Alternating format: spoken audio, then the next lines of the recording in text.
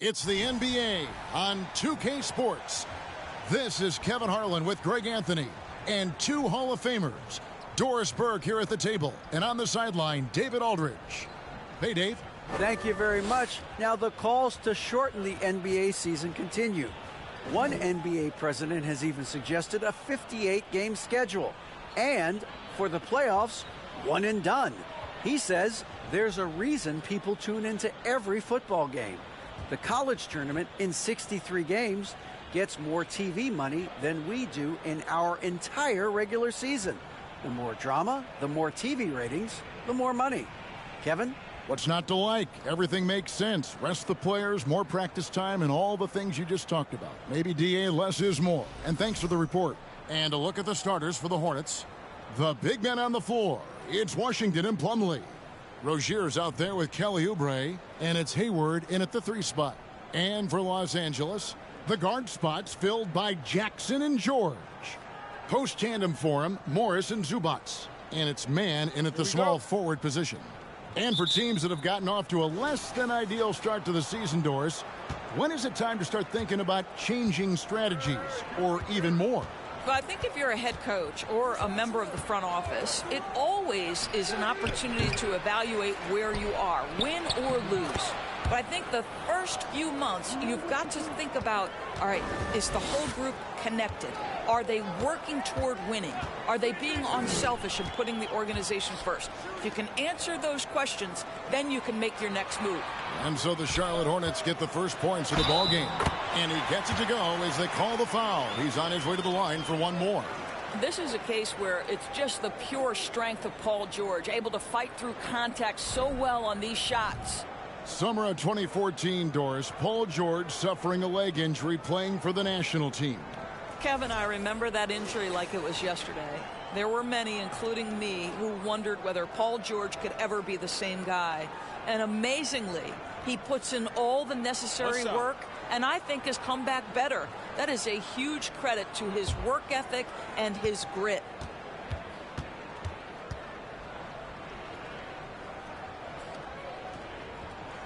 That's good from George. Well, in spite of the critics and the injuries, Paul George continues to produce one of the league's truly elite players. Now here's Plumlee. Passes it to Rozier. Hayward on the wing. Back to Rozier. Just 5 on the clock. Over Jackson. The Hornets keeping it alive. The new 14. Plumlee with the screen. 6 to shoot. Hayward finds Plumlee. And you know what? You allow a guy to get right to the rim like that. That's your only option. It's his first trip to the line.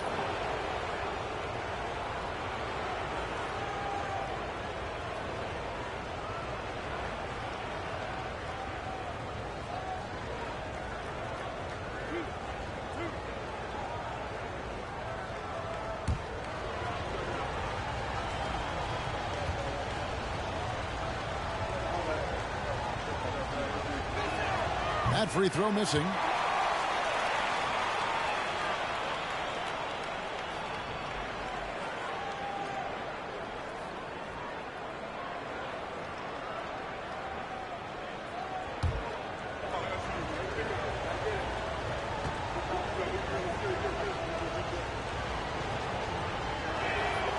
And he's good on the second. You know, Hornets fans, Doris, are excited to see what LaMelo Ball can do for the franchise. Well, Kevin, there is no doubt this young man is a special talent. You look no farther than his passing ability, the flair, the vision, the fearlessness. Certainly an easy guy to play with. Now the question becomes, can you start to build the talented pieces around him? Washington trying to break free. Laid in with a nice touch off the glass. Well, how about the length and athletic ability of Kelly Oubre Jr.? Go ahead in there. And you love seeing that great mobile one drive a second time. It's all about the ability to get 2 feet in the paint, whether it's creating for a teammate or for yourself. Now here's Jackson. Taking a look at his stats, he's averaging around 9.5 points a game. A shot off that time, and Charlotte will go the other way with it. And this is the first season matchup for them against this Clippers team. And it wasn't a matchup they fared well in last year, as they just couldn't figure this team out. Here is Hayward. He's been putting up the points on a very steady basis, averaging around 17.5 points a game.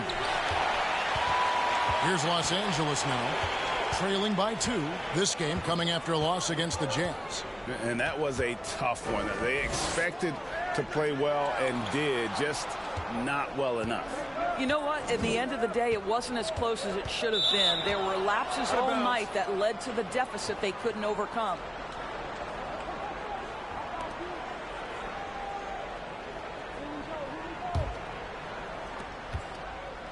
For Charlotte, they've gone 2 of 6 from the field.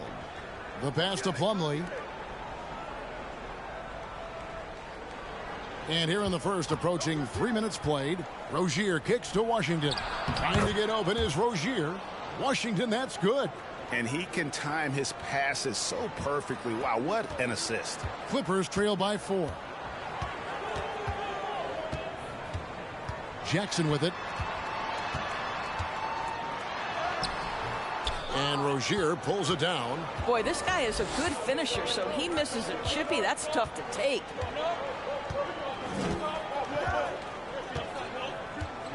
Pass to Washington.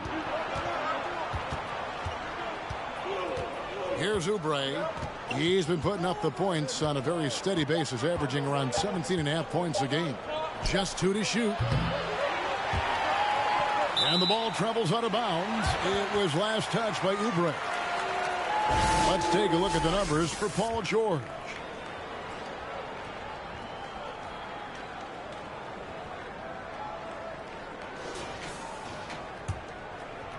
And so it's Morris with it. He'll bring it up for the Clippers. 4-point game. Here's George. And he gets the whistle. 2 free throws coming up. For the Clippers organization, GA, what do you think the goal is? Well, it's clear to me, Kevin, get to the NBA Finals. The Clippers have never made it there. And I think a trip to the Finals is within reach of this group. They just need to stay healthy.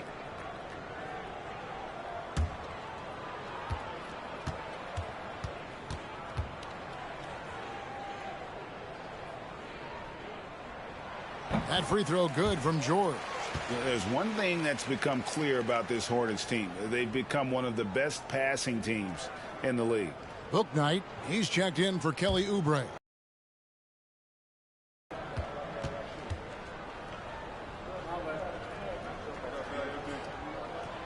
And that one goes in. 2 from the line that time. And Charlotte's passing has improved a lot in the last few seasons. Greg, even more. Yeah, their assist numbers have been terrific, and they keep their turnovers to a minimum. That's a trend you want to see continue. Tries from 10. Hayward can't hit. The Clippers trail. Here's George. And again, it's the Clippers missing. And this is a shot he can definitely make, and the defense not a factor at all. Here's Hayward. Good on the shot. How about the effort from Gordon Hayward? He takes pride, I think, in scoring over the defense. Now here's Jackson. No points in the game yet for him. Morris passes to George. George double team. The shot's good on the assist by Morris. Well, that's one way he can finish, but far from the only way he gets it done. He's got all kinds of tricks up his sleeve. Here's Rozier, and he drops in the layup off the glass. That's the thing about Rozier, guys. He is fearless. He's willing to take on contact from anybody. Jackson passes to George. And the foul called on P.J. Washington. That is his first foul of the game. And the next one puts him in the bonus.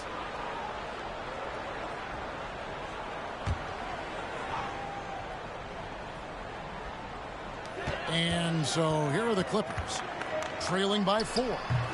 Jackson misses. Hornets have gone just a shade under 50% from the field. 5 of 11. Charlotte moving it around. Back to Plumlee. And it's slammed in by Plumlee. You know, I really like this. Instead of putting his head down, Terry Rozier keeping his eyes up and finding his open teammate. Jackson passes to George. George double-teamed, and the foul called on P.J. Washington. That'll be his second foul of the game. Charlotte making a switch here. Richards is checked in.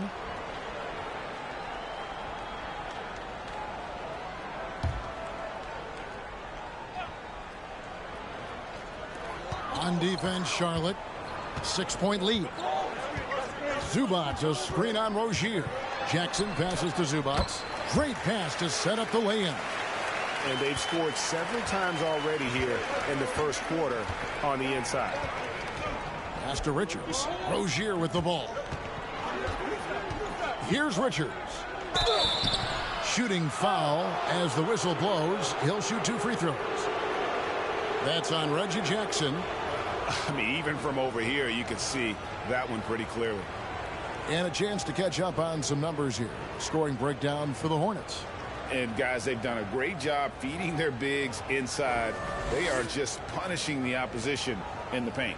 The other thing they've done a great job of so far is getting offense off of their defense, forcing turnovers, then quickly converting.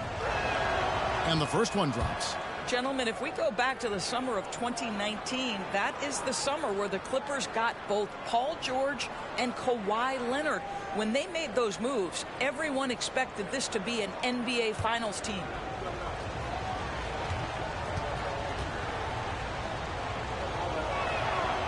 And he can't hit the second. They did, and thus far for Los Angeles, no finals trips in the last 3 seasons of Leonard and George. That's exactly right, Kevin. In the bubble playoffs in Orlando, they got close. But then Kawhi got hurt during the 2021 playoffs, and last year, Kawhi out for the entire season. So health has been a critical factor in their failures. George, no good. Hornets leading by 5. Passes to Bouknight.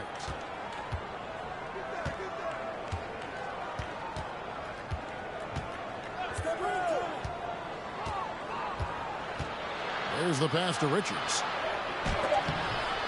Lays it up and in on the nice reverse. They are just killing them on the interior. Jackson against Rozier. Outside Jackson from past the arc. They get the rebound. Zubac, that's good. Zubac has got his second bucket. You simply must put a body on this guy. You know he's going to try to get to that glass. And here is Bouknight.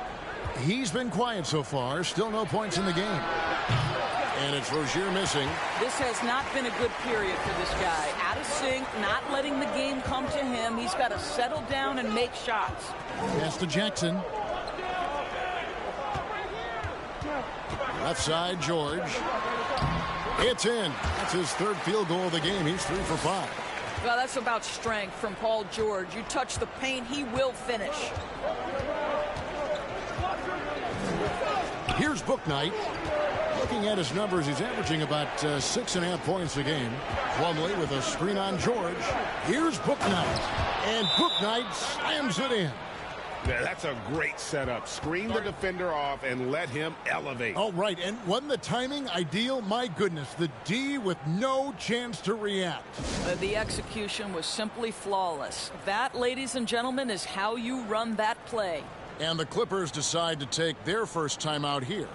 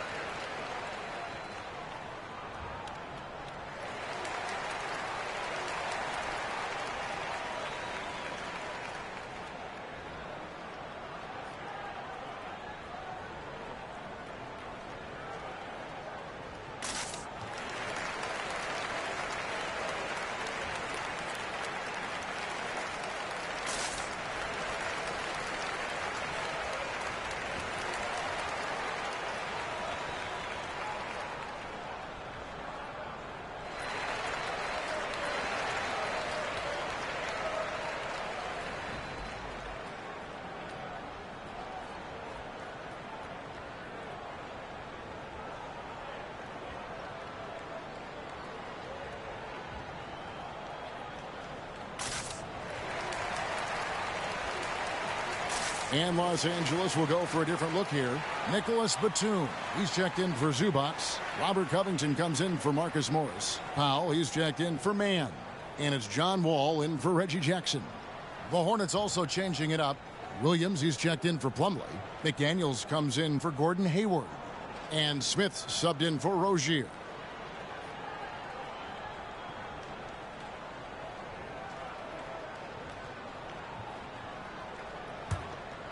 Here's George. He's coming off a 34-point game against Utah. And you know, guys, the other thing I really appreciated about his effort in that game was the effort and work on the glass. What a well-rounded performance. Los Angeles with another miss. And right from the start, Kevin, they've been pounding the glass. Most of those 50-50 balls also going their way. Smith the pass to Bouknight. Powell with the steal. And here we go. Fast break. Powell's got it. Got a hand on it. And out of bounds as the Hornets gain possession.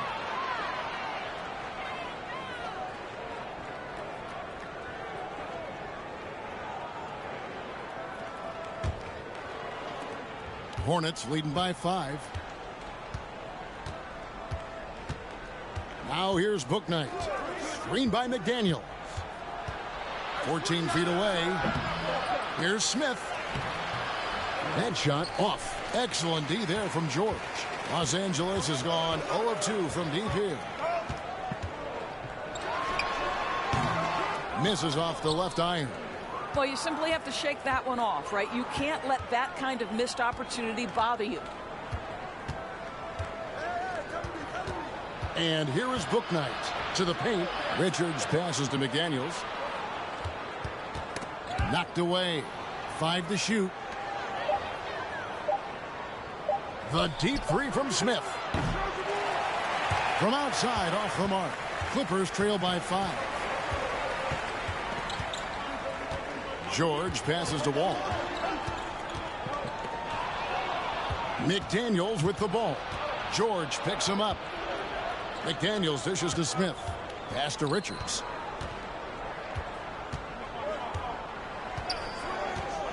Passes it to Bouknight. Shoots over Powell. That one off the back iron and out. And so Powell will bring it up for the Los Angeles Clippers. Outside, Wall. Now the pass to George. To end the cold streak. Gets the three-pointer to fall. George has got 12 in the game. Well, the footwork to get into the catch-and-shoot game, the mechanics of Paul George are special. Now the Clippers trading last season for Norman Powell. And as they say, Greg, the rich get richer. Yeah, an excellent two-way player. Their wing depth becoming the envy of the league. And he's just coming into his prime. So he fits the timeline of their star. Good. And the Hornets lead by 4. Well, Dennis Smith Jr. is so good at pick-and-roll situations, understanding how to pass around the defender. Pass to George. Shoots over McDaniel. A nice shot by George. 14 points for him. Well, I'm telling you, this guy is doing everything he can to get them where they want to be. He's been on a mission in this period. Kicks to McDaniels. Off target with his 3. Clippers have gotten 7 of their first 16 field goal attempts to go down here in the first. George. And they're unable to get the tying basket there. The Hornets on offense, coming off that loss against the Nets. I'll tell you, they played hard, they drew fouls, but they could not convert at the line.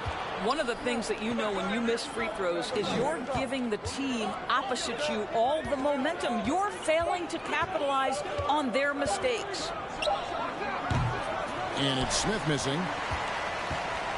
Los Angeles has gone 1 of 3 from beyond the arc so far in the game. Powell with a screen on Smith. Ball, and he could not get that one to go. A lot of contact, and he'll go to the line for 2. John Wall, of course, the #1 pick back in 2010. Game is largely predicated on speed, the ability to get downhill, but boy, he has added strength to that incredibly long frame. He has been a force to be reckoned with.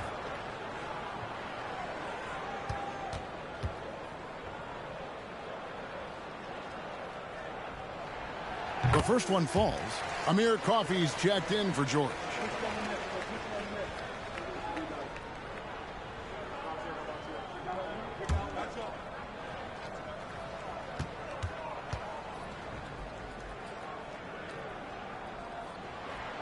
That one drops. He ties it up.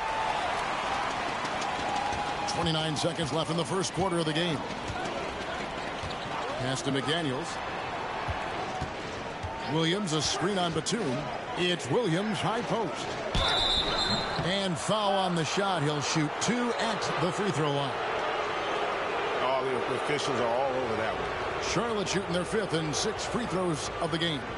And they've been mediocre all season long, just about 72% from the line.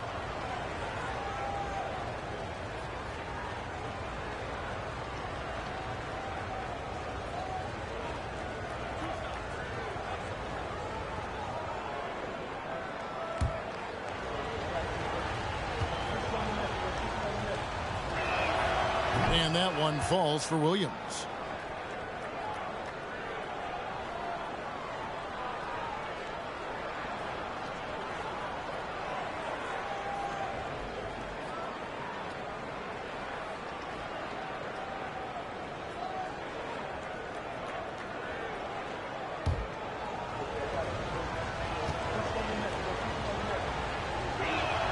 And Williams drops them both. 17 seconds left to play in the first. Now Powell. He really had an off game against the Jazz. Never got into a rhythm.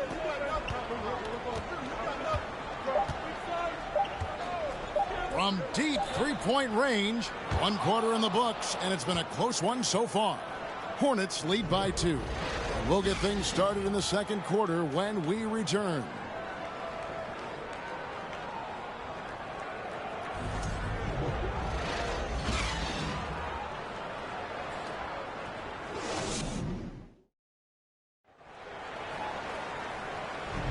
And it's been a pretty even game here after 1 quarter of play. What stands out to you guys from the Hornets in this one? Playing inside out in that first quarter led to some high percentage shots in the paint. It is great when you can get that established early, because to me it opens up every other aspect of your game.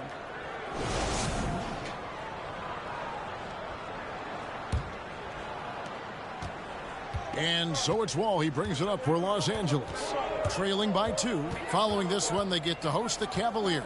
And that will be the 3rd of 5 straight played at home. On the court for the Hornets, the forwards are Hayward and Washington. Oubre out there with Terry Rozier. And it's Richards in at the 5, roaming the paint. And here is Rozier after the three-pointer from Norman Powell.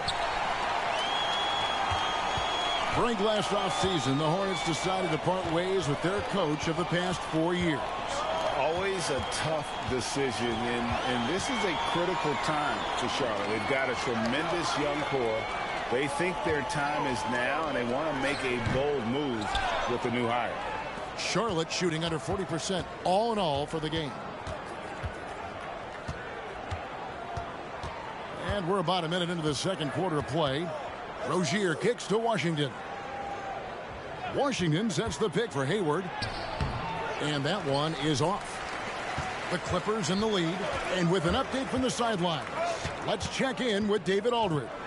Thanks very much. Now, you may not know this, but Gordon Hayward was a 2-time Indiana State singles champion in tennis. He says, in high school, I was better at tennis than basketball, but I've always loved hoops more. Thankfully, I was able to grow throughout high school to get to the frame I have now. He has certainly filled out in the NBA. Kevin, back to you. Yeah, he sure has. He's been a terrific player to watch and follow. The injury is significant, but he continues on. David, thanks. Catching up on the changes for Los Angeles. Mann comes in for Amir Coffey. And Reggie Jackson subbed in for John Wall. Here's Powell. The shot, no good. Plumlee with some nice D. Rozier with the ball. He's coming off a 25-point game against Brooklyn. Plumlee with a screen on Jackson. And the call on the shot that sends him to the line. And to watch NBA offense when the ball is hopping, I think you'd agree, it is beautiful. The precision, the grace, the timing. How much of that, Doris, is just making the simple pass? I think the best basketball is played when players think, what is the next right play? And so often, Kevin, that is simply moving the basketball. On the catch, you're in triple threat position. But as soon as you don't have anything, move it to the next guy. So I couldn't agree more. And since 1999, the Clippers and Lakers have shared their downtown LA arena, the only NBA teams to split a venue, but that's going to change soon.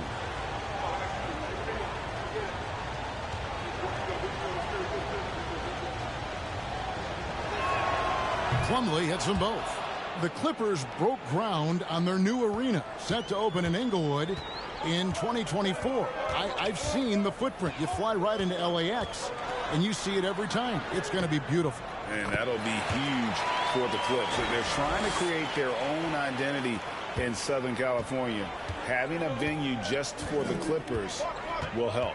Here's Rozier following the score by Reggie Jackson.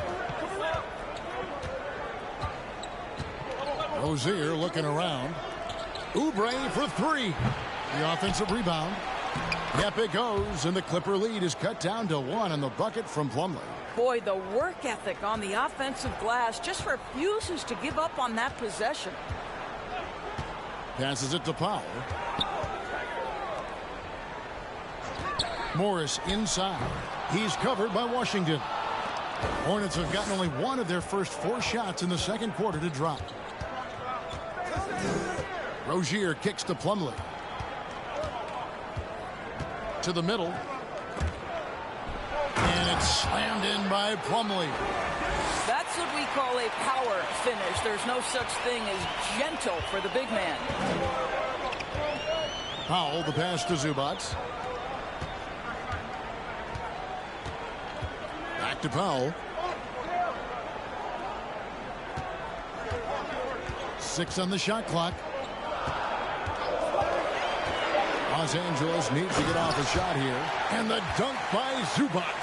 And that's how you answer. I'd say he just one-upped him. Pretty good one there. These two guys really, really like going at each other, don't they? Now here's Plumlee. He's got 11. Rozier kicks to Hayward. Washington sets the pick for Hayward. Morris with the rebound. I tell you what, the defense should send Christmas cards for that miss. The pass to Powell. And there's the feed to Morris. Uses the glass to finish the layup. Now it's a 3-point Clipper lead. Wow, pretty pass from Powell. This guy has great instincts as a scorer. That time sets up his teammate.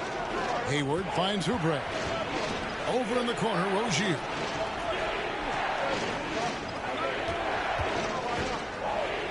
Pass to Plumlee. Out to Hayward. Oubre for 3. Rebound by the Clippers. Here's Powell. He's a good contributor to his team, averaging about 10.5 points a game. Rozier against Jackson. Back to Zubac. That's good, and it's Jackson with the assist that time. Zubac has got the lead up to 5 now for the Clippers. Oubre passes to Rozier. And Plumlee kicks to Rozier. Got a piece of it. It's stolen by Morris. Oubre against Powell.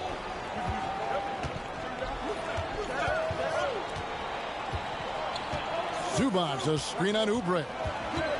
Here's Powell. Wants to get it to Zubac. The defense to his team's advantage. Go ahead, Norman Powell. Pretty pass. Rozier against Jackson.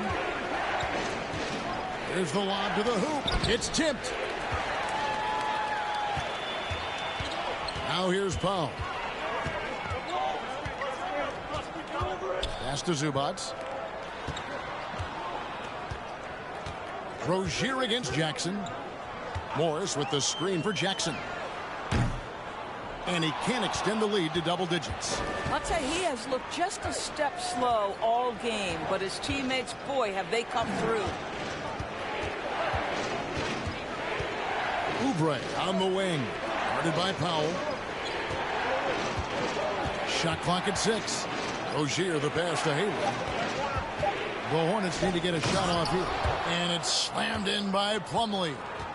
Well, you love the unselfishness of Gordon Hayward in that instance. You think of him as a scorer, but he's a terrific setup guy as well. Good to see Hayward out there on the floor. For the past few years, this guy's dealt with a ton of injuries. And it's a shame because when he's completely healthy, he's proven he's capable of making an all-star team. Consider this. In every season but his rookie year, he's been a double-digit scorer, and he always does it in very efficient fashion. Shooting 2.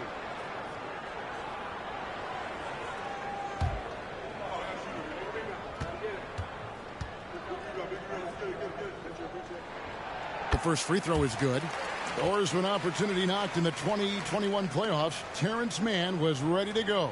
He was, Kevin, and that's not the first time this has happened where an injured teammate meant the team looked to him a little bit more, and he did not waste his opportunity. He scored with a ton of enthusiasm, has a very impressive motor.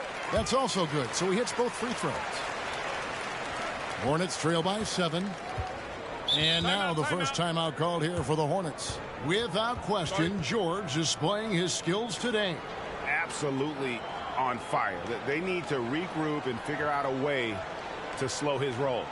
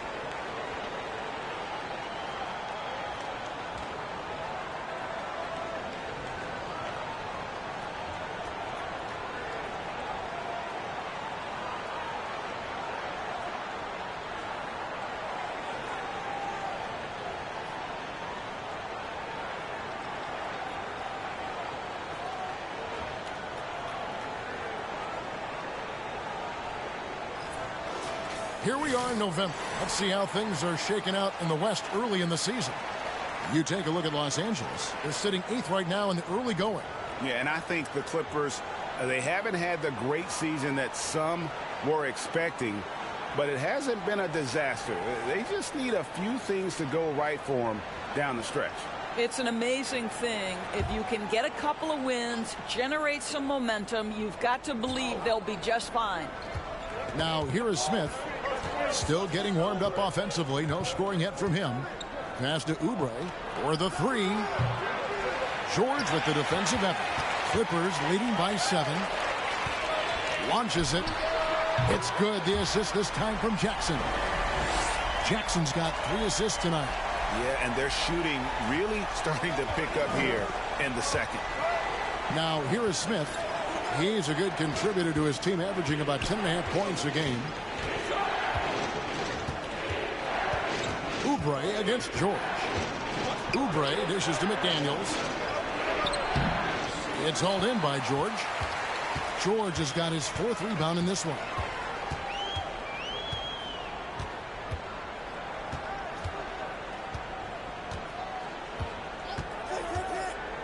And that's a foul called on Kelly Oubre.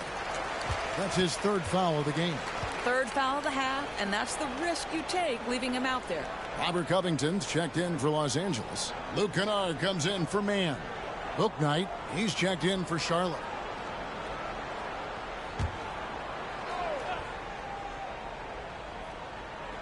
Stripped it away. Here's the break for the finish. And Bouknight slams it in. And Kevin, even though they're down, he's still looking to do the spectacular, and he did. Well, maybe this is the best time to do it. And great camera work showing up on the AT&T 5G Slam Cam. Now, here is George. 17 points in the game. It really turned it around here in the second quarter after shooting less than 40% from the field in the first. Smith kicks to Williams. And here's Smith. Still looking for his first bucket in this one. Washington passes to Bouknight. Clock at 6. Shoots from the right block. Yep, it goes. And the Clipper lead is cut down to 8 on the bucket from Williams. And here's George. He'll bring it up for Los Angeles. Shoots over McDaniel. And it's George missing. For Charlotte, they've gone 5 of 12 from the field here in the second. Smith, the pass to Williams. And foul on the shot, so he'll get a chance at the line. Robert Covington picks one up. And a moment now to quickly take a look at the offensive approach for the Clippers. So far, they've moved the ball well, leading to open, high-percentage looks. Lots of assists in this one. They've also done a great job finding openings and exploiting them. Take those lanes when they're given and turn them into points.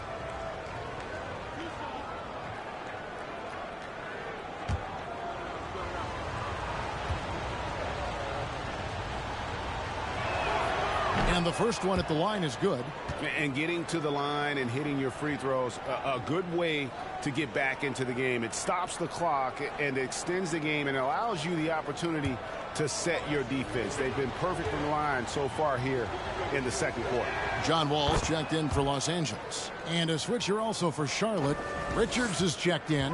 And good job they're doing at the line this quarter. They'll need to continue converting those free throws. That's tipped. It's stolen by Smith.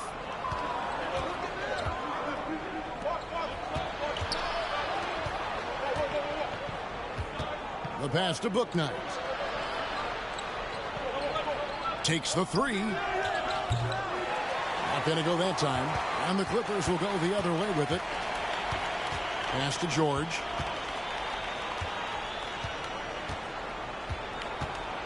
Batum, the screen. George, no good. And the great shooters enough opening to go for the three. I didn't think it was a bad choice on that possession. Now here's Bouknight. Back to Smith. Williams, a screen on Wall. Smith. And almost gets it to go, so he'll shoot 2 here. It's on Nicholas Batum. Well, make no mistake, Dennis Smith Jr. is not afraid of a little contact.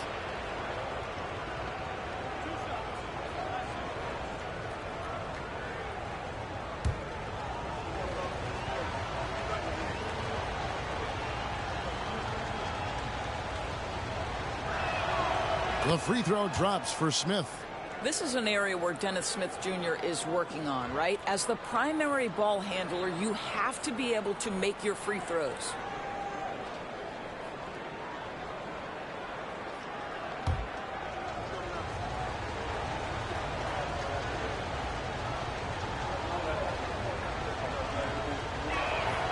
Smith hits them both. Clippers leading by 4. Out left to the wing. Ball against Smith. And that'll be 2 free throws coming up. Officials on the call with the foul. And after not playing for a season, John Wall back in action. Bought out by the Rockets, and he signs with the Clippers. If he can get back to where he was, that's a huge win for the Clippers. Could serve as a deadly third option for L.A.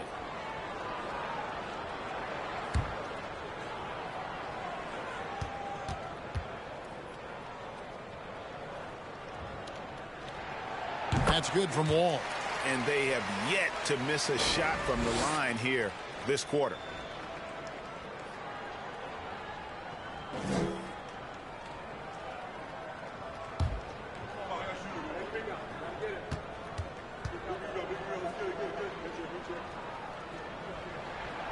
And so Wall nails both of them. Hornets trail by 6. Pass to Bouknight. They set the pick.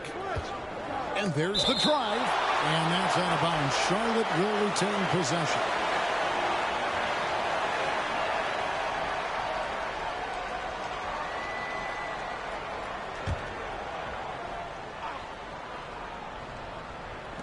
Los Angeles on D. They've led by as much as 10. Out to Smith. Shot clock at 5.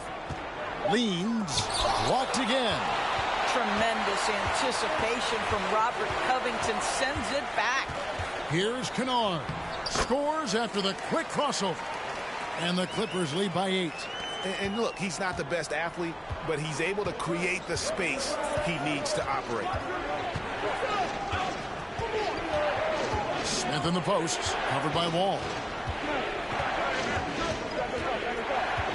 Smith against Wall. And it's Paul George with the foul. That's his first foul. And that kind of stifling effort on defense needs another look. And big defensive plays like that will help them stay in control of this one.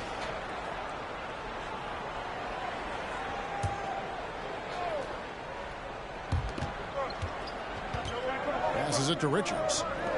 Charlotte moving the ball around. Williams a screen on Kennard. Bouknight passes to Williams. From the arc. Clock is at 3. It's hauled in by the Clippers. Outside, George. Outside, Wall.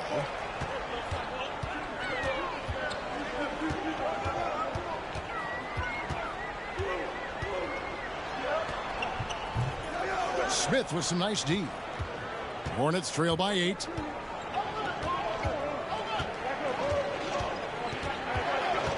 And the pass to Williams. 29 seconds left in the first half. Richards passes to Williams. Now here's Bouknight. Kennard covering. Can't get it to fall. I'll tell you, this guy is doing absolutely everything he can to get himself going, but the team is struggling because he's struggling. George, no good. Smith the pass to Bouknight. They could use a bucket. And that one released in time, but no good. And so it's the Los Angeles Clippers holding on to an 8-point lead heading into the break. Defensively, they have gotten after it, contesting every shot going up. And a chance now to send it over to David Aldridge, standing by courtside. David. Thanks, Kevin. Here with Coach Tyronn Lue. Coach, what is the focus going to be in the second half? Just play the right way. Move the ball, share the ball, get stops, and get out and run the transition. Always leads to good results. Thanks, Tyronn. Back to you, Kevin. Thanks so much, Dave, for the great interview. Don't go away, folks. We'll be back for the second half of basketball right after this.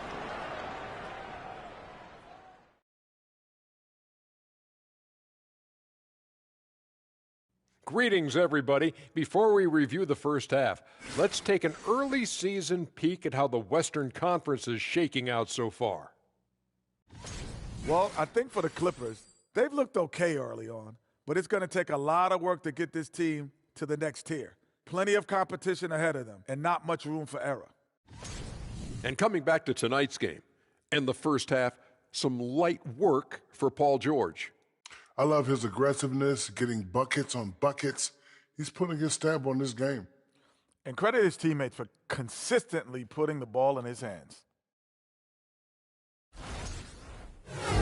Thank you for being with us. Now let's send it to Kevin Harlan for the second half tip.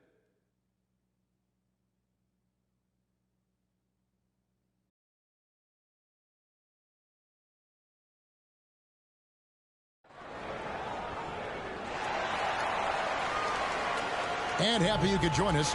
We've got 2 quarters left to go in regulation. It's been one outstanding game from George. He had a fast pass to the lane that first half. Got inside on demand. Now, this guy is such a good finisher on the move, and so far the defense has not been able to counter it. The guard spot filled by Jackson and George. Post tandem for him, Morris and Zubats. And it's man in at the small forward. That's the group starting the second half for Tyronn Lue. Here's Rozier. Paul George making his last shot. Now Rozier. The story of rebounding. Now a look at the league's best players on the boards. Fifth, Ivica Zubats. And you can't win games without rebounding the basketball. That's what has made him such an important part of what they do. Pass to George. It's good. The assist this time from Jackson. Jackson's got his 4th assist with that last one here tonight. And so it's Oubre with it. He brings it up for Charlotte. A 12-point game. Pass to Rozier. Passes to Washington. And then Washington with the dunk. To me, this is where Terry Rozier can absolutely punish you. With the shot or on the pass and pick and roll, he's a problem. Now, here's George. Goes up on the high post. Oh, and that one had the right spin on it, and it is good.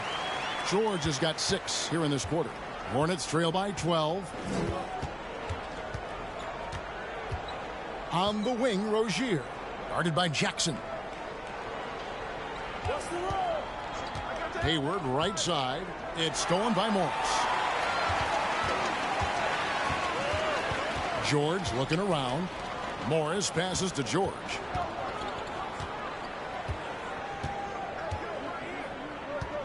Can he keep it going? That doesn't go either for George. You know, missed that one, but still a really good start coming off the break. 3 for 4 now. Here's Hayward. It's held in by Zubats. Zubats has got his 6th rebound on the night. Here's Mann. Currently averaging almost 6 points a game. Oubre with it. And there's the pass to Plumlee. Here's Rozier. And it's Plumlee that time on the assist by Rozier. Rozier's got 4 assists in the game. Outside Jackson. Pass to George. Over Oubre. Off the left rim and out. Hornets trail by 10. Now, here's Rozier. He seems to always find a way to rack up points, currently averaging 24 points a game. He gets it to fall. That makes it just a single-digit lead. Yeah, just letting his offense come naturally in pick-and-roll action. Terry Rozier very comfortable in this space. Zubats with the screen for George. And the rebound goes to the Hornets. Plumlee's got his 8th rebound here tonight. Third quarter action in just under 3.5 minutes have gone. Pass to Washington. And too much time in the lane. They get called for the 3-second violation. A chance to check out Los Angeles' upcoming schedule. On Monday, they'll take on Kevin Love and the Cleveland Cavaliers. Then on Wednesday, they'll face off against Anthony Davis and the Los Angeles Lakers. And just looking ahead to what's on tap, there are a lot of winnable games for them, but you can't go into the stretch with that mentality. You've got to focus on what's in front of you and bring it every night. Hornets trail by 10. Oubre outside. Passes it to Rozier. Driving in, and he uses the glass on the layup. 6 points for Terry Rozier. Oh, wow. 4 of 5 to start the half. Coming out on fire. Jackson finds Zubats. Back to Jackson.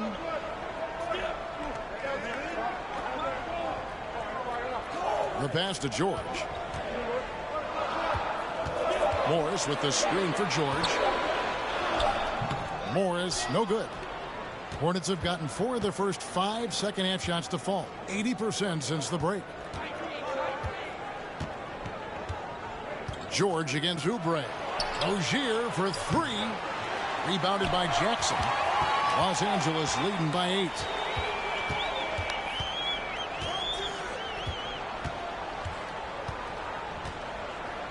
Pass to George.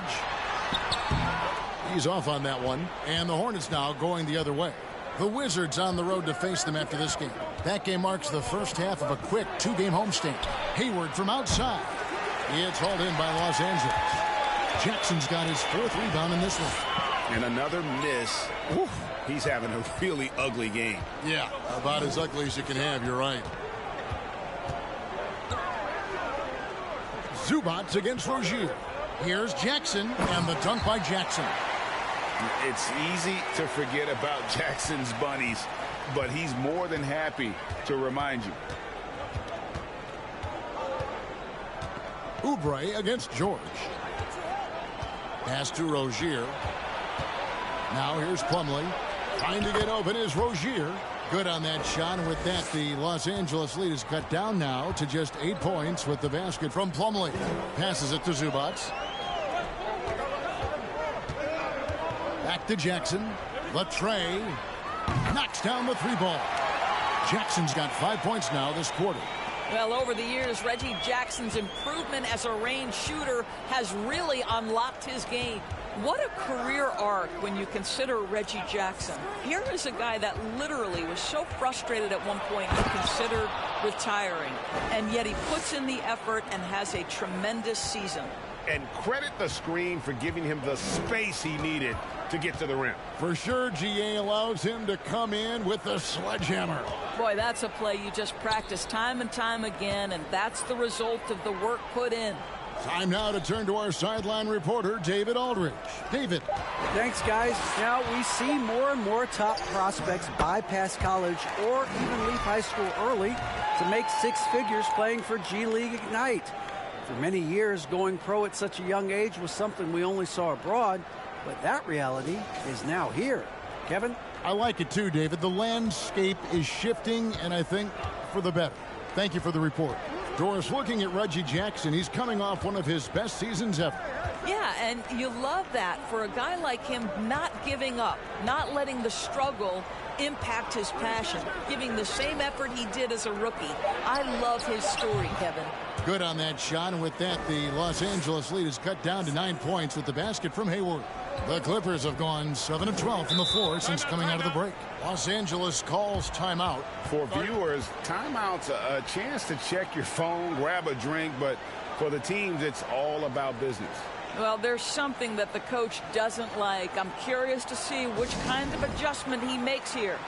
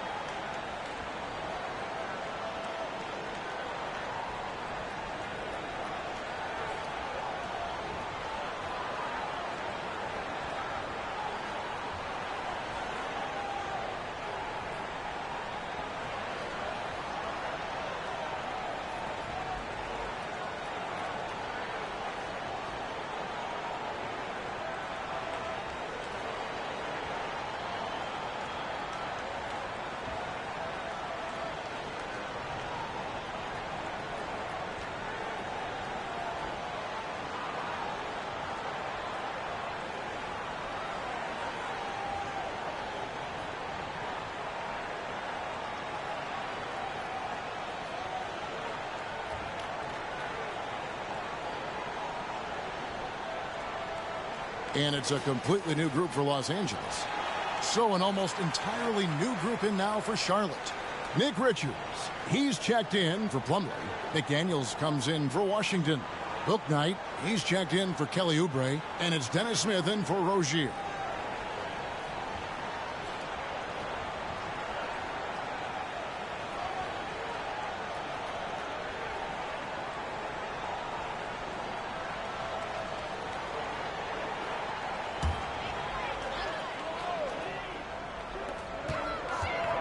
Coffee passes to Covington.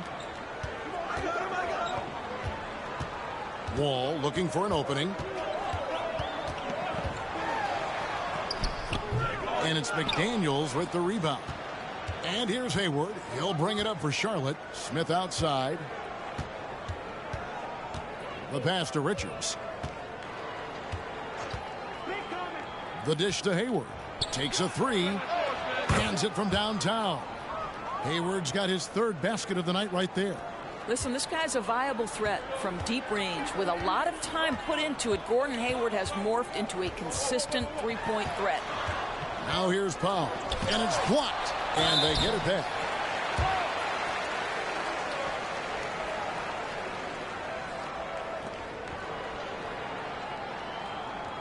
In a moment now to quickly take a look at the offensive approach for Los Angeles.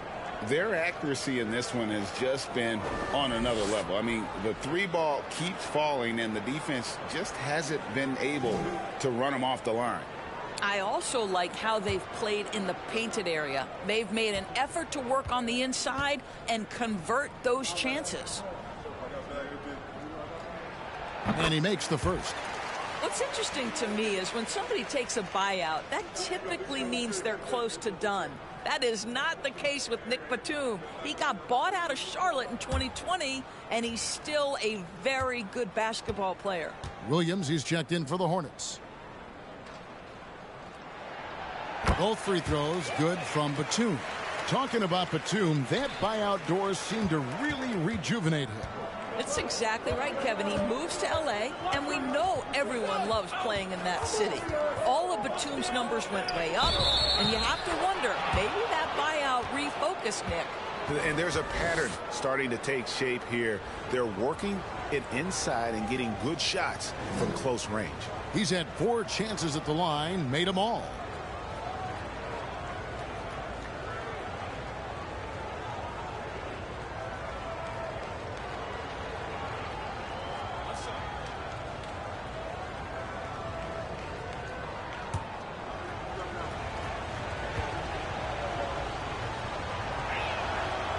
On the free throw, no good. Clippers leading by 6. Outside, Wall. Lays it up and banks it in. And it's 8 points for Wall. Well, I love the urgency right there, not letting the contact slow him down. John Wall with the finish. Bouknight passes to Richards. He kicks to Smith. There's the screen. Wall with a block.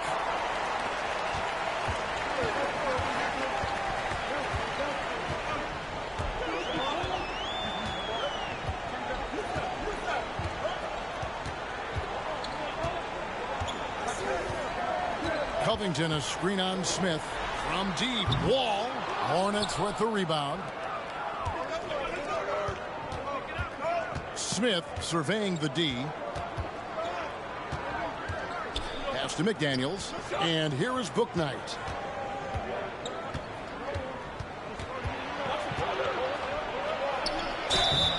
And contact on the shot, so he'll be shooting free throws here. It's going to go on Norman Powell. The Hornets have shot 10 of 13 from the free throw line.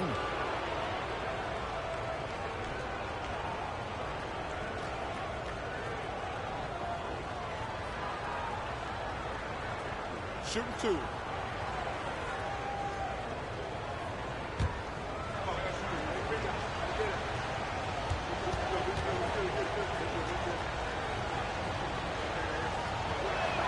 That one is off.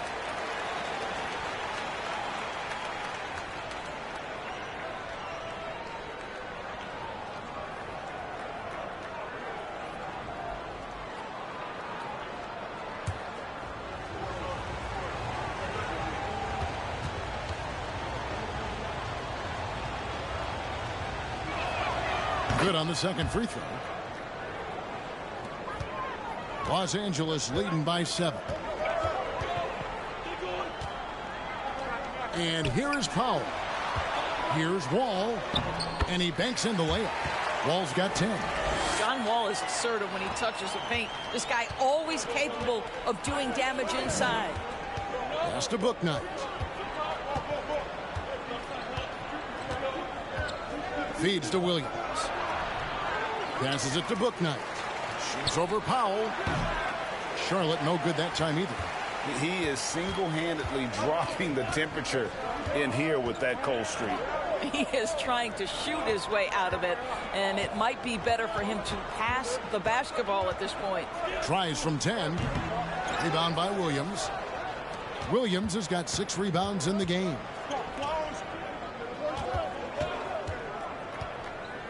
.152 left in the third quarter of the game. They grab their own miss, and it's out of bounds. They say it was last touched by Williams. And right now, let's watch that terrific swat. Sharp instincts on D there. Just timing when to rise up and swat that one away.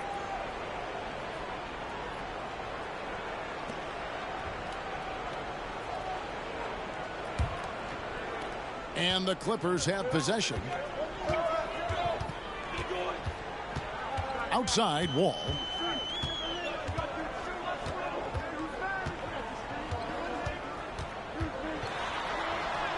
The shot from the low post is good.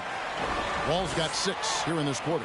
I love his shot selection today. He set the bar for the rest of the team.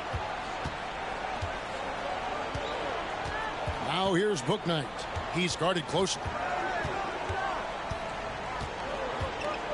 Williams, a screen on Powell. Bouknight. Another shot. And there's the bucket as Williams finishes it off. He's got the shot. Now Wall. 12 points for him. There's 48 seconds left to play in the third. Powell, that's good. And after really leaning on that three-point shot in the first half, seeming like they're just getting away from it here in the second. More of the shots coming from the interior. Now here's Bouknight. He's got 5. The shot's good. 34 seconds left in the third. Outside, Wall. Right side, Covington. On the wing, Batum. Puts it up from 15. Wall, no luck. Here's Smith. The pass to Bouknight.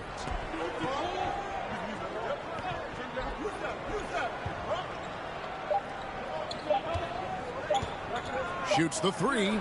And he was able to put it up in time, but doesn't fall. Paul George, he's been the guy making things happen for Los Angeles. A terrific quarter for him. And now he has a total of 27 points. Shouldn't take him long to get up over 30. And we'll be back with you shortly.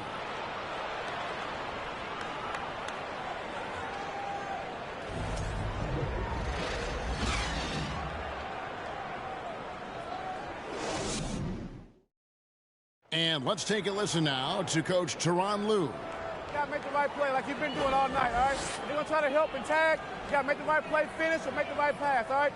Well, you know what, Greg? You got to like what Coach Ty Lue is saying, telling his guys to take what they see. I mean, keep it simple. Don't rush it.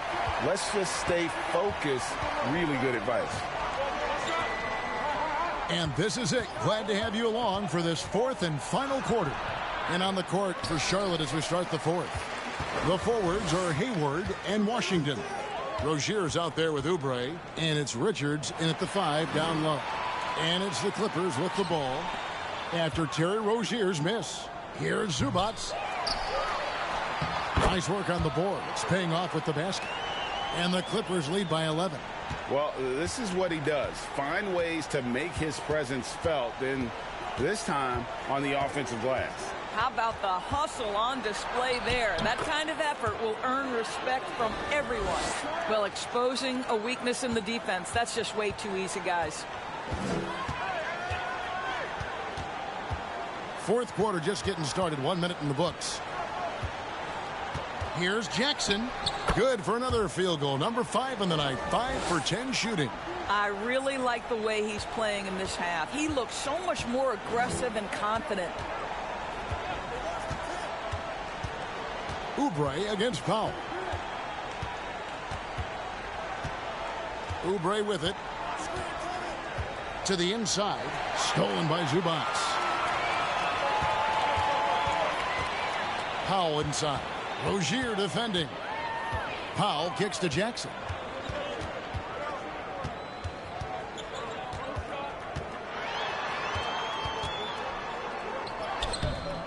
Great D that time from Oubre. Hornets trail by 11. Pass to Rozier. Second minute off the clock now in the fourth. In the corner, it's Hayward. 6 on the shot clock. Pass to Richards. The basket good off the assist from Hayward. Richards got it back down to within single digits for the Hornets. The Clippers have gone 2 of 4 from the field since we started the final quarter of play. Just a little under 2.5 minutes have passed now here in the fourth. Now here's Jackson.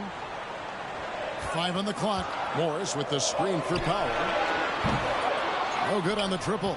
Well, he hasn't proven to be much of a floor spacer for them. He had the 1-3, but that was back in the first half.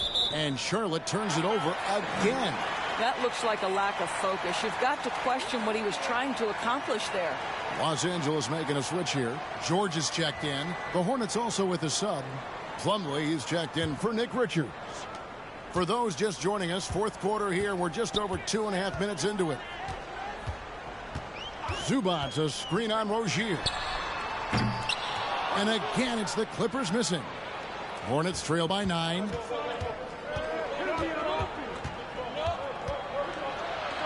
A beautiful reverse layup.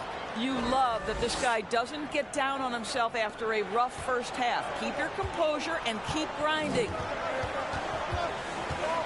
Morris with the screen for George. And he's fouled pretty hard on that shot, but he's got the chance to pick up the points at the line. We see Paul George just understands how to use his length and his size. He is such a tough cover close to the basket.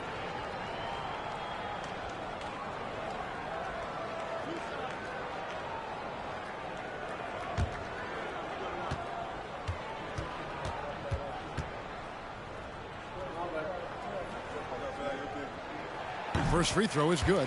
What we know about Paul George, guys, is he's been a dominant force on both ends of the floor. He's proven he can be a #1 scorer. He has also proven he can guard the opponent's best scorer. No good on the second, so he hits 1 of 2. Well, in the rebounding game, at least, it's been a strong physical performance for him. Oubre passes to Hayward. Back to Oubre. Shot clock at 6. Rozier for 3. Doesn't get it to drop for him. The Clippers go the other way with it. Here's Jackson. And 2 free throws coming up. Unable to get that one to go with all the contact. That's on Terry Rozier. You've got to be careful and on point with Reggie Jackson as a defender because he is so good at drawing that contact and making you put him at the foul line.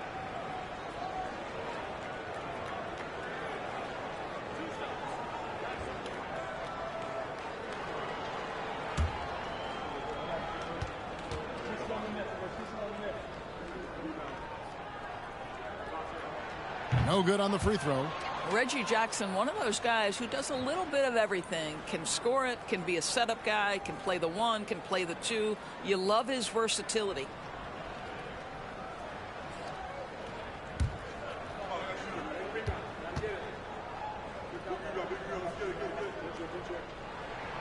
He hits the second from the line. And here is Rozier. Kicks it to Plumlee. Jackson against Rozier. Washington with a screen on Jackson. Rozier the pass to Washington. And he gets it to go. And they're beginning to just flat out fall apart defensively right now, especially on the interior. Jackson against Rozier. Morris with the screen for Jackson. And again, it's the Clippers missing. Well, when you've been struggling as he has, you love that your teammates have really stepped up and taken the challenge. Hayward dishes to Plumlee. Here's Oubre. It's hauled in by Los Angeles. Jackson's got rebound number 5 here tonight. On the wing, George.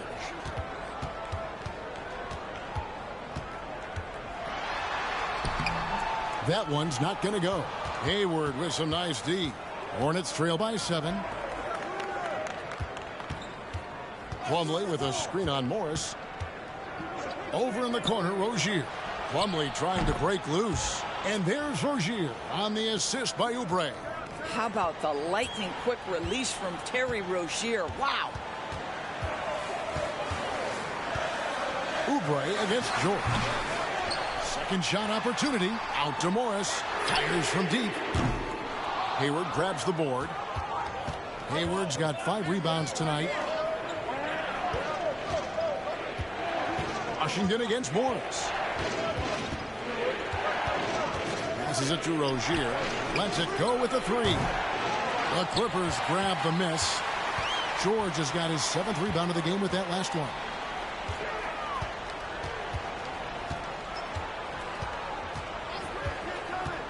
Dishes to Jackson. From downtown, the shot's good on the assist by George. Jackson's got 6 in the quarter. You know, put a rough first half behind him. He's absolutely crushing it here in the second. Jackson against Rozier. There's the pass to Oubre. And he can't answer back. The three-pointer offline. Jackson against Oubre. Back to Jackson. That shot missing. And Charlotte will go the other way with it. Washington finds Rozier. Here's Oubre.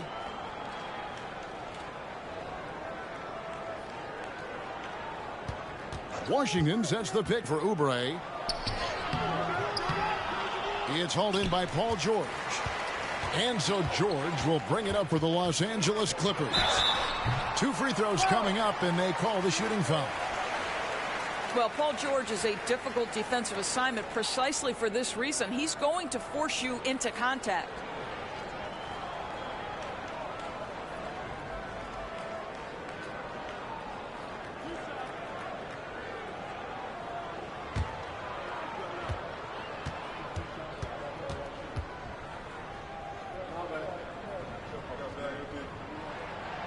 No good on that one.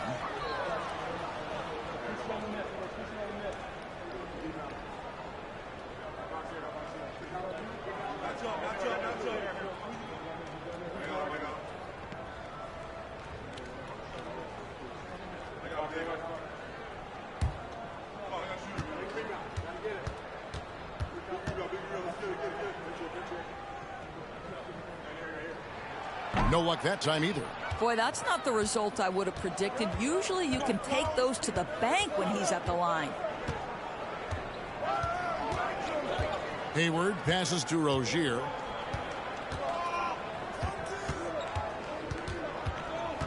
Pass to Washington. 6 to shoot. In the corner, it's Oubre. Offensive rebound. And it's slammed in by Plumlee. Impossible to stop the putback when he's got that kind of position. Agreed, Greg. Let him get his hands on it inside and finish it off. How about the activity level, the effort level? This team right now feeding off his energy. Well, he had the defense's attention, dropping 2 threes in the first half, but he hasn't made one since. Rozier kicks to Washington. Plumlee with a screen on Jackson. Looking to get it going with the second effort, and that'll be 2 free throws coming up. Officials on the call with the foul.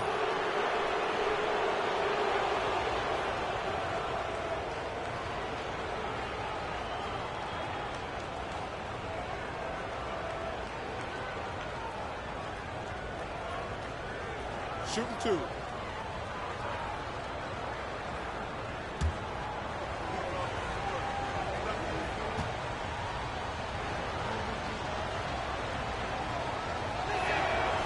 He misses the free throw. They're not doing themselves any favors with their free throw shooting this half.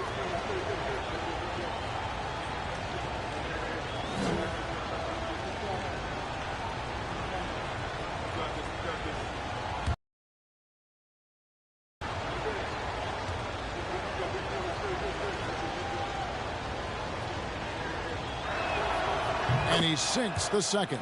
That one miss was huge. He had a chance to turn this into a one-possession game. Los Angeles leading by 4. Outside, George. Outside, Jackson.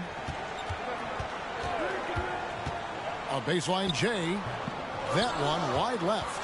I wonder what the score would be if they weren't controlling the backboard. Here's Washington, and then Washington with the dunk. Oh, an aggressive move and fantastic finish. Trying to send a message with that slam, I think.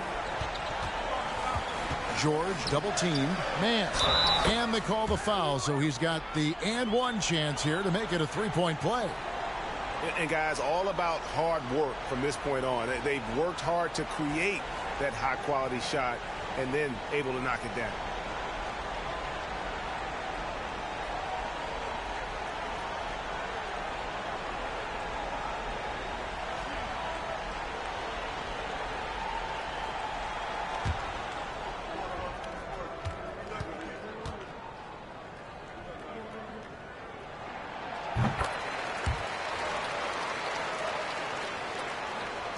Hornets trail by 5.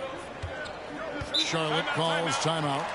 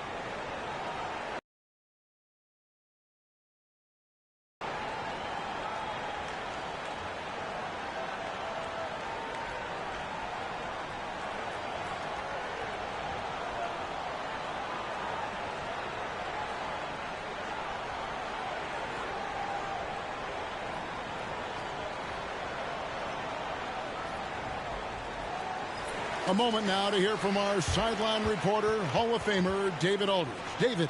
Hey, guys, I had a chance to find out what Steve Clifford talked about with his players. He said if we're going to pull this out, we have to do it as a team. We have to rely on one another, trust one another, and help one another. Let's go get this. Kevin, back to you. Thank you, David.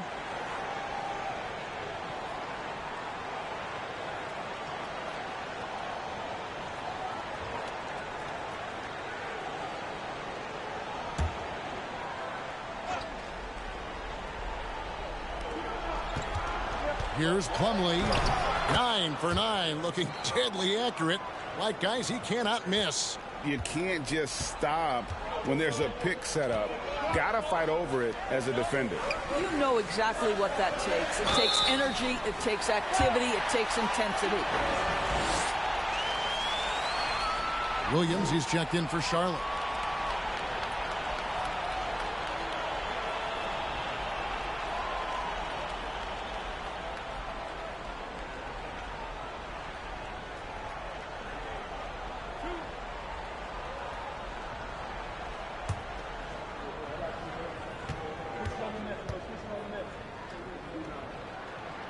And he knocks down the first one.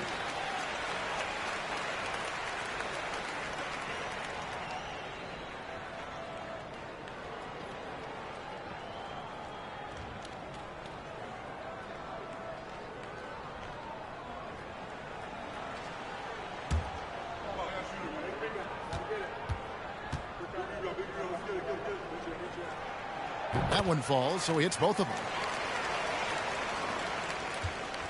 So Rozier will bring it up for Charlotte. Pass to Plumlee. Knocked loose, and it's out of bounds. The Hornets able to retain possession here.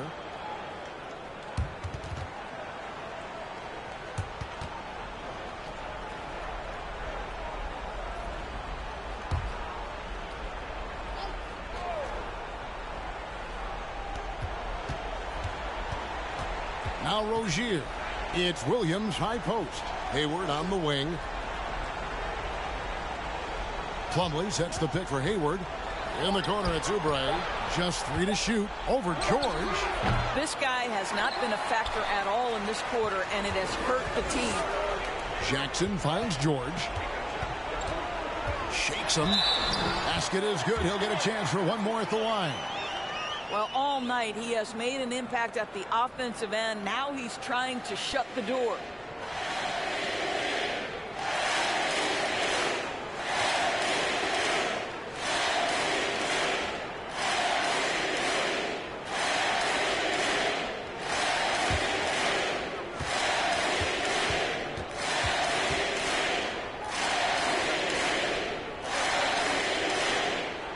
Throw good, Paul George.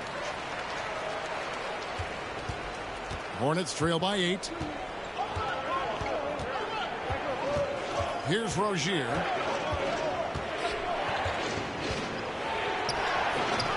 It's hauled in by Zubats. Zubats has got the glass covered here tonight. 11 boards for him. Got that bucket in no time at all. George has got 7 now in this quarter. What I like here, even with the big lead, they continue to execute their offense. And that, to me, is a sign of excellent coaching. There's an attention to detail. There is valuing of every possession. Now, here's Rozier over Jackson. And it's Rozier missing. George passes to Jackson. Back to George. It's rebounded by Charlotte. Plumlee's got 15 rebounds here tonight. Here's Rozier. Shot goes down. Very quick possession right there. This is why you have to stay attached to Rozier. This guy ready to shoot it off the bounce. George against Oubre. Zubats a screen on Oubre. And out of bounds as the Hornets gain possession. Nick Richards. He's checked in for Williams.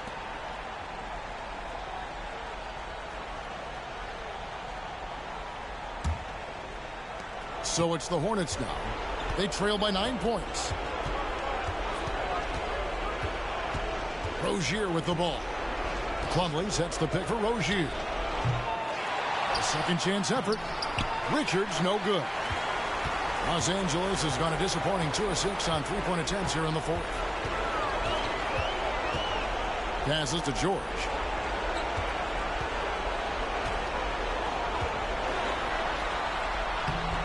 That shot off, and the Hornets now going the other way.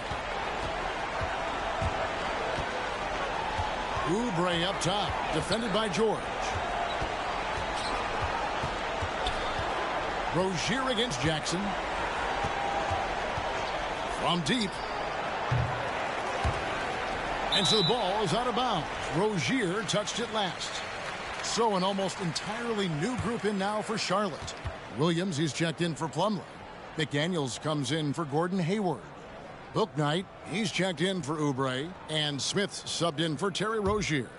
Guys, you've got to think a basket here would seal it. No question. That would be all she wrote. And the pass to Kennard. Batum sets a screen for Kennard. Outside, Batum. And Wall kicks to Covington. Back to Wall. From deep. The rebound by Richards. Smith for 3. The Hornets rebound. And I just love how he's banging down low. His hard work will let them use some more of the clock here. And so Los Angeles takes the win. Some good moments throughout this one, but they have the clear advantage down the stretch. Yeah, I mean, I love the way they executed on both ends of the floor. Completely under control for the vast majority of the game. And whenever there was a misstep, they just didn't allow it to fester. And that's why they're going to walk away with the win. And now we'll go to David Aldridge, who's standing by with our player of the game. Take it away, David. Hey, Kevin, thanks. Paul, a great team effort defensively. So what were your points of emphasis? we do a great job of helping one another and being in gaps. And, if we're going to get beat, it's going to have to be, beaten by contested shots and the ball being swung. So that's what we have to do. We have to sit down, guard guys, and, make them play on the offensive end as a team. Well, y'all were real disruptive tonight, man, and led to the win. Congratulations. Kevin, back to you. All right, David, great job. Thanks so much. Thank you for joining us. That'll do it for now. For Greg Anthony, Doris Burke, and David Aldridge, and the rest of our terrific crew, this is Kevin Harlan saying thanks for watching. As New Balance presents our player of the game, Paul George.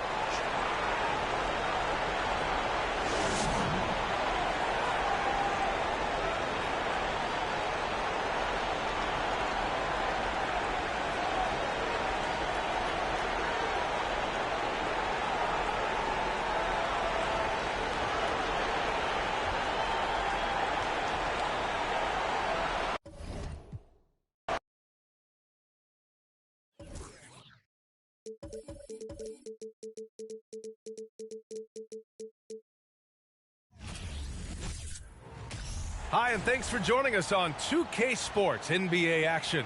It's coming up. In this game, we'll see the Oklahoma City Thunder against the Phoenix Suns. This is Brian Anderson, joined by Grant Hill and Richard Jefferson.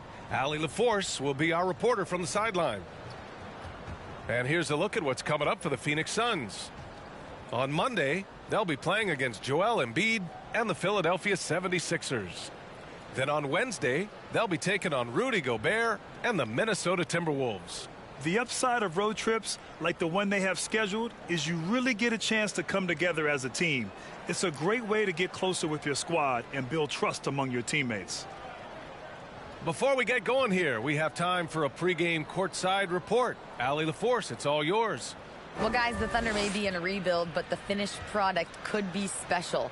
They've got a lot of picks in the coming years, and they have shown a knack in the draft. In fact, after praising their number 6 pick, Josh Giddey, LeBron James labeled OKC's front office as their, quote, real MVP, praising their eye for talent. Brian? All right, Allie, thank you. Well, we've got a lot of players seeing their first NBA action. Richard, you remember your rookie debut? 100%. Do you want to know why, Brian? Please do tell. Because I still have the box score to my rookie debut. And ever since then, when somebody gave me a framed box score, I kept it because it's just a beautiful thing to have is your first game. So anytime I have a rookie on my team, I take the box score from him, I hand it to him, and I'm like, hey, frame it. Remember this. This is your first NBA box score. And what did that box score have to say about your rookie debut? It said that I scored like 11 points, and we beat the Pacers, and Jalen Rose had 40 on us, but that was my rookie year, and we led the Eastern Conference from start to finish. Here are the 5 for the Suns. The deadly pair of Paul and Booker are the backcourt. Mikal Bridges is out there with Torrey Craig. And it's Ayton in at the 5 down low. And for the Thunder, on the wings, it's the Canadian pair, Gilgeous-Alexander and Dort. Alexei Pokusevski is out there with Jeremiah Robinson-Earl. And it's Giddey in at the point. Paul passes to Craig. Ayton with it. Paul finds Ayton. And Ayton with the stuff. Few create shots as easily as Paul does for his teammates. He is just a great setup guy. To the paint. Here's Robinson-Earl. No luck on that one. Oh, great D that time from Craig. Giddey against Paul. Craig passes to Booker. Off target from outside. Now Giddey. Right side, Gilgeous-Alexander.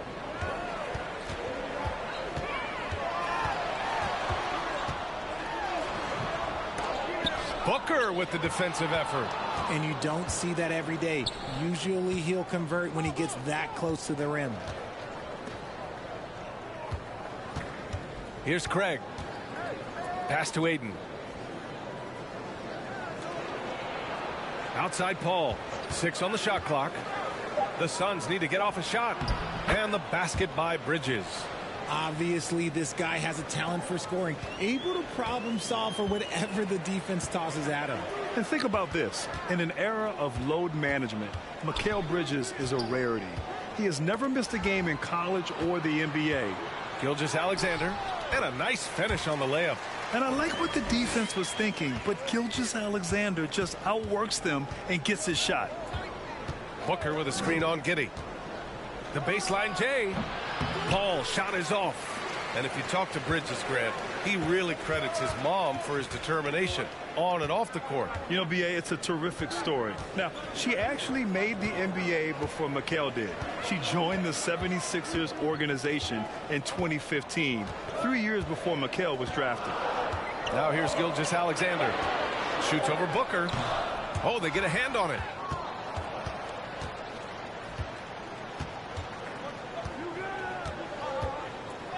Bridges outside. Booker, the pass to Ayton. And that one goes in as he's fouled. It'll be 3 points if he converts the free throw. And it didn't take long for Phoenix to match the offer sheet Ayton signed with the Indiana Pacers. Now, there was talk they might let Ayton walk after that fallout during their playoff exit. But Phoenix knew they needed to keep Ayton to remain a contender. One shot.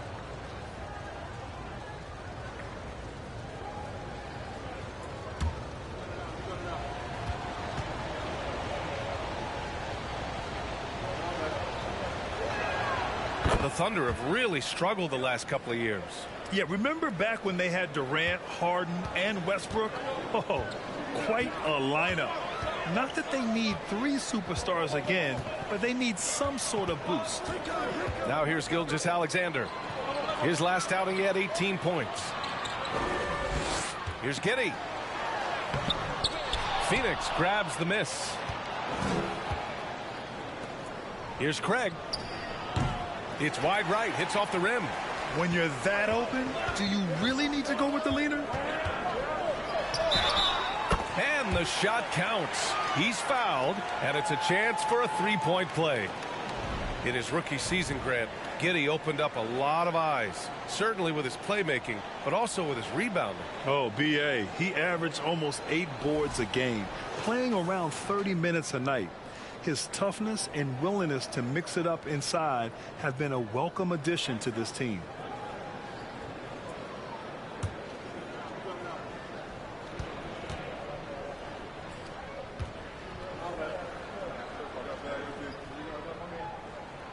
That free throw good from Giddey. Well, these Suns have had a successful past couple of seasons. Yeah, B.A., I mean, they certainly know the greatness they're capable of. They can give you a lot of confidence out there on the floor, even against other elite teams. See, that miss right there, it's why teams try to avoid the mid-range jumper these days. And here's Gilgeous-Alexander. Can't get the go-ahead bucket. Not his best efficiency this quarter. Look, sometimes that's how it goes. Booker for 3. Yes. And it's Paul with the assist that time. Paul's got 3 assists now in this one. The Thunder have gone 3 of 8 so far. Pass to Robinson Earl. Outside Giddey. Back to Robinson Earl. Here's Giddey. Out of bounds. It'll be Phoenix's ball. And a chance now to look at the highest scoring teams in the league from last season. The Suns in 5th.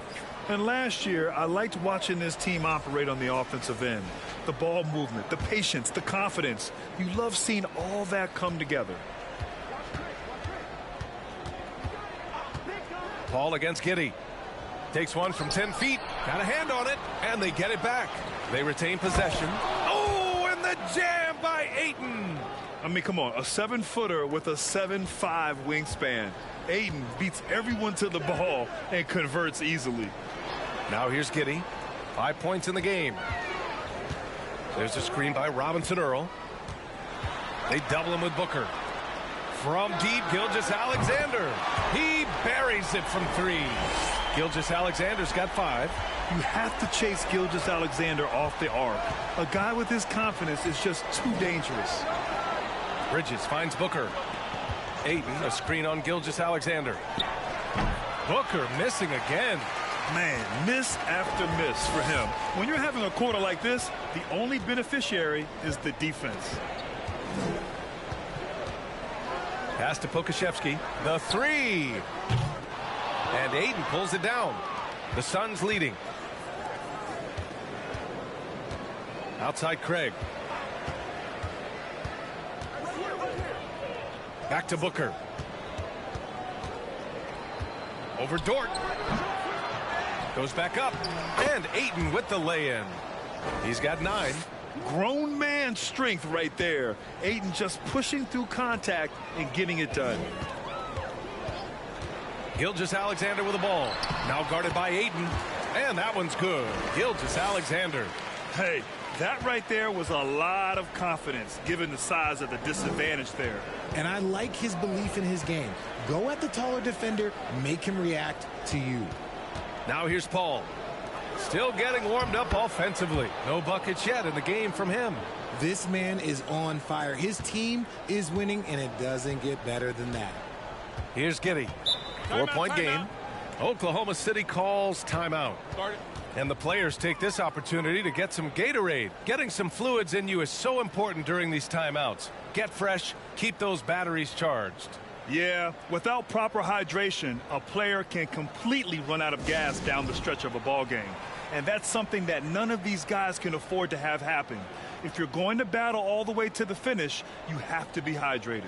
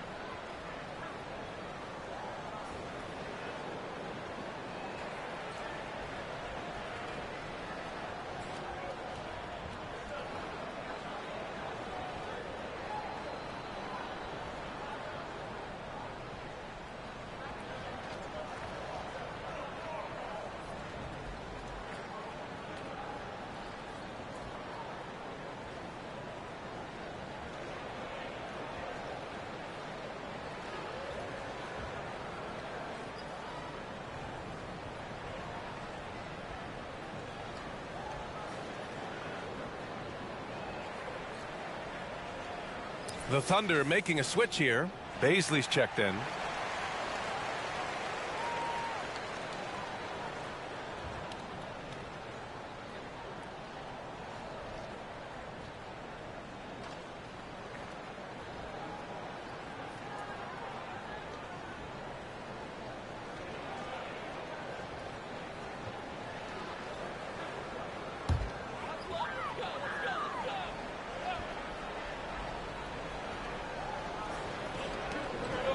Left side, Gilgeous-Alexander, the steal.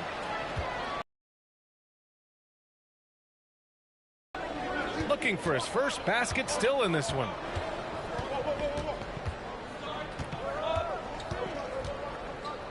Ayton with a screen. Paul passes to Ayton. Over Giddey. Ayton, no good. Oklahoma City has gone 1 of 2 from three-point land so far. Outside, Gilgeous-Alexander. Outside, Giddey. Pass to Dort. 6 to shoot. Paul against Giddey. The Thunder with another miss. And for the Suns, they're shooting 41% from the field so far. Now here's Booker.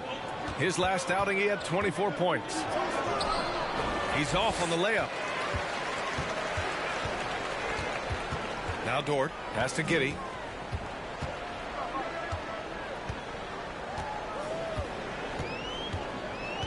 Here's Pokashevsky. Gilgeous-Alexander on the wing. Booker defending. Craig with a steal. Booker against Gilgeous-Alexander. Booker, the pass to Paul. And here's Ayton. Ayton gets a double team. The three from Craig. And it's Giddey with a rebound. Oklahoma City trailing.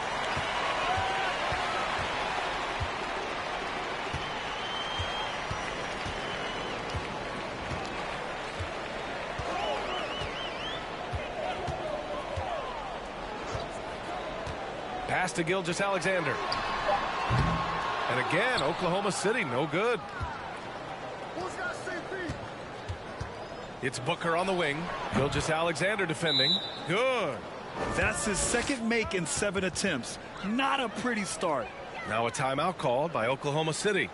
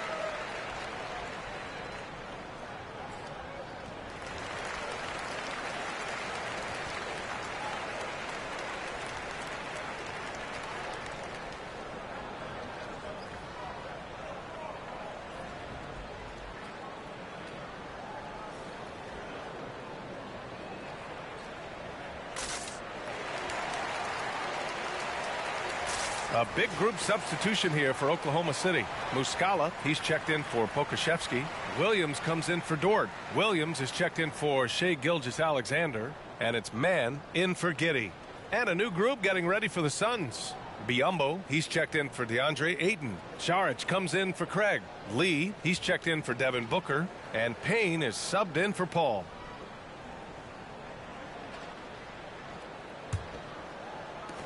Oklahoma City's gone 1 for 3 from beyond the arc. Pass to Baisley, trying to get back on track. The Suns clear it. Their first chance this season playing the Thunder. And it's no surprise they won the season series last year. They put more talent on the floor.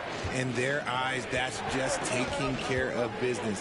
They believe they're supposed to beat this team, but they'll have to see how the season series shakes out. Now here's Saric. For 3, Bridges. The rebound by Mann. I love how they've attacked the boards here in the first quarter. And the Phoenix Suns have been a completely different team since acquiring Chris Paul. He's the leader of this team, and he helps set the tone on both ends. Pass to Baisley. Fires the 3. Can't get it to go, making him 0 for 2. The Suns leading. Here's Payne.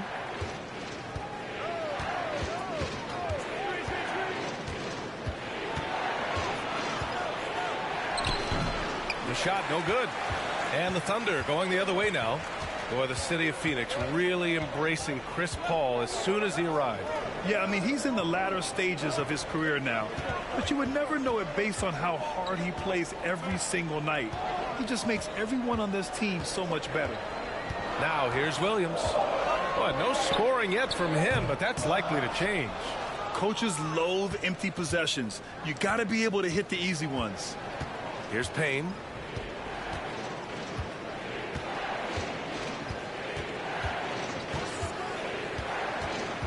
.141 left to play in the first quarter. Here's Lee. And again, it's the Suns missing. And for the Thunder, they're shooting only 31% to get this game underway.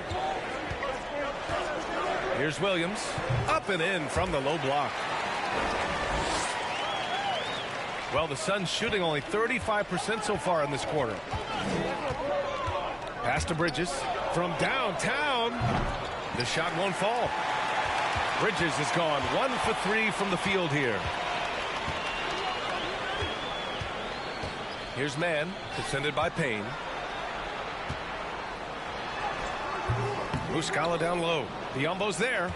Muscala no good. And here's Payne. Oh, nice finish from the low block. That one's good. He's not the quickest guy out there, but he can outsmart you and outwork you. Fantastic replay we just saw of the Mobile One drive. Yeah, nice finish from him on that drive. Uses his body well and helps extend the lead. Boy, they need something to go to regain some confidence. No question. Way too many empty possessions for them. Here's man. Muscala, screen on Payne. Floats one. Ooh, and he took a hard foul on the shot. So he'll head to the line to shoot a pair. Yeah, and despite being the youngest team in the league, the Thunder have been solid defensively the last couple years. A great sign going forward for this franchise.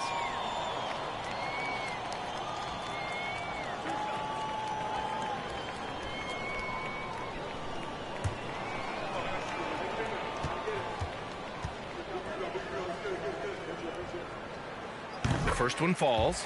Okogie's checked in for the Suns.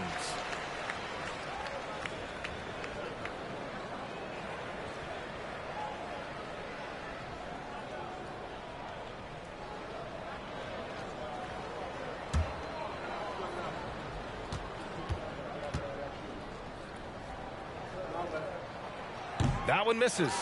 They've been just a little bit better on the glass so far, showing their tremendous work ethic. Pass to Šarić. We've got 22 seconds left to play in the first quarter. Here's Okogie. Williams defending. That one drops for him. Credit their discipline. They've been working for high percentage shots. Here's Williams. And it's Phoenix with the rebound. Biyombo's got 4 rebounds now. From deep. Ooh, he released it in time, but it's off the mark. And that does it for the first quarter. Suns ahead, up by 7. Let's take a quick break, and then it's on to the second quarter after this.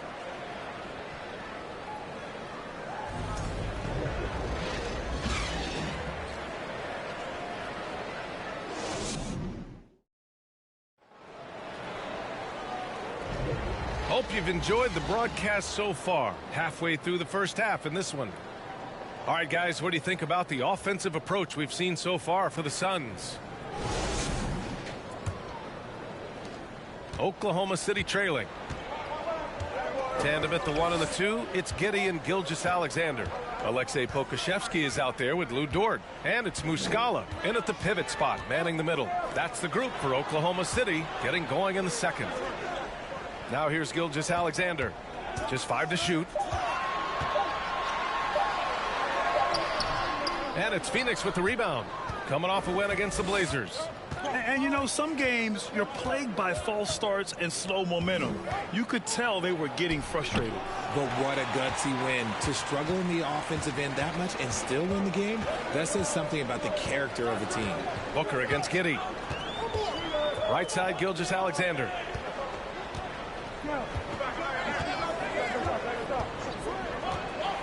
Back to Giddey. That one's good. And so Gilgeous-Alexander with the assist.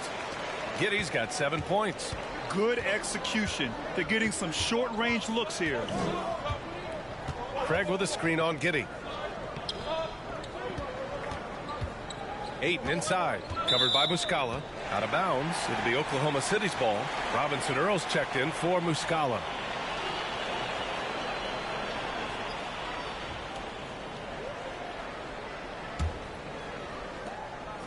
Here's Oklahoma City now. They haven't allowed any points in the second quarter. After this game, they can look forward to Detroit, where they will match up against the Pistons. It's a quick turnaround on the road. Just 1 game. Here's Robinson Earl in his last outing with 12 points. Shot clock at 6. Picked by Pokusevski. Oklahoma City's got to hurry. They got to get up a shot. Knocks down the long J. Pokusevski's gotten himself going here. His first points of the game on the deep ball. Booker with it. He's got 5. Outside Paul. Driving inside. Banked it in off the glass. And the Suns lead by 4. See, I like it when Paul attacks the hoop, when he looks for his. Pass to Robinson Earl. Here's Giddey. He's guarded by Paul. Giddey passes to Dort. Back to Giddey. Picked by Pokusevski. Oh, the Thunder tack on 2 more. All right, for those just joining us, we're almost 2.5 minutes into the second. A chance here to catch up with Allie from the sideline. Well, guys, Shai Gilgeous-Alexander, one of the deadliest drivers in the league. Coach Nick Nurse of the Raptors said, quote, his first step is unbelievable. It's hard for anybody to keep him in front of him, and once he blows by you, he can slow down, he can sidestep. He's got a lot of things going. Brian? Well, it's fun to watch, Allie. Thanks for that. Already a terrific career for Booker. 3-time All-Star, and then last year he was named to the All-NBA first team. Just a big honor. Now here's Giddey. 15 in his last outing. Dort outside. From deep. Hauled in by Paul. The Suns have gone just 1 of 3 to begin the second quarter. It's Booker on the wing. Pass to Craig.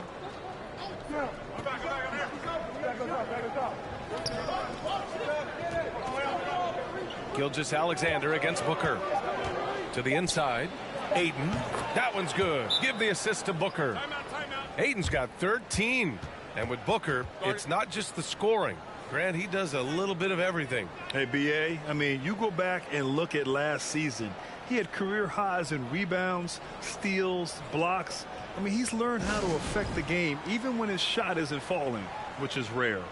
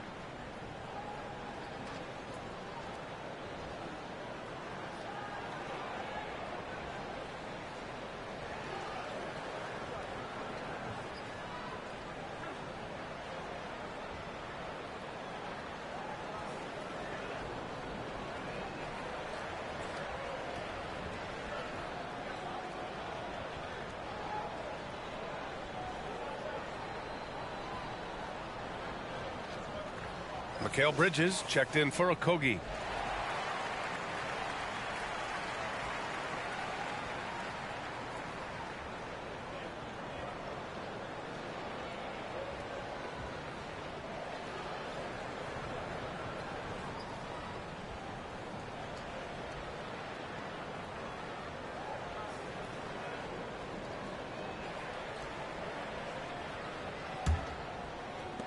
The Thunder have gone 3 of 5 since the beginning of the second. Outside Giddey. Closing in on 4 minutes played here in the second quarter.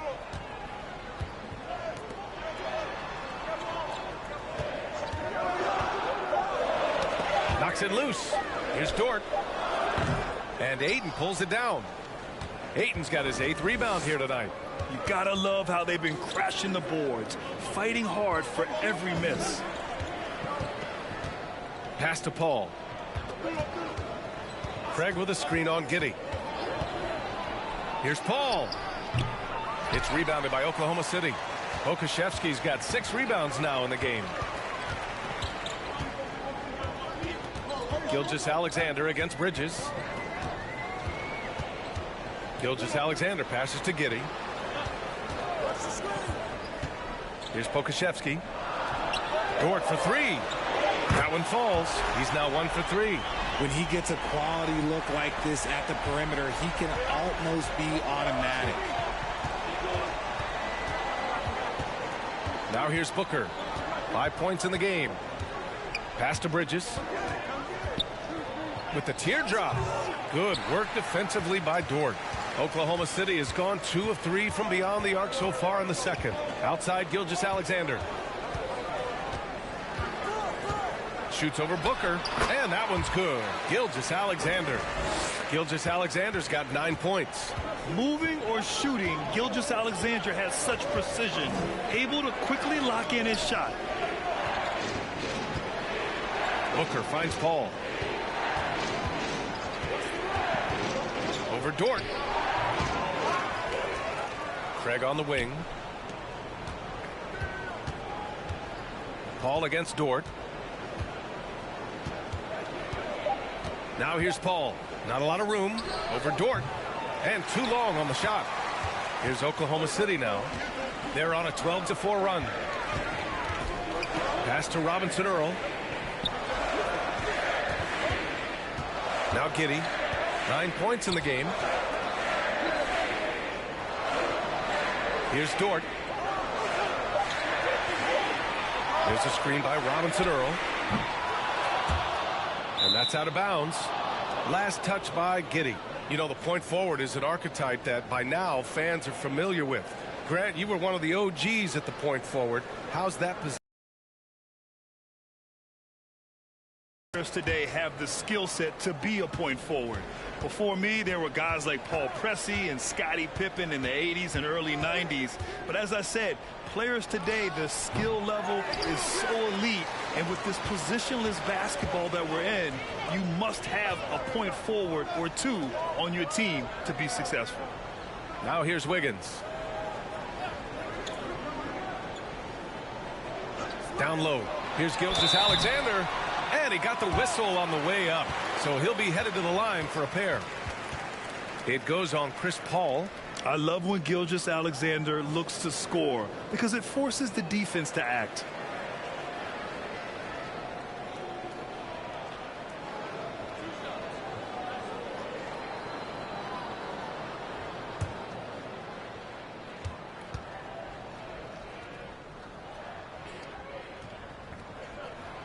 That free throw good from Gilgeous-Alexander. Watching SGA run this offense, he's so patient and he reads the defense exceptionally well. Baisley, he's checked in for Oklahoma City. Saric checks in for Phoenix. Payne comes in for Chris Paul.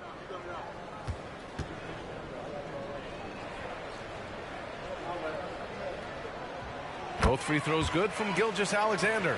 Yeah, Gilgeous-Alexander really plays at his pace, Grant. You know, B.A., he's one of those guys the defense just can't speed up.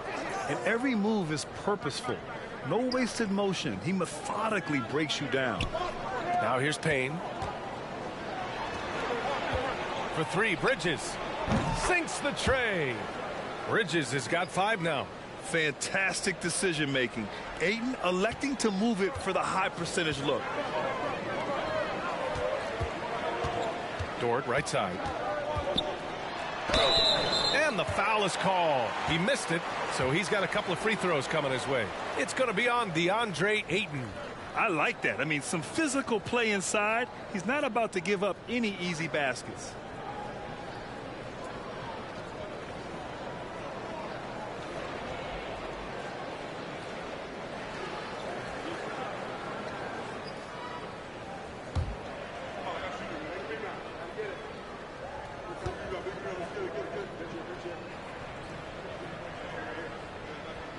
And he can't get the first one. And when Dort's out there, Grant, he really gives this team a physical presence. Oh, I like this guy, B.A. I mean, very strong, very aggressive at both ends. He makes a lot of hustle plays. Seems like every successful team has one or two of those guys like him. Man, he's checked in for Oklahoma City. And the Suns also making a change. Biyombo, he's checked in for DeAndre Ayton. And he's good on the second. The Suns trailing. Pass to Shamet.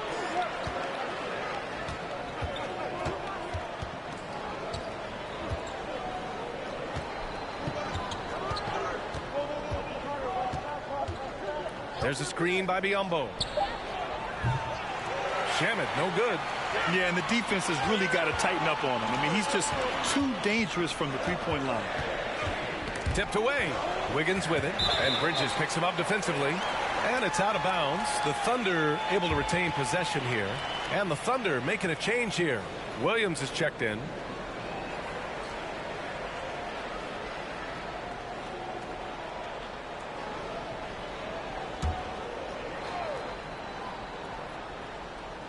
Suns on D.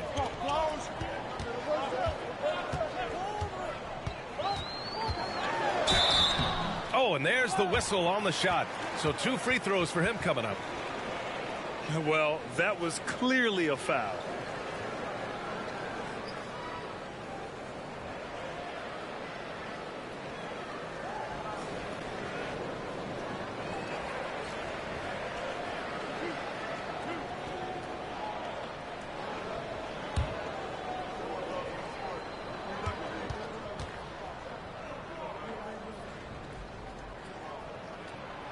No good on that one.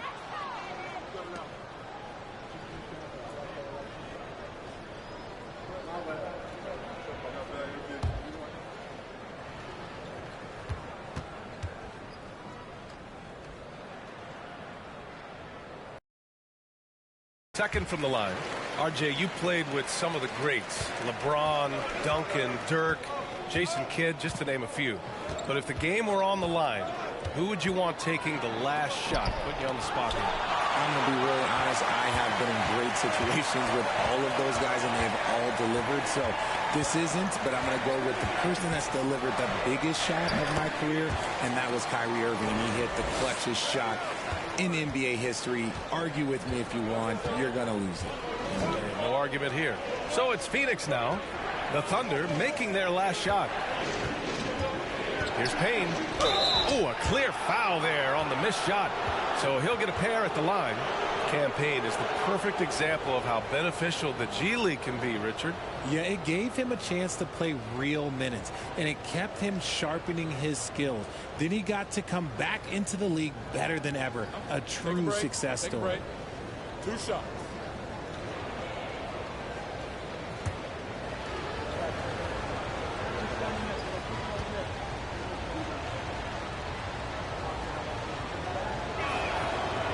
Free throw, no good.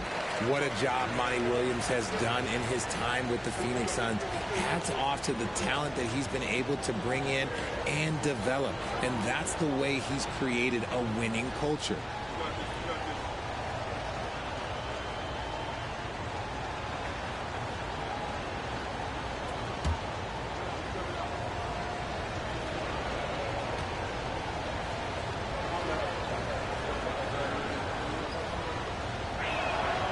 Good on the second one. Boy, Richard, you really can't say enough about what Monty Williams has done with this Phoenix team. Struggled in his first year, but we gave him a break for that. Immaculate seasons the last 2 years, becoming a Western Conference juggernaut. Inside. That's good. His first made shot in 3 attempts. Hey, they're just getting pushed around inside. Phoenix has gone 1 of 2 from deep in the second quarter. Left side, Payne. There's the block. Here's Baisley, defended by Payne. Stolen by Payne.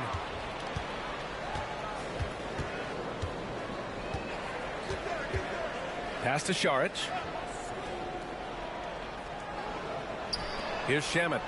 In his last outing, 8 points for him. Back to Šarić. Here's Baisley. Biyombo with a steal. And the Suns pushing it up now. And here's Šarić. Biyombo inside. He's against Jang. Biyombo, good.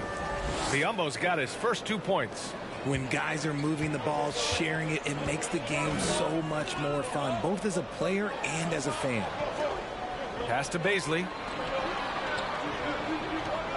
Here's Mann. Again, no good by Oklahoma City. Well, the Suns shooting just 34% so far in this one. Bridges outside from deep three-point range. And they recover it. It's Shamet on the wing. Bridges, a screen on Williams. They get it back. They shoot again.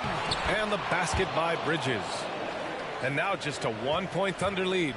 He got in excellent position, then takes it right back up.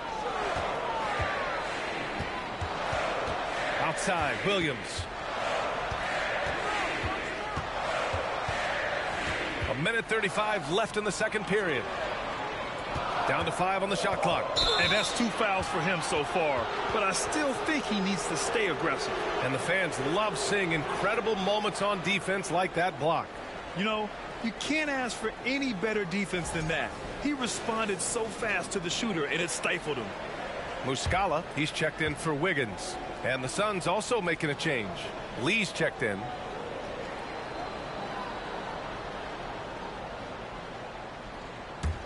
Well, Phoenix is shooting around 29% in quarter number 2. Bridges outside. Pass to Biyombo. A minute 15 left in the second quarter. And here's Šarić. Now quiet so far offensively, searching for his first points of the game. One reason this game is so tight is because both teams are hitting the boards with reckless abandon. Here's Jang. Pass to Mann.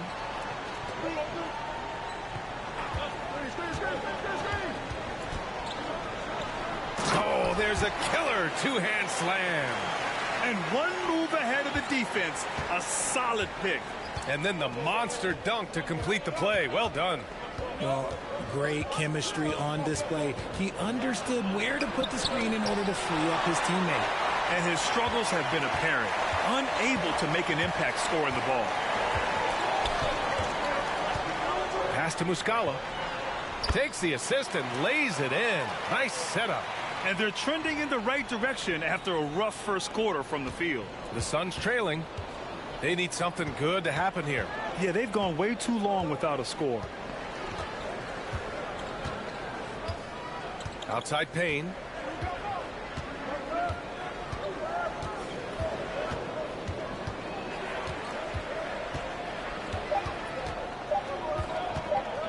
This one for 3. No good on the buzzer beater. And the first half comes to a conclusion in a game that's been very close so far. It's the Thunder leading by 5. And join us right back here after the break for the start of the second half.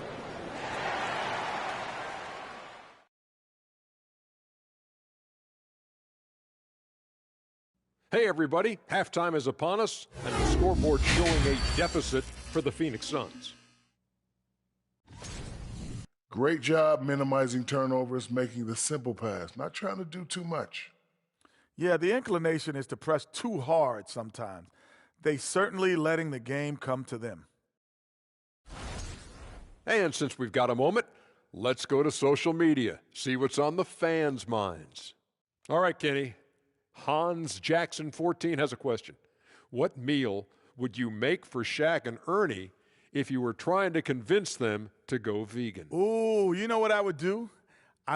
First of all, I would do collard greens. I love collard greens. See, I know you love collard greens. Collard and I'd throw greens. them in there, throw that hot sauce on them. You'd be like, ooh. I'm in. Then I'd throw a little bit of some pasta around you. Give you some potatoes. I'll give you some sweet potatoes, some white potatoes. Yeah. I put them in there. Sweet potatoes. Yeah, I put that curry sauce around it. Ooh, I can do some curry sauce. Oh, man, and I'll mix it all together and throw some brown rice with it. You'd be like, oh, what are you talking about? That's soul food, brother. What are you talking about? You're making me throw up. Then I throw some vegan mac and cheese together. Oh, you love it. You would be like, oh, this is it. Somebody give me a napkin. Thanks, as always, for watching. Let's head back to Brian Anderson and crew for the start of the second half.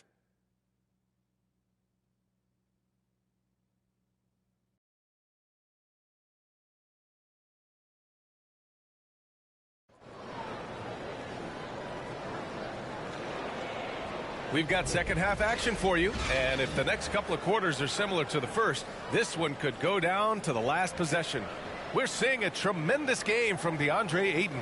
And in the first half, he dominated in the post. He got the looks he wanted and was able to execute. The question now is, will the defense keep letting him punish them inside, or did Coach have some new ideas for them? And if you're just joining us, we played through the first half in a game that's been fairly even so far. Thunder with a lead. On the court right now for the Suns. The deadly pair of Paul and Booker are the backcourt. DeAndre Ayton is out there with Torrey Craig. And it's Bridges in at the 3. Love the energy here in the third. Trying to take control now of this contest. Yes, this is a pivotal moment in this game. Those extra possessions right now, they just mean a little bit more. That one falls. There aren't a lot of guys in this league who shoot mid-range, but Paul, he's one of them. Dort against Bridges.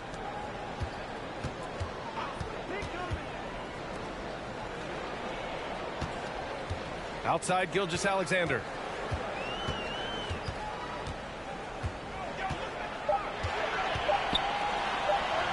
He drains it. Made half his shots. He's 5 for 10 now. Their defense just falls apart once the ball goes inside. Giddey against Paul. Pass to Aiden. And Josh Giddey is going to pick up the foul. That's his first foul of the game.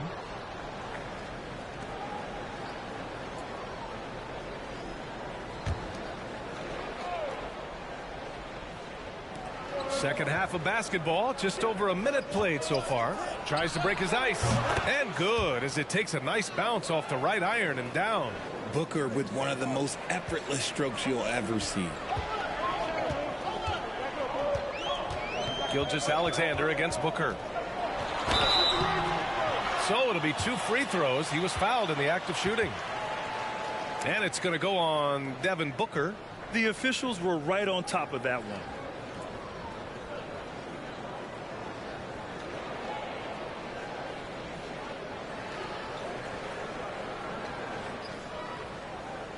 Shooting 2.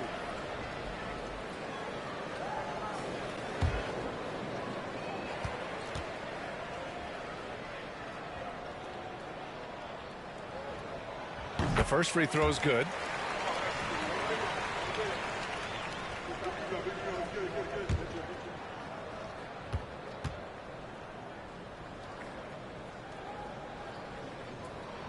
Both free throws good from Gilgeous-Alexander. He's making the most of every trip to the line, providing for his team. Outside Craig.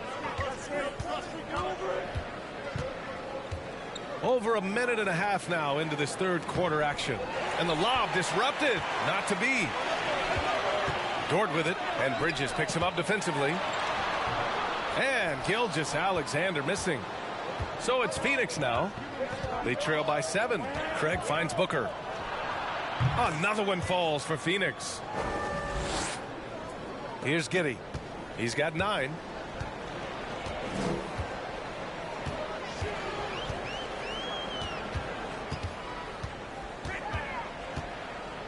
They double him with Booker. Gilgeous-Alexander from outside. Phoenix grabs the miss. Outside Booker. Lots of room. And it's Giddey with a rebound. Giddey's got 6 rebounds now in the game.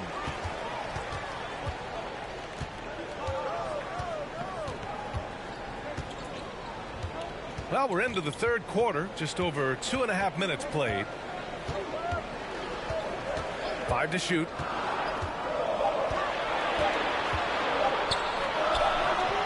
That one's wide left. For Phoenix, they've gotten 3 of 4 shots to fall so far in the third. Right wing. For 3, Booker. Yes. And it's Paul. Paul's got 6 assists. He nails another one in the second quarter. He's got it going on. What you have to admire about Devin Booker is how much he scores the rock, as well as all the different ways he's able to finish. And Gilgeous-Alexander missing. He hasn't had his best game, but they've gotten enough production elsewhere, so it hasn't really mattered. Craig finds Paul. Over Giddey. Paul shot is off. And Booker is a guy you can lean on to help shoulder the offensive load, Richard. Yeah, he's comfortable taking a lot of shots for his team. He's a volume shooter for a reason, because he understands how to score at an efficient clip, too. To the middle. Here's Ayton. Blocked! Here's Robinson Earl. Well, he hasn't put up any points yet in this one. Good work there as it goes. And shooting-wise, he's been fantastic, helping to build this lead. Outstanding dribble drive. And that replay was brought to you by Mobile One. You're toasting the defense and getting in close.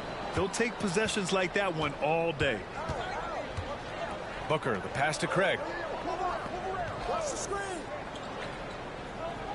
Over to the wing. 4-3. Not going to go that time. And the Thunder going the other way now. Inside, Gilgeous-Alexander, and he drops in the layup off the glass. Gilgeous-Alexander's got 17. This is a fellow who can fill it up. When Gilgeous-Alexander gets rolling, it throws the opponent's defensive plan into disarray. Now here's Booker. He's got 12. Back to Paul. Beyond the arc. It's rebounded by Oklahoma City. Pokusevski's got his 7th rebound here tonight. To the inside. And slam dunk by Gilgeous-Alexander. And adding to this lead right now. Riding a wave of momentum. Yeah, they've locked in during this stretch. If they keep it up, their lead will only continue to grow. Bridges misses. Man, that's his shot. Maybe he was too wide open. Booker against Gilgeous-Alexander. With some arc. Outside for Dort. Outside Gilgeous-Alexander. Giddey against Paul. Back to Gilgeous-Alexander. Shoots over Booker. Ooh, another miss by Gilgeous-Alexander. For Phoenix, they've gotten only 4 of 10 shots to fall so far in the third. Giddey against Paul. Outside Booker for 3. Another shot. And scoring with the play inside is Ayton. He's got 15. Yeah, when you let Ayton get the ball close, it's over. DeAndre is just too skilled. Giddey against Paul. And so he draws the foul, headed to the line to shoot a pair.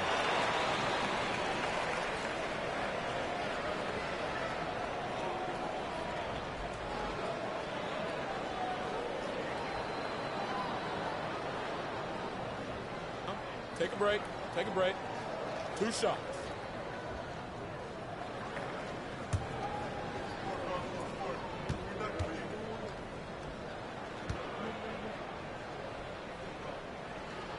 No good on the free throw. For the Thunder, Muscala, he's checked in for Robinson Earl. Williams comes in for Pokusevski. And it's Wiggins in for Gilgeous-Alexander. Okogie's checked in for Phoenix. Shamet comes in for Devin Booker.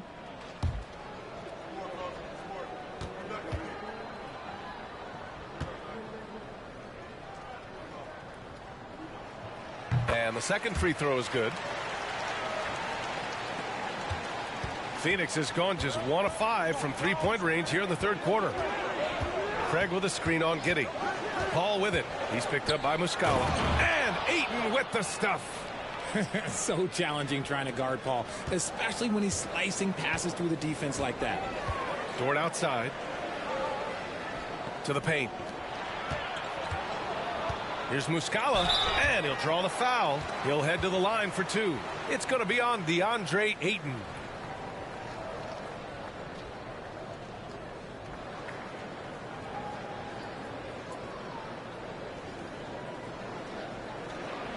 Take a break.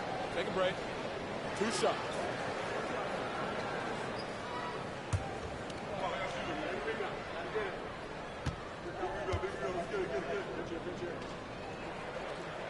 And the first one at the line is good. In the second half, their free throw percentage has improved, hitting in the low 80s now. Man, he's checked in for Oklahoma City. Saric checks in for the Suns.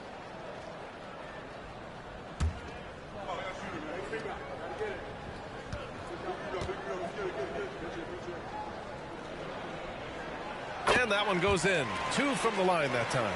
At just about 85% from the line tonight. They've looked more and more comfortable as the game's gone on. Pass to Paul. Goes up and lays it in nice and easy. Paul's gotten his 3rd basket of the night.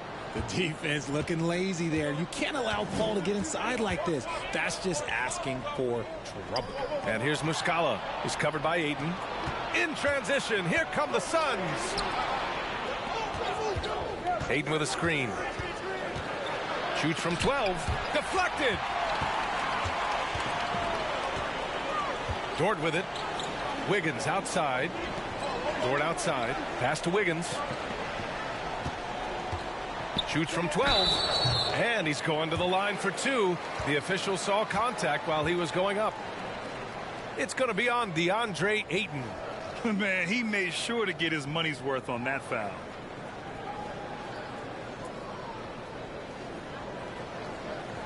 Take a break. Take a break. 2 shots.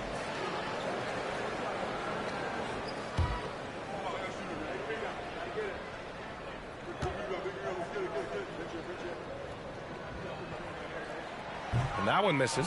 Baisley, he's checked in for Oklahoma City. Williams comes in for Dort. Biyombo, he's checked in for Phoenix. Payne comes in for Paul.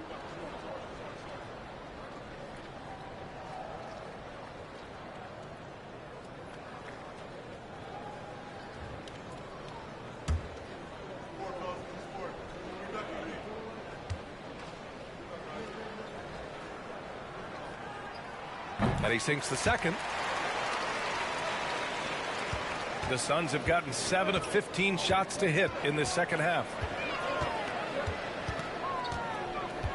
Right side Payne.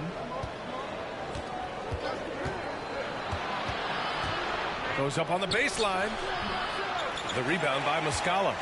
The Thunder have gotten 5 of 12 shots to drop in the third. Outside, Williams. Picked up by Baisley. Charity stripe shot. That one a little long. I think the defense will live with him taking mid-range jumpers, but maybe just a little bit more resistance.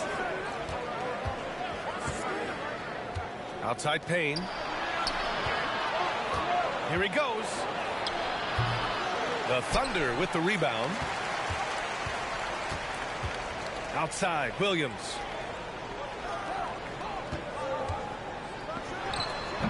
Again, no good by Oklahoma City. Normally he drains that.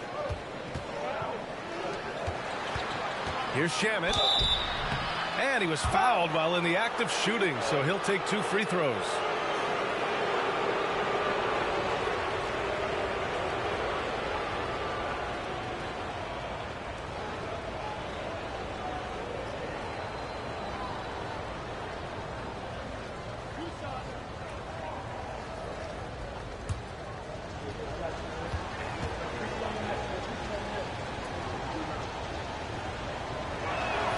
That free throw, no good.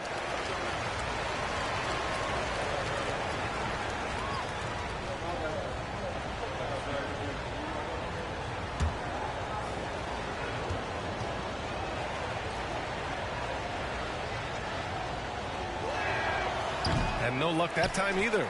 It's not often you see him fail to deliver at the line like this. And because of the length and athleticism, Baisley can do a lot out there. He has that switchability on defense. He hits the glass so well, and I like where his offensive game is headed. He is tenacious. Love to watch him battle on the defensive glass. Outside Payne.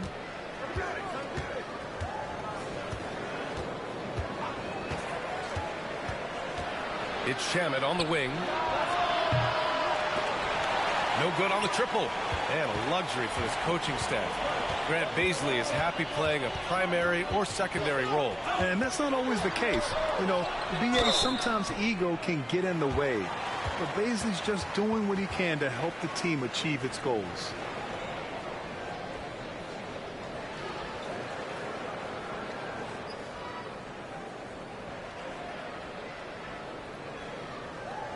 Take a break. Take a break. 2 shots.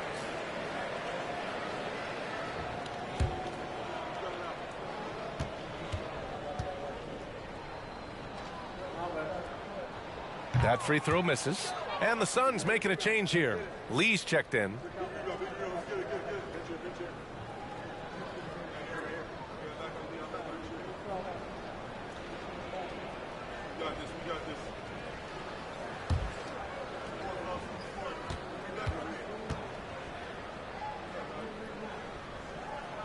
Second free throw, no good.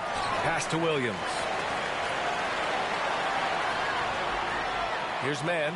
5 points in the game. Clock at 6. Goes up again. And here's Muscala for 3. It's hauled in by the Suns. Here's Shamet.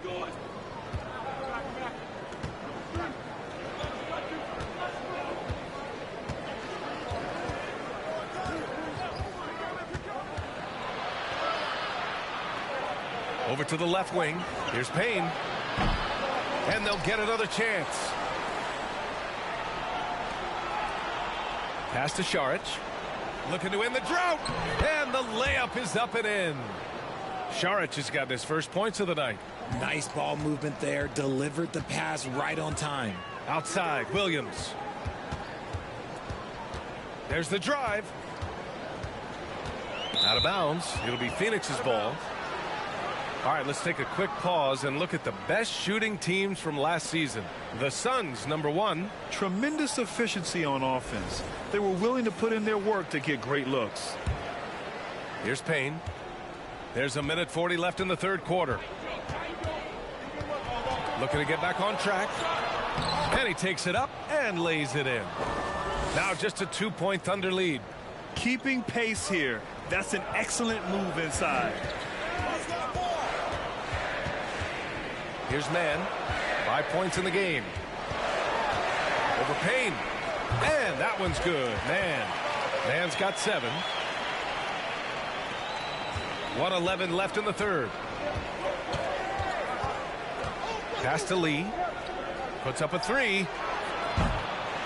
It's hauled in by Bazley. Bazley's got rebound #5 here tonight. Here's Mann, defended by Payne. Down low. Here's Muscala. Nice assist and nice finish. Solid play all the way around. And now it's a 6-point Thunder lead.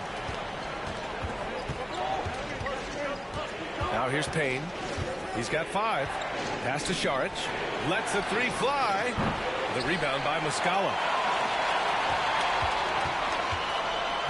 Outside, Williams. There's 25 seconds left in the third quarter. Here's Muscala. Uses the glass on the layup. Muscala's got 6 here in the quarter. That'll drive your coach crazy, failing to box out. Ugh. Yeah, you think you gotta stop, and it's wasted because of sloppy work on the glass. You literally practice that every day. Here's Payne. Oh, and makes it with the kiss. He has 7. It doesn't get any easier than that. The defense has to play better. What a performance for Shai Gilgeous-Alexander. He has been the story for Oklahoma City. 8 points in the quarter, showing how effective he can be. We'll be right back after this word.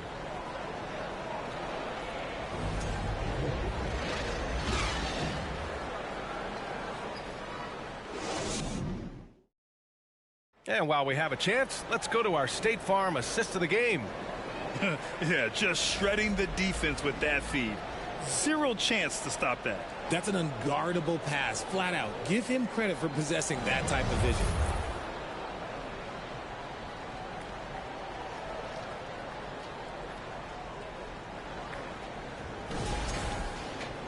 Three tense quarters behind us. One more to go. Thanks for being with us as we get ready for the fourth. On the wings, it's the Canadian pair, Gilgeous-Alexander and Dort. Aleksej Pokusevski is out there with Darius Bazley, and it's Giddey in at the 1. That's the lineup out there for the Thunder. Ayton, no good. Yikes, how did he miss that? I mean, he makes 9 out of 10 of those. Right side Giddey. That one's good. And so Gilgeous-Alexander with the assist. Gilgeous-Alexander's got 4 assists in the game. Giddey against Paul. Pass to Booker. It's deflected. Now Gilgeous-Alexander. And the whistle blows. It's going to be on Torrey Craig. That'll be a second foul of the game. And now it's time to take another view of that huge swat. Oh, showing no signs of giving up this lead. That block sent shockwaves into the opposition sails.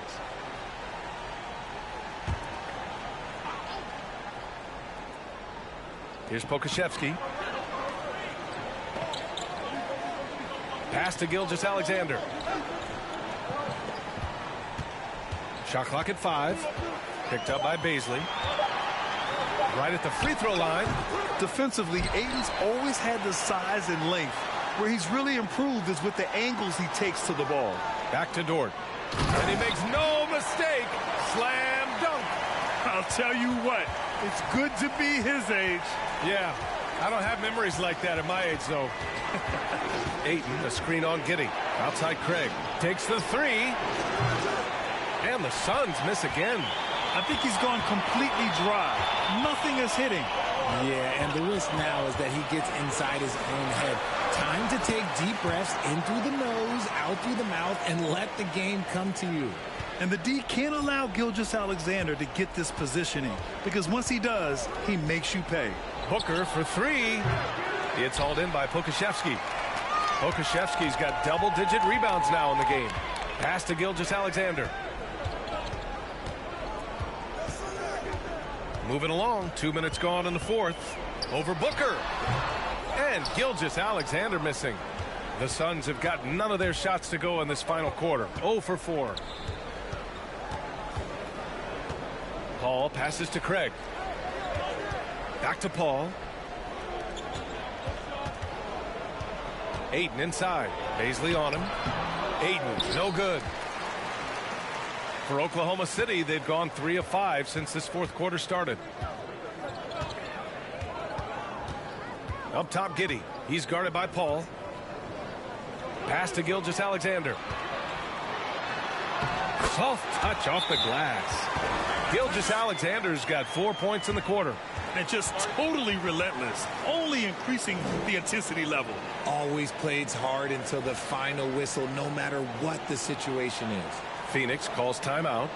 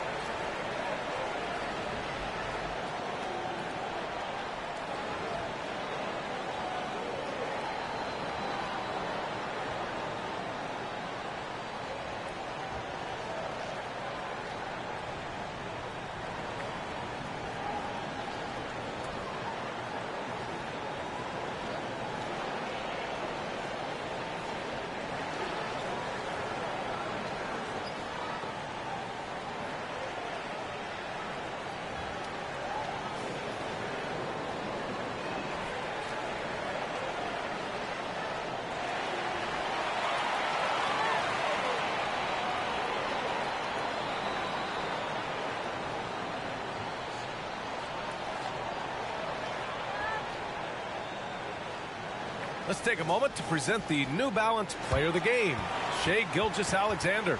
And he really made his presence felt on the inside.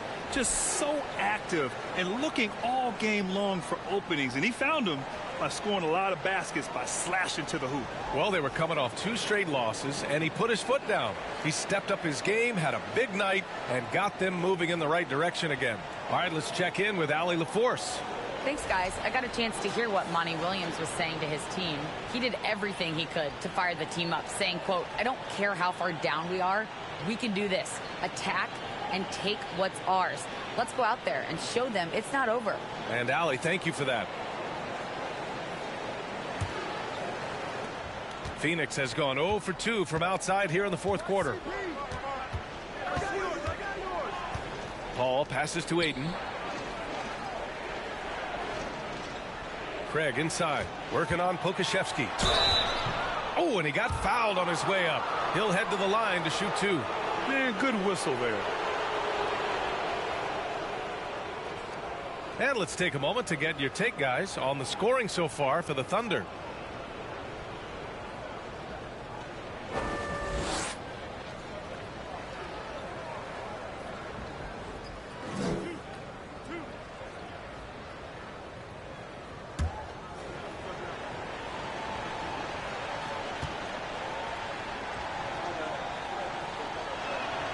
And he knocks down the first one.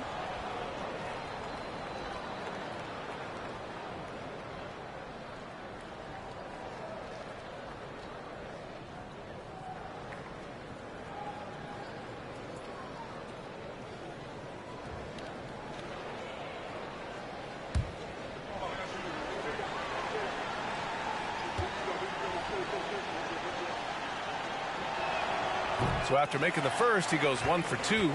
And right now, they're +8 in the rebounding category. That's helping them run away with this. And that one's good. And the Thunder lead by 15. Taking it right at the rack. I mean, that defense is looking real frustrated. That's the kind of aggression you want to see when you've got a team on the ropes. Now here's Craig. Outside Booker. Over Gilgeous-Alexander. And that one hits the back iron. Yeah, he's really scrambling to keep them in this game. Gotta respect that hustle. Fourth quarter of play, and over 3.5 minutes have gone by now. Giddey against Paul. Outside for Dort. Just 2 to shoot. They grab their own miss. And there's the shot clock violation. Couldn't get the shot off in time.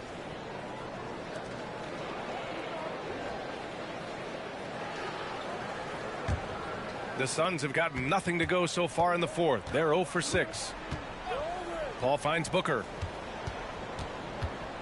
Ayton, the screen on Gilgeous-Alexander. Booker. And from 16 feet away, he cans it. Booker's got 9 points here in the second half. Make no mistake, Devin Booker is a shooter. If he sees a chance, he is going to take it. Gilgeous-Alexander against Booker. Tries a 10-footer. And it's Oklahoma City scoring again. Oh, man, he's feeling it this quarter. They should be looking to get him going every trip down the floor. Ayton, the screen on Giddey. Here's Paul. That's good from Ayton on the assist by Paul. Ayton's got 19 points. It's just one of those nights where he's been very good, but his team is losing, and that's just an odd feeling. Here's Giddey driving in. Second shot opportunity, and it's good on the layup. And the Thunder lead by 15. And they're up considerably because of their efforts on the glass. Giddey against Paul. Puts one up from 19. Ayton, no good.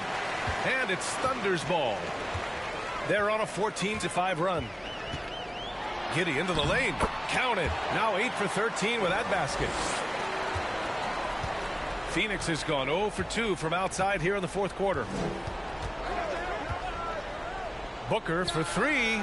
Sinks it from distance. This is his second 3 this half. He's getting even more bold at that arc. For Oklahoma City, they've gone 8 of 12 so far here in the fourth. It's Giddey on the wing. Oh, great D that time from Craig. Phoenix has gone 1 for 3 in the fourth quarter from range. Booker against Gilgeous-Alexander. Paul for 3. Here's Ayton. It's rebounded by Oklahoma City. Robinson Earl's got 4 rebounds in the game. And if they want to mount a comeback here, they need him to get going. It's just that simple. And the Thunder call time here.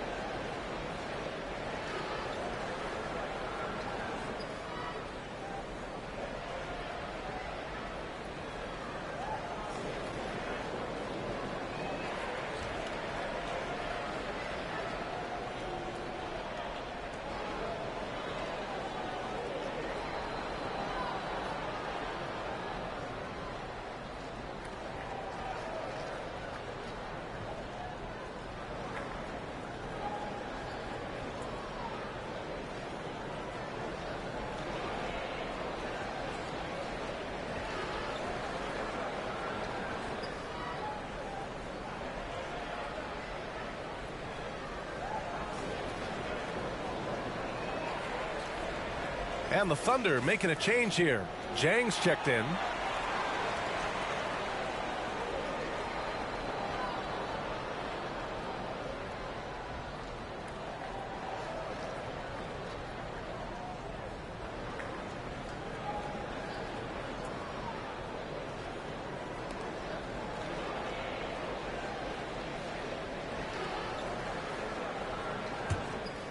The Thunder have gotten 8 of 13 shots to find the basket in the fourth quarter. Outside Giddey.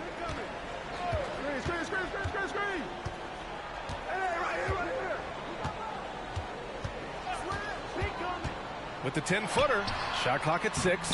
Count it. And the Thunder lead by 16. And trust me, when the D's slow to react, he'll be the first guy to make them pay. Yeah, they're going to do a much better job of putting a little bit of pressure on him on his way to the hoop. Now here's Booker. Pass to Bridges. Left side Paul. Over Giddey. It's tipped. And they're able to recover. Ooh, buries it despite the hack. Terrific play. He'll have a chance for one more now. Lou Dort picks one up. And when Ayton isn't playing basketball, either the live or video game version, he's often drawing. Yeah, I mean, he grew up wanting to be an architect. I actually hear that he loves blueprints. But probably his most famous sketch, himself dunking on Joel Embiid his rookie year.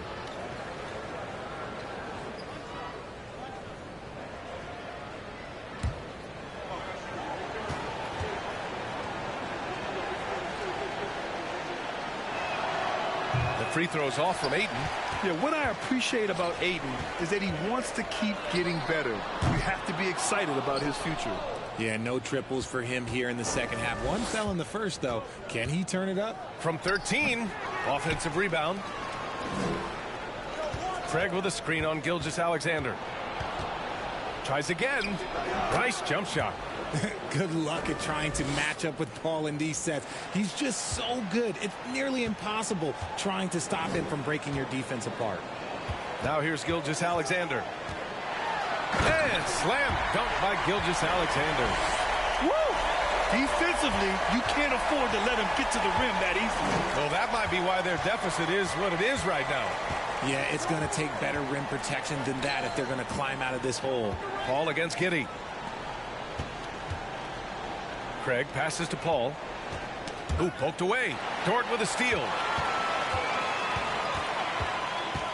Right side, Gilgeous-Alexander. And slammed it home. And a foul. A chance at another point at the line. That's on Mikal Bridges. A headache to track. Gilgeous-Alexander is a long 6'5" with point guard handles and, of course, that finishing ability we just saw. And the Suns making a change here. Payne's checked in.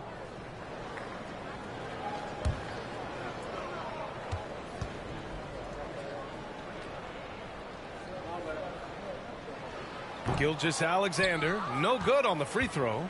When you look at Mikal Bridges, he's the quintessential 3-and-D wing, Richard. With his quick feet and 7'1" wingspan, he can guard 1 through 4. And they call him the Warden for a reason. When he locks people up, he puts them in Mikal jail. And Ayton gets it to go.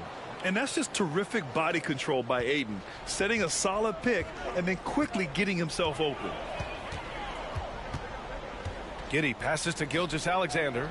Back to Giddey. Here's Jang from the arc. Phoenix grabs the miss. Craig's got rebound number 8 now. Dort against Payne. Pass to Booker. And a foul called on the way up. So he'll take 2 from the free throw line. It's going to go on Shai Gilgeous-Alexander. What a tricky play by Booker, using the pump fake to draw the defender and win the foul.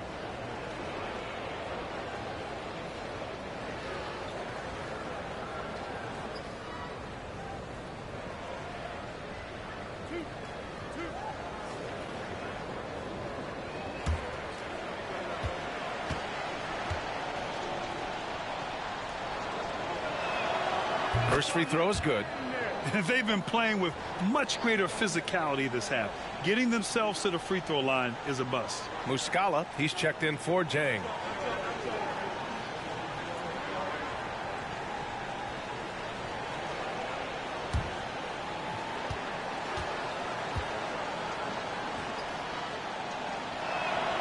Both good from the line that time. One of the best scorers in the game. Booker is a volume shooter who also plays with a ton of confidence. Gilgeous-Alexander on the wing. from deep. Giddey. The shot misses. Now the Suns take it the other way. Craig with it, and it's Giddey picking him up. Bridges. And it's Bridges with the jam. And what an aggressive move to the rim. He's really trying to fire up his teammates right now. Boy, it's not hard to feel inspired after a teammate makes that kind of finish. And that could be the spark they needed to make a little run as they try to even this thing up. All right, time for an injury report. Guys, I had a moment to catch up with the Thunder's head athletic trainer. There's some pain in the chest area, especially when breathing. Right now, it's being called a bruise. The question now is how it will affect certain players' roles going forward. No doubt some adjustments will have to be made. Okay, thanks for the update. Good to get that information. Now we know how things are coming along, Grant. That's true. It's the uncertainty factor with injuries that can be so hard to handle. And you never want to speculate. So it's nice for us, and especially his teammates, to get some facts.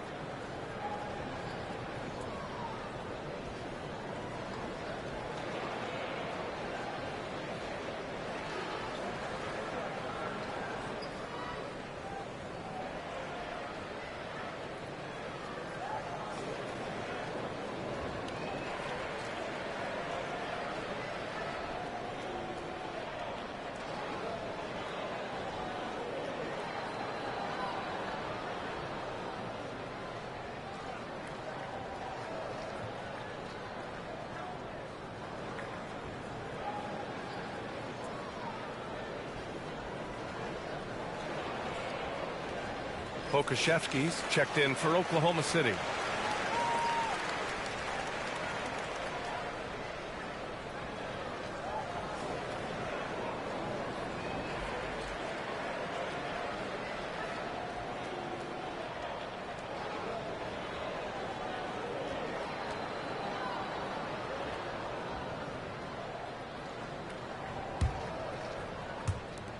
Thunder with a lead. And here's Giddey. Here's Pokashevsky.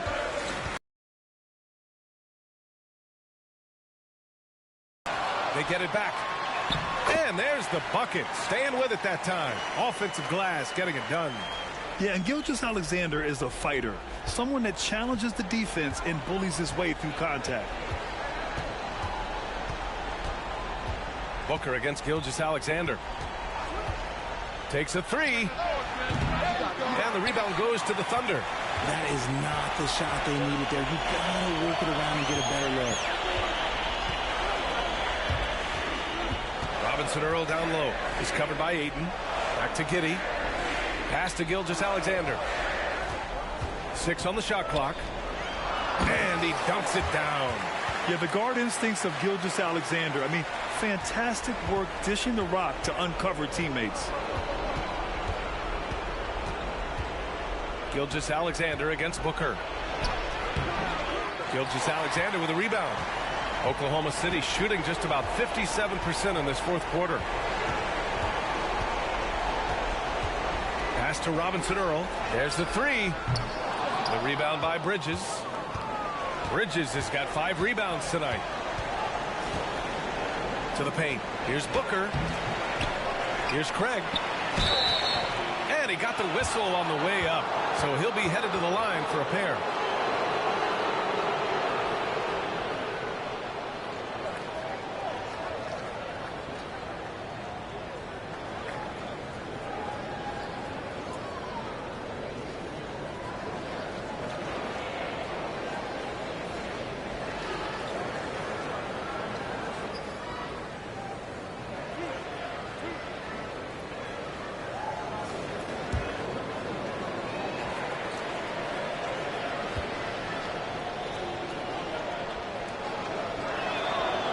He misses the free throw.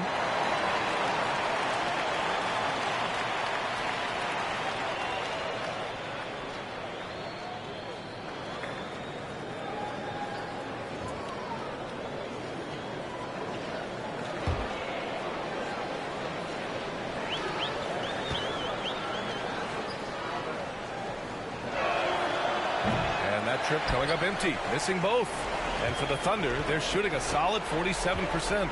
Both sides are simply waiting for the clock to make it official.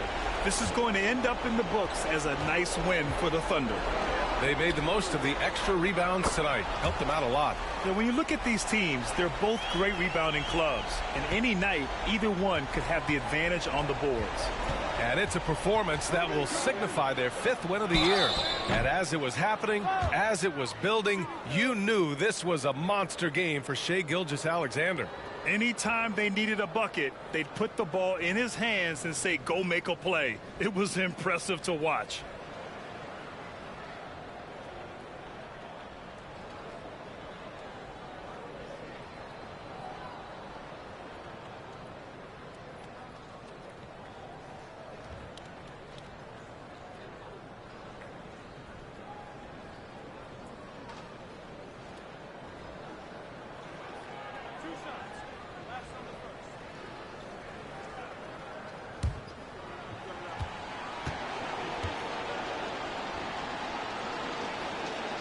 And he drops a first.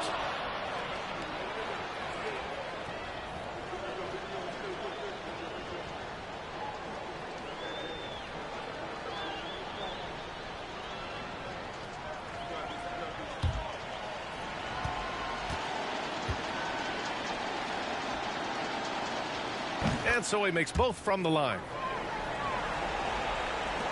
There's 49 seconds left in the 4th. Pass to Pokashevsky. Giddy against Payne. To the inside. Robinson Earl. Oh, he powers right through the defender for the dunk. Draws the foul, too. And he'll go to the line. It's going to be on DeAndre Ayton. So Oklahoma City going with almost an entire new group here. Jang, he's checked in for Pokashevsky. Wiggins comes in for Dort. Williams is checked in for Gilgeous-Alexander. And it's Mann in for Giddey. And the Suns will go for a different look here. Biyombo, he's checked in for Ayton. Okogie comes in for Craig. Lee, he's checked in for Bridges. And it's Shamet in for Booker.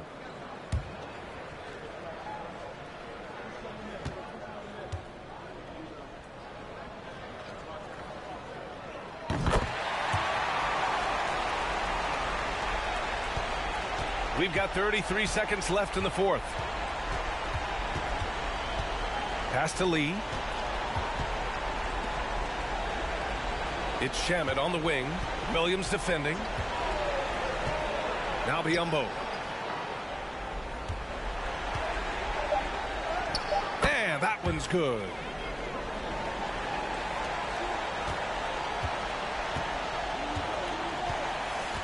Here's Jang.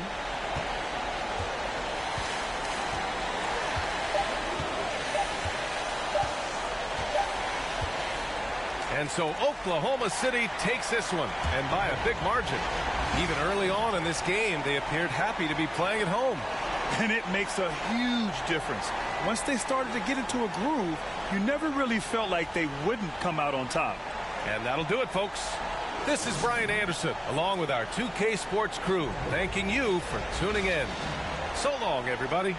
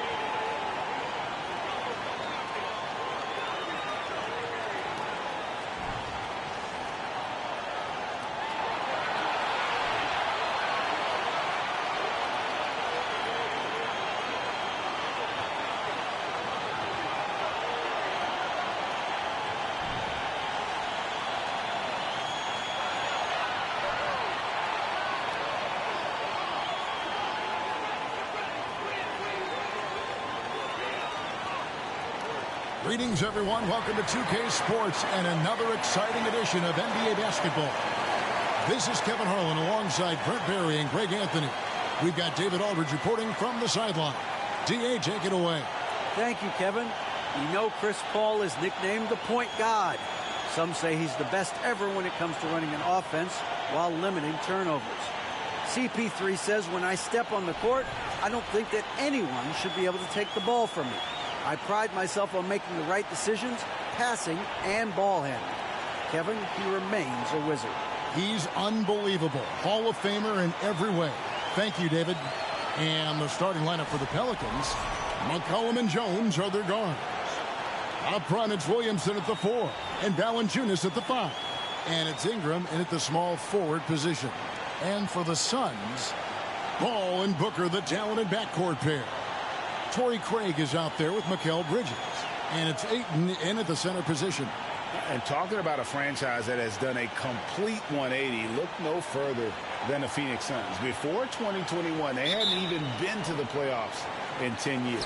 So Phoenix will get the first possession.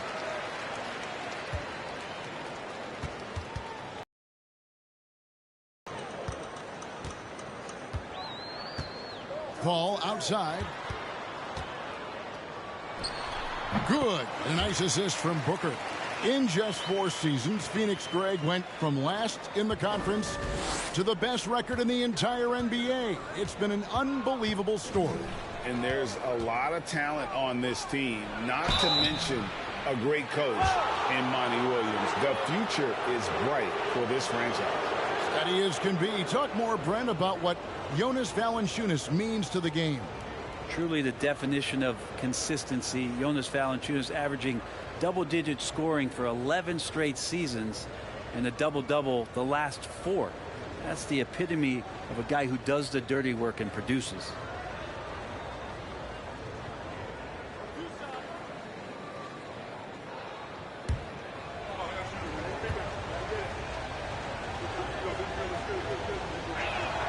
First one falls for him. It is amazing how good a three-point shooter Jonas Valanciunas has become. Well, he didn't attempt a 3 in his first 5 years in the NBA, and now he's shooting a ton of them. So he's got great feel, great touch, and it's done a lot to round out his game.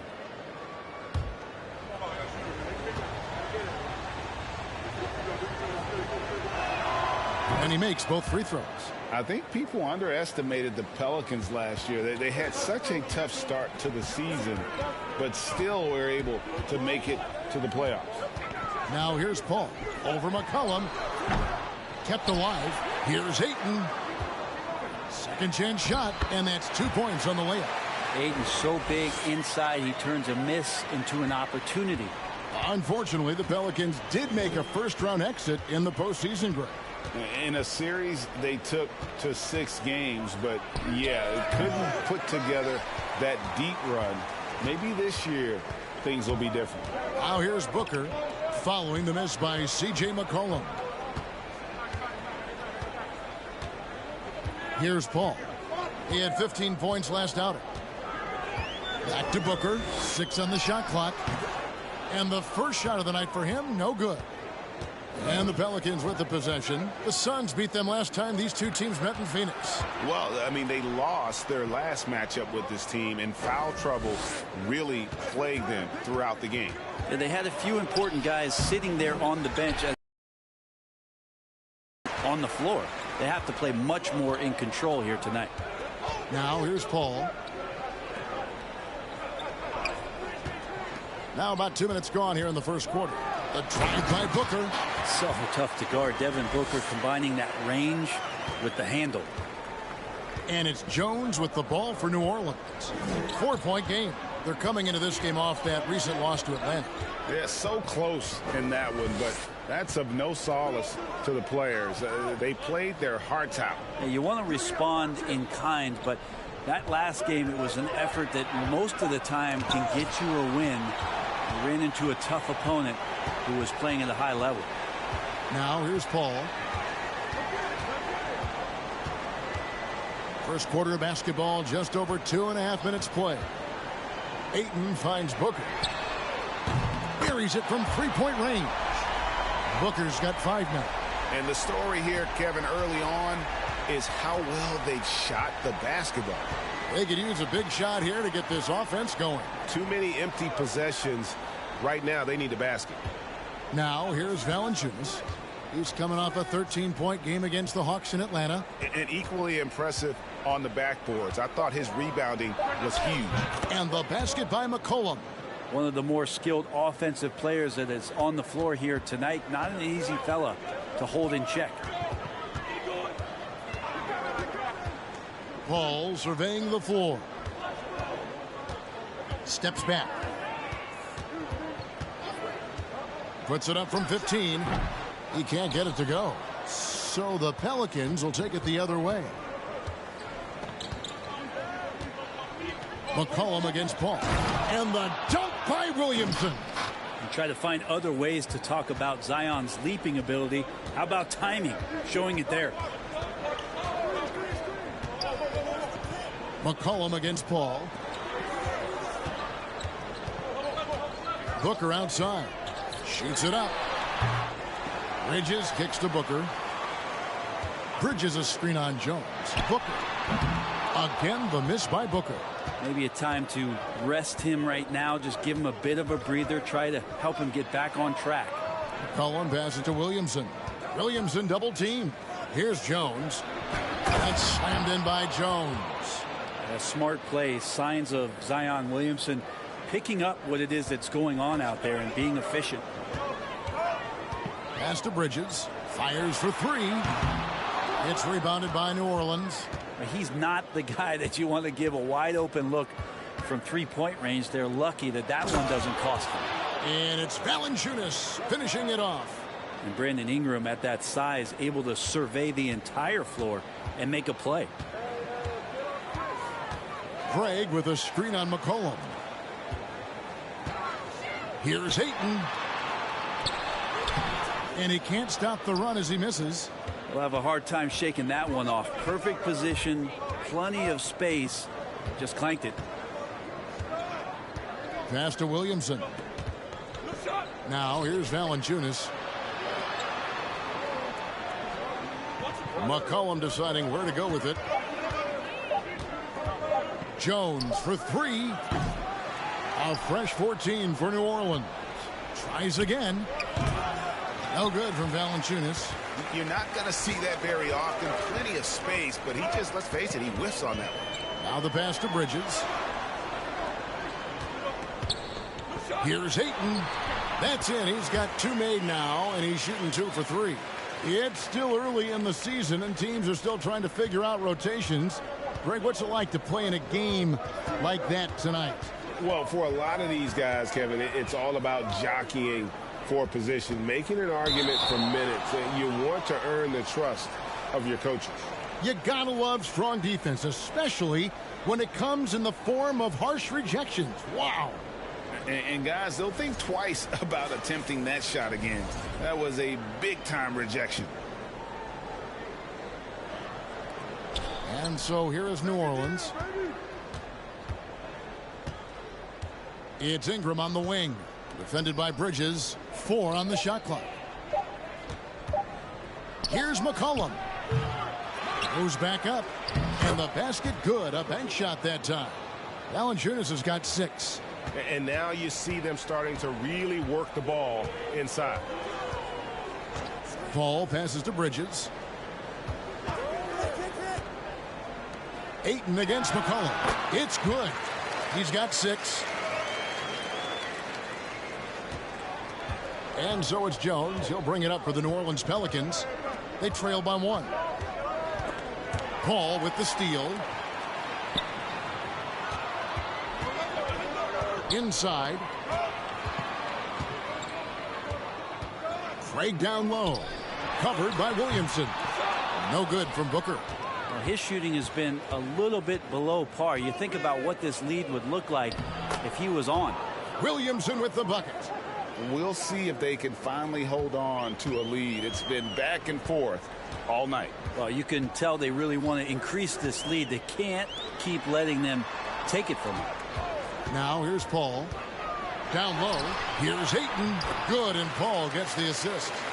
That's now 8 points for DeAndre Ayton.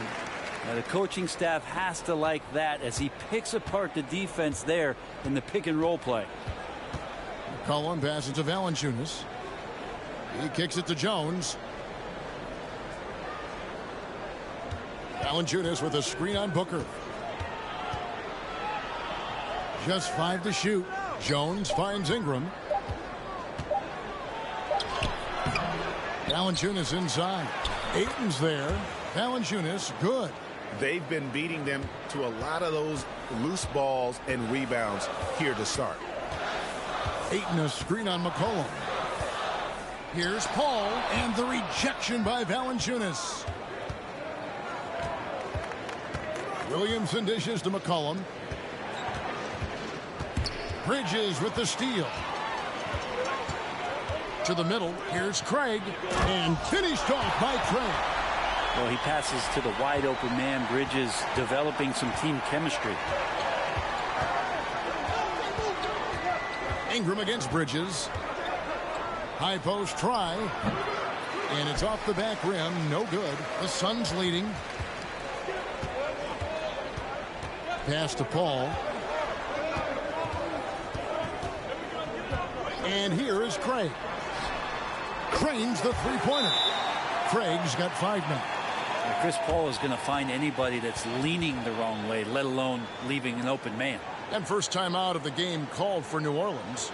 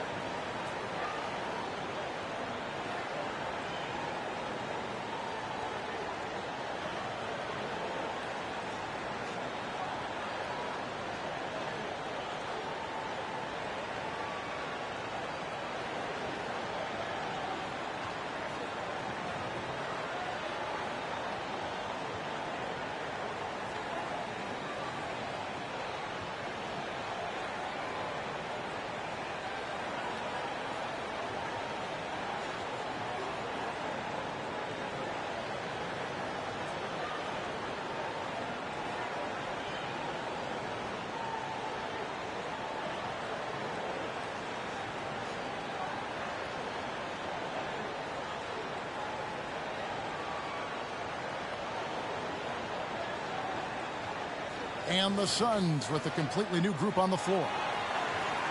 All right, a chance to check out stats for Jonas Valanciunas.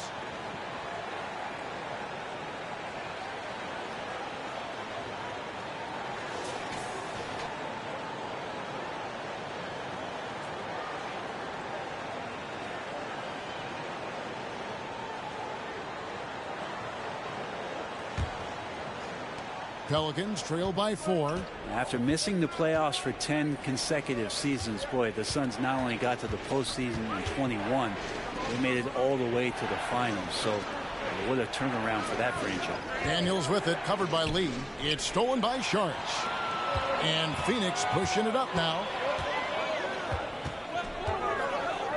On the wing, Lee. He's covered by Daniels. Pass to Biyombo. To the inside. Fade away. And the rebound goes to Murphy. It's been quite a turnaround, hasn't it, Brent, for Phoenix? Ever since they acquired Chris Paul in that trade from Oklahoma City, they've been a different team. Yeah, and I don't think you can really give enough credit to what it is that Chris Paul has brought, along with the combination and relationship that he has with Monty Williams. I mean, that leadership with that young roster and giving those guys belief has elevated the play of everybody who's put on that uniform. Here's Alvarado. He's gotten some minutes, but nothing on the board yet. Daniels, no good. And they've come out with a take-no-prisoners approach on the glass here tonight, guys. Okogie, the pass to Payne. 1:46 left in the first quarter. Good for the basket. Starting off 1 for 1 with that shot. The interior trying to make it tough on Payne, and he just found a way. And that outstanding drive and finish brought to you by Mobile One. And putting that pressure on the rim. That's what it's all about, threatening with that attack. Here is Daniels, covered by Lee. Lee with the steal. Here's Sharch. And that one clearly a foul. Gets the whistle, and 2 shots coming up. Now taking a look at some stats for Payne. Some last season stats for him. Put up about 10 points per game, 5 assists, and 3 rebounds. And he's a nice scoring threat in their second unit, a guy who provides instant offense. And he has really settled into this role. For some guys, maybe him, they'd rather come off the bench and do their damage. And that one misses. And taking a look at the Pelicans, lots of talent have come through that program over the years, and they're loaded now. Yeah, they've brought in some talent. They've done a good job in the draft and trying to find ways to hold on to these guys, along with having a healthy Zion. If all that comes together, it's definitely going to help their chances to be more competitive. And the second free throw, good. And guys, things are looking up in New Orleans. The extension for Zion Williamson reflecting his commitment to this young core, and with the 8th pick and Dyson Daniels, the Pels added to their bevy of young wing defenders. They're building a team to contend. And wait to finish and cut into that lead a little bit. Yeah, but look at the basket guy still shaking. Payne passes to Biyombo. Now Sharch covered by Hayes. Got a piece of it. And that's out of bounds. Phoenix will retain possession.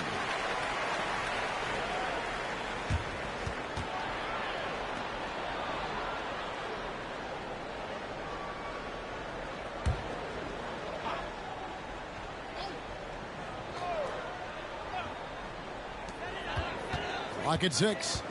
Here's Payne. Aaron Enns comes up with the rebound. We've got 33 seconds left in the first. Nance a screen. Here's Daniels. The pass to Nance. Back to Daniels. The 3 ball. It's good. He scores. That's his first basket after missing his first 2 attempts. Now 1 for 3. Here's Payne. And foul on the shot. He'll shoot 2 at the free throw line. And Campaign has gotten this reputation, and it's well earned as a professional, just able to come in the game ready when called upon. He's going to impact on both ends of the floor what's being done out there, and that effort level that has kept him around. 2.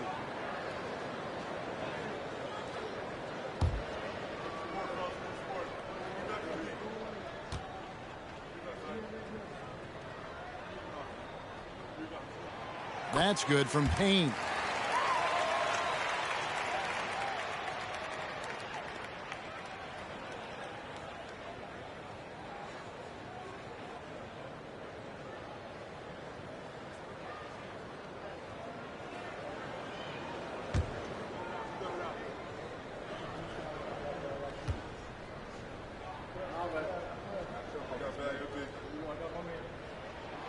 He's perfect from the line this time. Well, when he gets into a groove at the free throw line, it doesn't just last for tonight. This might be 2 weeks, 2 months, something like that. Here's Alvarado. Lays it up off the glass. Taking it up strong against size. He does not lack for confidence. Yeah, hard to stop it there if you're the big man. That's just too good a shot and great concentration. So at the end of 1 quarter of play, still a close game. Suns lead by 2. And we'll get the second quarter underway on the other side of this break.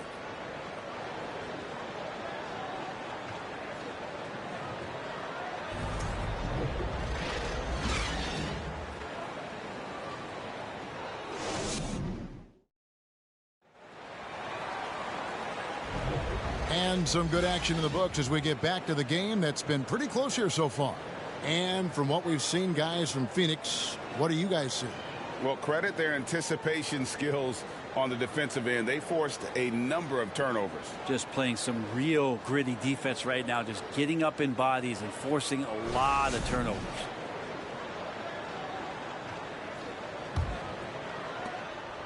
And it's Jones with the ball for New Orleans, trailing by 2. That is game 3 of this 4-game trip.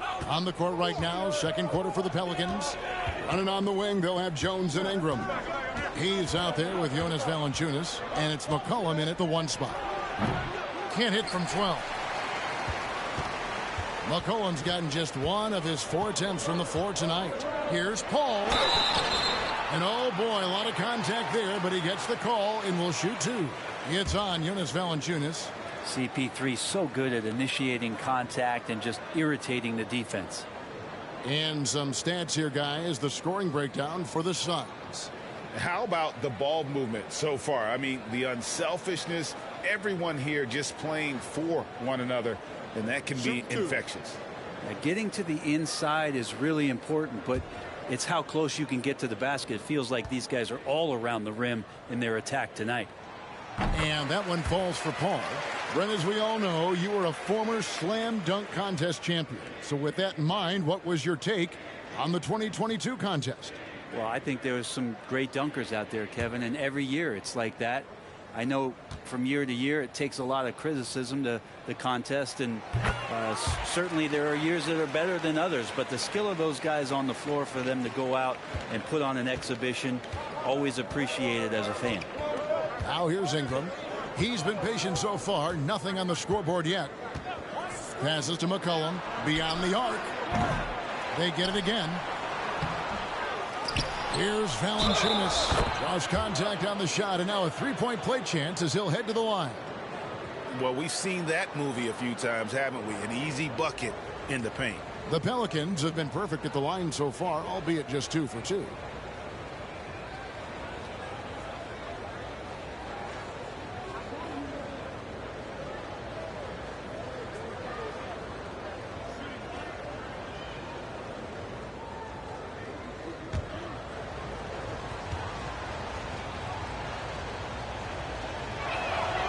The free throw drops for Valanciunas. There are ways to get a guy like Jonas Valanciunas to be aggressive in the game. You got to feed the big man, so get him the ball earlier and get it to him often. Ayton, a screen on Williamson. And Ayton throws it down.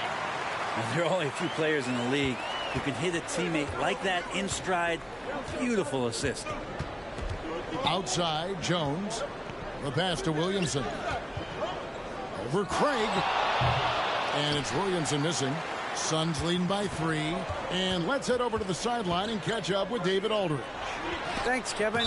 It is hard to forget the crazy draft night for Bridges in 2018. Drafted 10th by his hometown Sixers, his mom was an employee with the team. But he was traded an hour later to Phoenix. He says, it was tough, but once I came here, I loved it. The group of guys we had, I knew I wanted to be here. And they are sure glad they got him, Kevin. They are indeed, no doubt. D.A., thank you.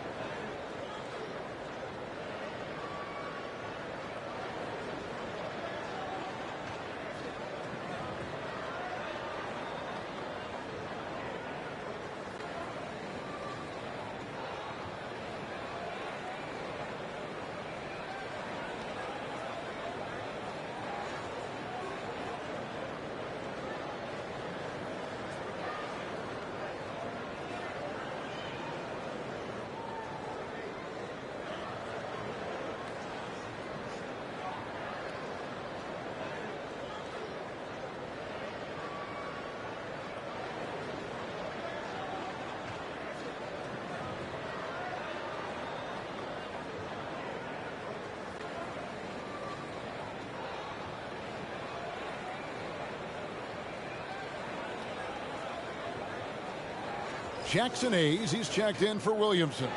All right, a chance to see stats for Paul. Last season, he played outstanding.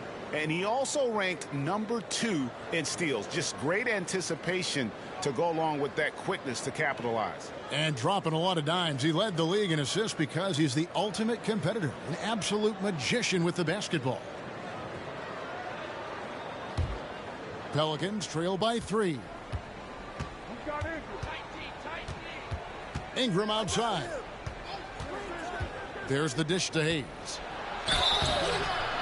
And he gets the whistle. 2 free throws coming up. Mikal Bridges picks one up. And really the defense fouling there to prevent the layup, but that's exactly what you need to do.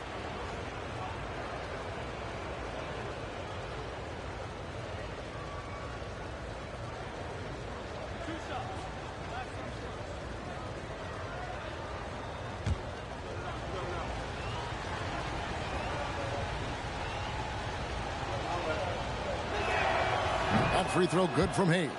Something you noticed about these Suns last year was their offensive talents, Brent. It could be seen from top to bottom. Man, they got plenty of great shooters on the floor. Obviously, one of the great distributors of all time in Chris Paul. And with these guys scoring in a variety of ways, really tough to defend from inside, outside, and the deadly mid-range of your leader. Hayes hits them both.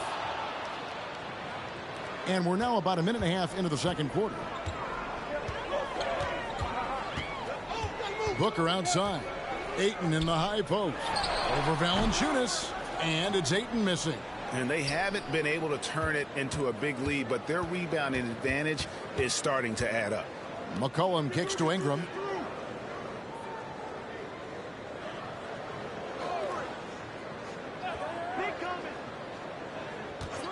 Down to 5 on the shot clock.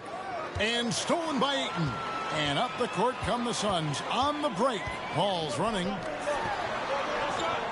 For 3, Bridges. That shot no good. And New Orleans will come the other way. Now here's Jones. He's coming off a 19-point game against the Hawks in Atlanta. Felt like he had a sense in that game that the defense was being over-aggressive, and he tried to take advantage of that. He continually frustrated them throughout the night and got to the free throw line. The Suns have gotten only 1 of their first 4 shots in the second quarter to drop. Craig passes to Paul. We're just over 2.5 minutes into the second quarter. Yeah, my expectations were that he was not going to miss that one. He handles that kind of defense, especially on the inside. Pass to Valanciunas. Outside, Jones. Pass to McCollum. Jacks up a 3. And that comes off the assist by Jones. McCollum's got the lead up to 2 now for the Pelicans. And so Booker will bring it up for the Suns. Fresh from a win against Portland.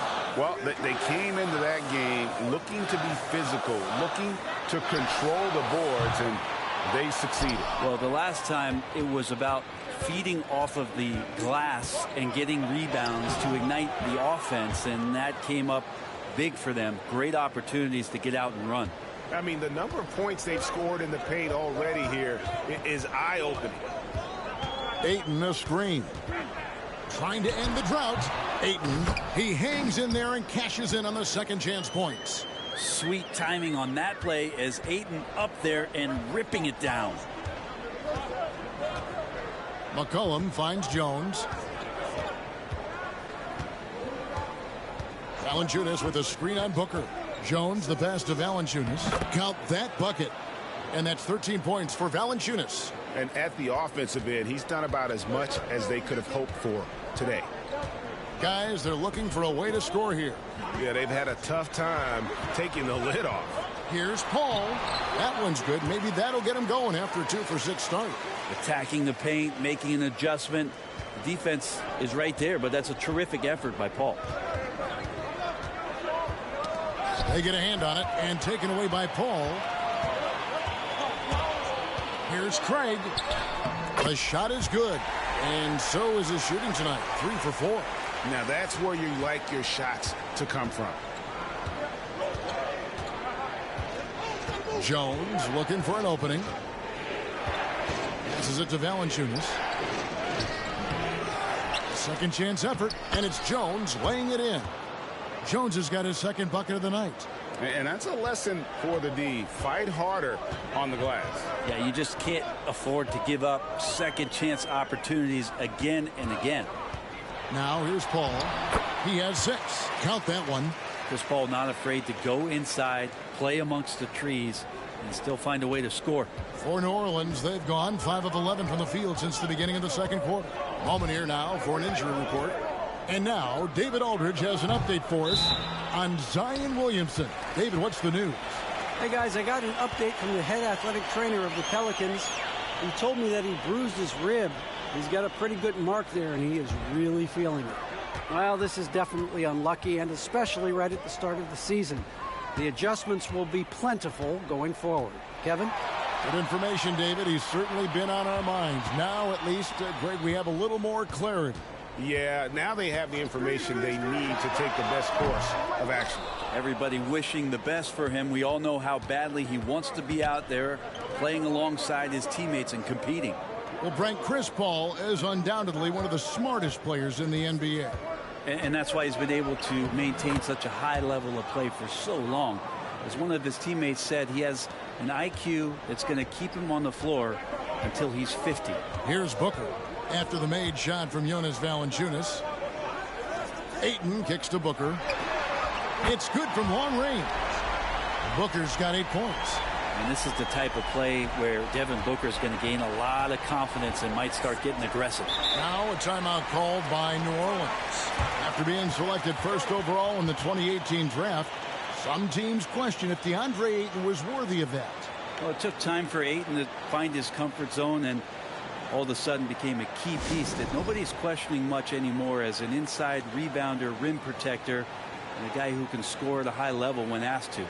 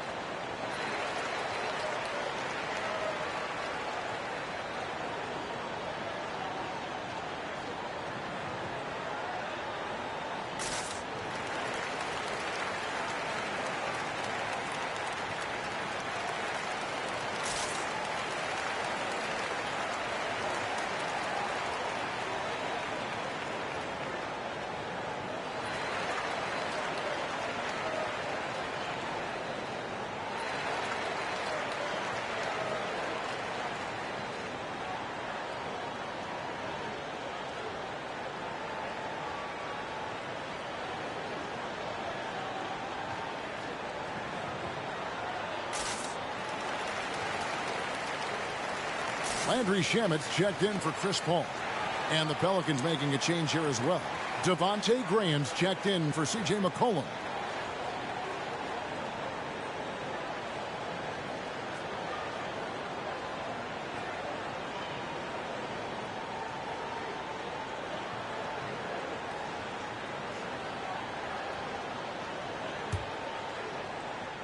Here's Ingram. He can't get that one to fall. Bridges with some nice defense.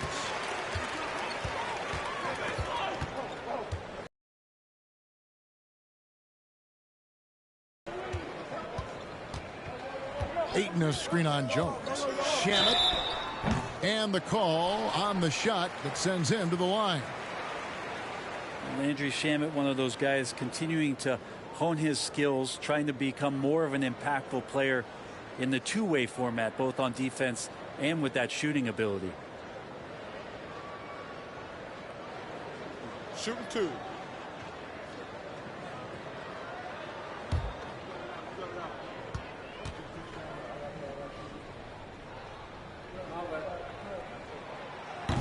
That free throw, no good. Biyombo is checked in for the Suns. Cameron Payne comes in for Devin Booker.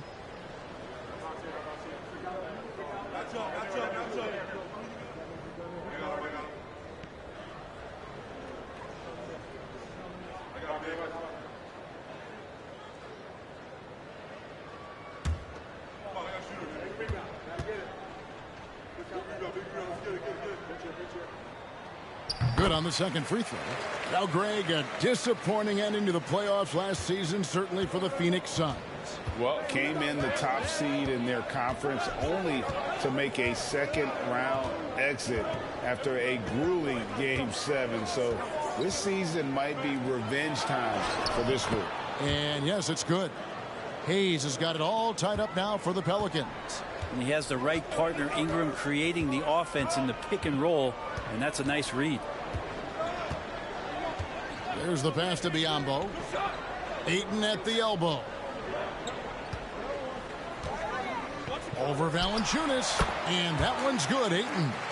Ayton's got 14.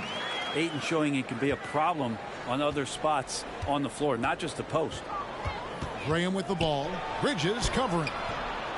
And it's Graham missing. And here's Bridges.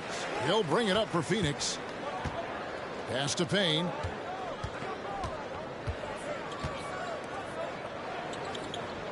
Bridges kicks to Payne. And it's blocked. Jones with it. Doubled by Bridges. Jones finds Ingram, and that comes off the assist by Jones. Jones has got 3 assists now in this one. Phoenix has gone 3 of 7 tonight from three-point territory. Payne passes to Biyombo. Pass to Ayton. Over to the left wing. Shot clock at 6. Inside. It's stolen by Valanciunas. Graham surveying the floor. Ingram outside. Poked away. And stolen by Ayton. Passes it to Payne. Shoots over Graham. Payne can't hit. New Orleans gone 1 of 2 on three-pointers here in the second quarter so far. Jones, the pass to Valanciunas. Shoots over Bridges. And there's Valanciunas on the assist by Jones. He's got 17. And I think Valanciunas is Lithuanian for can't miss. I'll have to look that up. The pass to Ayton. And here's Payne. He dishes it to Biyombo. Over Graham. Phoenix no good that time either. New Orleans in the lead. Jones kicks to Graham.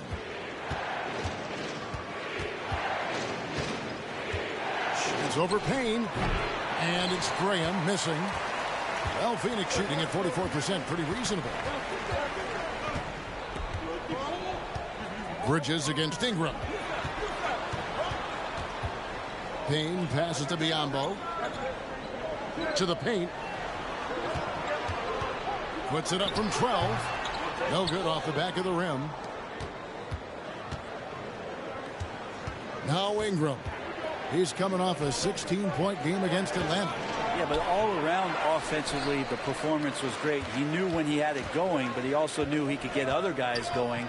So his passing right up there on the level with his scoring in that one. Now, here's Shamet. Jonas Valanciunas unable to get his shot to go. Ayton a screen on Ingram. Shamet with it. Now, Valanciunas defending.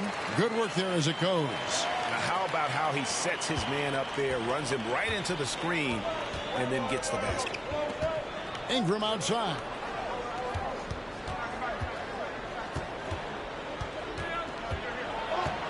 Shoots over Bridges. And it's Ingram missing. Phoenix has gone 3 of 7 tonight from three-point territory. Pass to Biyombo. And there is a whistle, and that's going to go on Jackson Hayes. That's his 3rd foul of the game. Some changes for Phoenix. Sharch comes in for DeAndre Ayton. And Okogie subbed in for Mikal Bridges. A big group substitution here for New Orleans.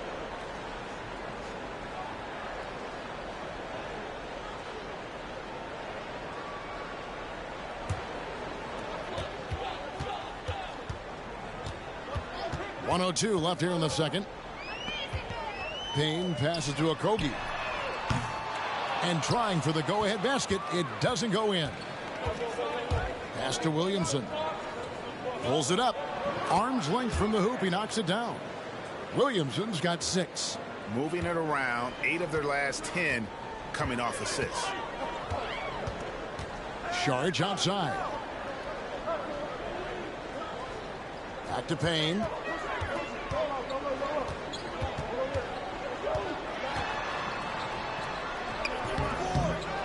We've got 28 seconds left to play in the first half. Missed inside. I wonder what the score would be if they weren't controlling the backboard. The Suns trailing.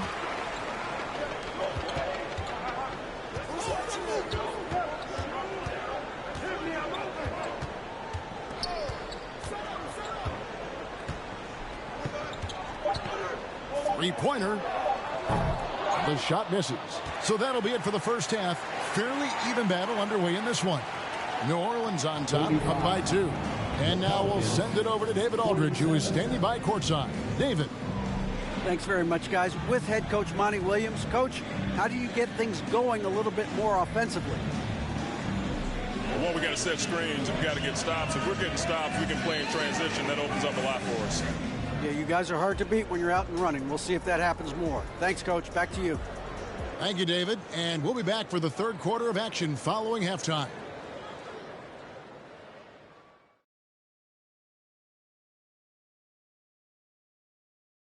Welcome. First up, let's look at the two guys who are each leading their respective teams through the first half. Two guys clearly battling for the spot, both putting on a show. You just hope it doesn't become an all-hero ball.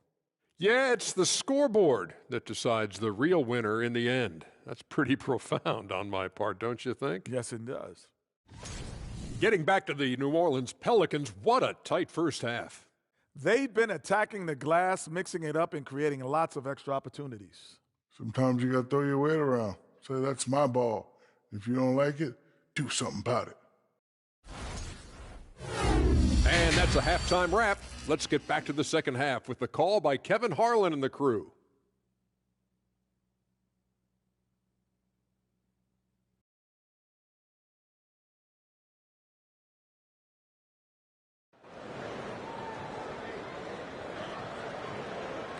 And we've got second half action for you. Thus far, a pretty evenly contested game. Jonas Valanciunas having a dominant impact in this game. Well, it didn't take him long to get that double-double. Already has it halfway through the game. Yeah, guys like him love to stuff the stat sheet. He's doing it here. Ball and Booker, the talented backcourt pair. Andre Ayton out there with Torrey Craig. And it's Bridges in at the 3, the small forward. That's who's out there for Phoenix. Valanciunas with a screen on Paul. 4 on the clock. And foul on the shot, so he'll get a chance at the line.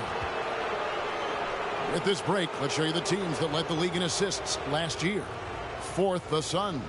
You take a quick look at their assist totals from last season, and it's really impressive. A direct product of the disciplined, unselfish culture that this franchise represents. Take a break. 2 shots.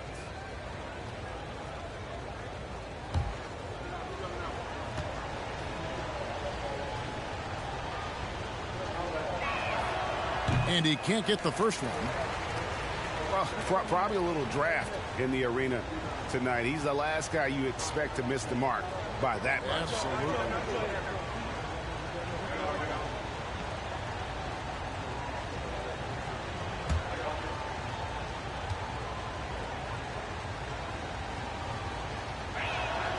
He hits the second from the line. Suns trail by 3. Paul with the ball. Now defended by Williamson. And oh, here we go. McCollum's got it. The fast break chance over Paul. And they cash in right away with the quick shot. McCollum's got 9. Well, CJ, as soon as he gets a step on you, you're pretty much done. Aggressive right there in transition. And the way C.J. McCollum, Greg, can get a shot up while moving, that's a big part of his game, isn't it? Yeah, very few players can shoot as well as McCollum on the run. Applies for his pull-up jumpers or when he's falling out of bounds. McCollum, one of the best in the league. Right now, let's send it over to the sidelines and get a report from David Aldridge. Thank you, Kevin. Last season, we know the Pelicans made that trade to bring in C.J. McCollum. He says, "I think it's a match made in heaven. I'm happy to be here. The cool part is that I haven't had to make any real adjustments. The way I play is the right way." Kevin, back to you. Well, and he's completely changing teams mid-season. Tough thing to do, but he is a veteran that can certainly handle it. Ball in his hands, good things usually happen. Hey, David, thank you for that story. The Suns have shot 75% at the stripe, 6 of 8. And when you look at their numbers from a season ago, 80% as a unit, that's something you'll be happy with.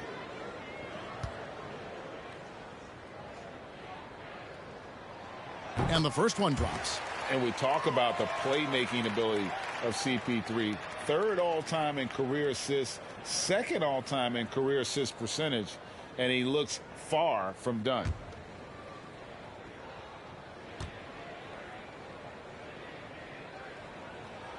And so he hits both. And Greg, what separates Paul from the other two guys that have more career assists is that Paul also averaged 18 points a game. And he scores with efficiency. Really a one-of-a-kind talent. When he finally does decide to hang him up, I think he'd make a great head coach as well. Now here's Jones.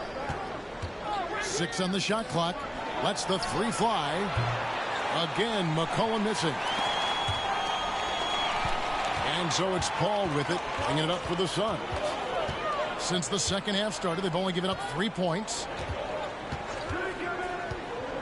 For the tie, bangs home the trifecta. Craig's got the game tied up here for Phoenix. You can't just stop when there's a pick set up. Gotta fight over it as a defender. That's one that the coaches will watch tomorrow with that player. You hate to see him give up in that situation. Oh, that's some fancy ball handling right there. Since when does he take guys off the dribble? And that was another look at the fantastic Mobile One drive that happened a moment ago. And a close game like this, you've got to dig deep and just find a way to make things happen. Now, here's Craig. He's got 10. Here's Booker. Rebounded by Valanciunas. Valanciunas has got 11 rebounds in the game.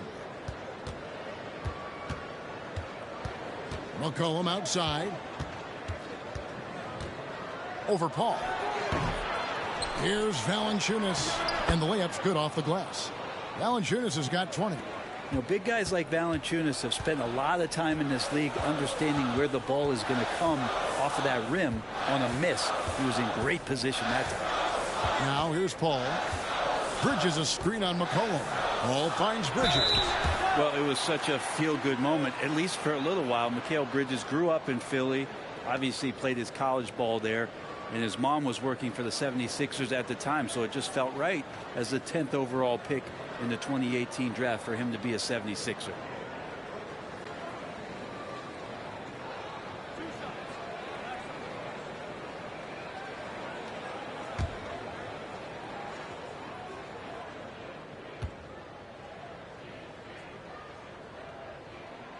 And he knocks down the first one. Mikal's time in Philly was very short, Brent. Bridges traded Phoenix on draft night. Well, that was a bit of a shocker. I mean, all the talk about being the hometown hero, and then all of a sudden he's on his way to the desert heading towards Phoenix. But you look at Mikal's career, he's been awesome for the Suns. I mean, what development as a 3-and-D player, making the finals, signing a big extension, such a huge part of the Phoenix Suns franchise in their future. For New Orleans, they've gone 3 of 6 in the third quarter, 50% from the field. Ingram outside. Valanciunas sets a screen for Ingram. Trying to find Valanciunas. Gets it to him. That's the kind of D you need when he's got the ball near the hoop. They were all over. Bridges dishes to Paul. Passes it to Ayton. And there's a foul. It's on C.J. McCollum.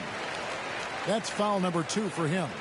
And still early in the period, and they're only 1 foul away from being over the limit. And the Pelicans making a change here. Alvarado's checked in. Ayton finds Booker. Shoots from the line. And the Suns miss again. New Orleans has gone 0 of 2 from deep to start things here in the second half. Gets the bucket and the foul.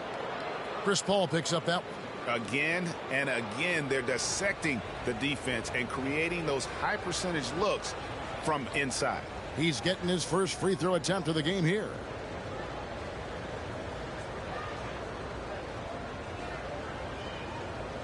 Mind the lanes. Mind the lanes. One shot.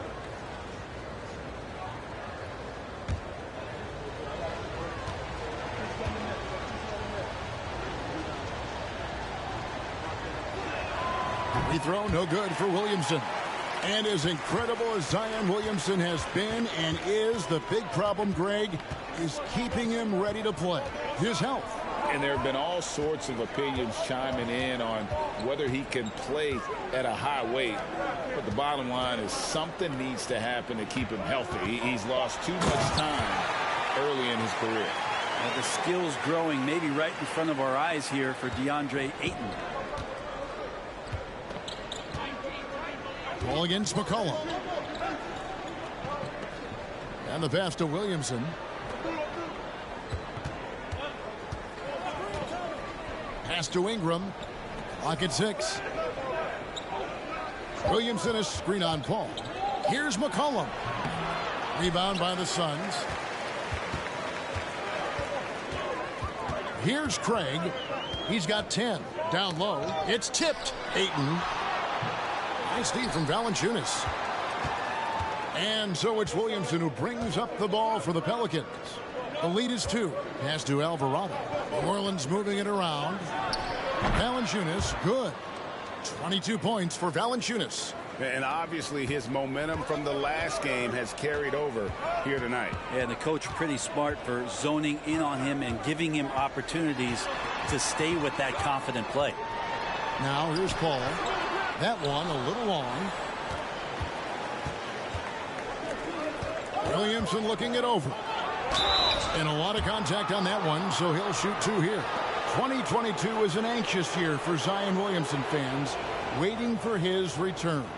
It's just not easy when your superstar gets hurt, and because you want them back as soon as possible, but you also don't want to rush the healing process. And fans really had to be patient, waiting for Zion to come back. They've got a big year ahead of him.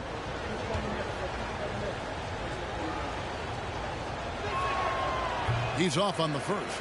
There's such an aura around the way that Zion Williamson has come into the league.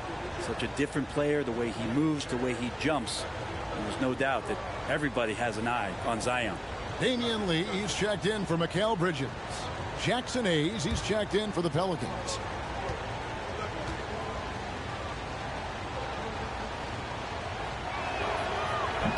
So we can't get either to fall. Suns trail by 4. Craig kicks to Paul. Back to Craig.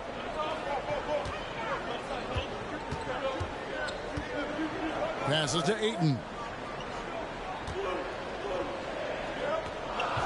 Back to Craig. He can't hit that time. Some solid defense from Ingram.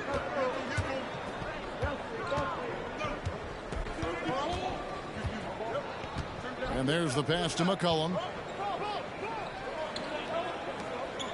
Now here's Hayes. He's got 6. Pass to McCollum.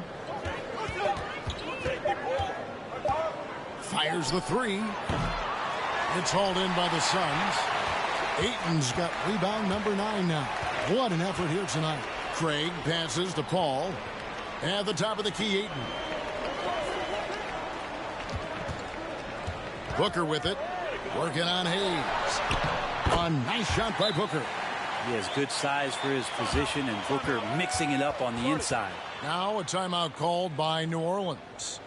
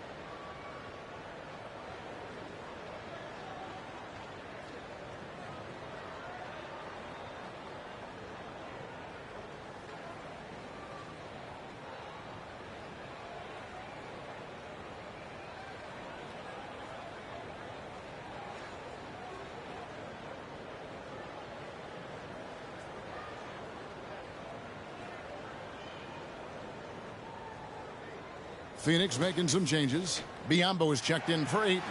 Saric comes in for Torrey Craig. And it's Payne in for Chris Paul.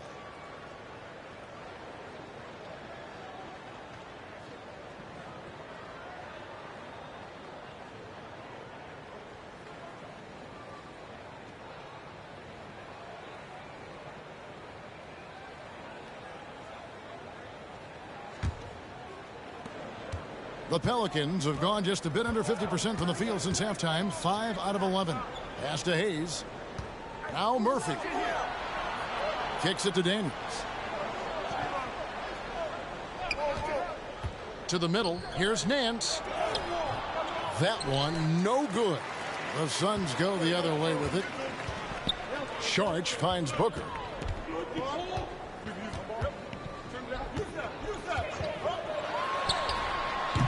That doesn't go on the chance to tie. New Orleans in the lead. Out of bounds. Phoenix will take possession. And the Suns making a change here. Okogie's checked in.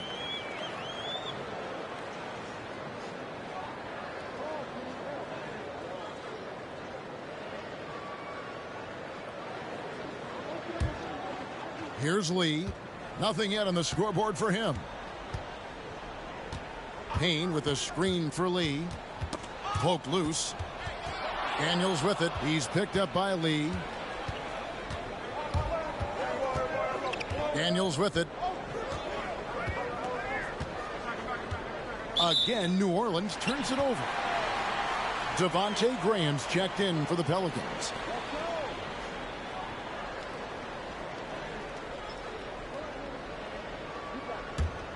For Phoenix, they've gone a lackluster 3 of 9 from the field since halftime. For the lead, the rebound by Nance. Nance has got 5 rebounds tonight.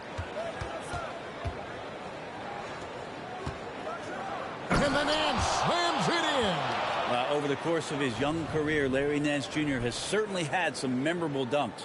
Awesome display of athleticism captured by our AT&T 5G Slam Cam. And so it's Payne with it. He'll bring it up for Phoenix. 4-point game. And they're on the break. Here's Murphy. And then Murphy with the dunk.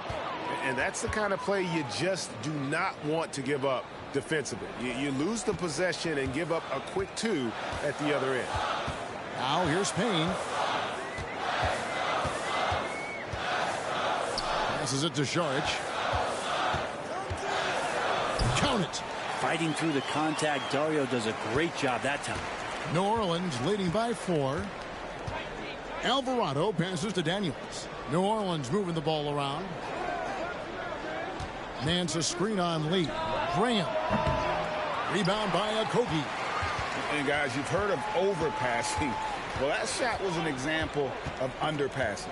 Maybe they can find a way to establish some rhythm in the next few possessions with the extra pass. Saric with the screen for Payne. No good on the 3. You know what? He's just stone cold right now. Really not sure if he's their best option offensively as they try to get back in this game. Out to the wing. Nance a screen on Lee. Offensive rebound. And Nance kicks to Murphy. Nance sets a screen for Graham. Shoots over Biyombo. And stolen by Biyombo. Here's Daniels. And he makes the bucket, gets the whistle. And now a 3-point play chance here for him. And an important part of every team's game, a look at the hustle stats for New Orleans. They have been a wrecking ball defensively, coming up with steals, being active with their hands, and just doing a terrific job of disrupting the rhythm.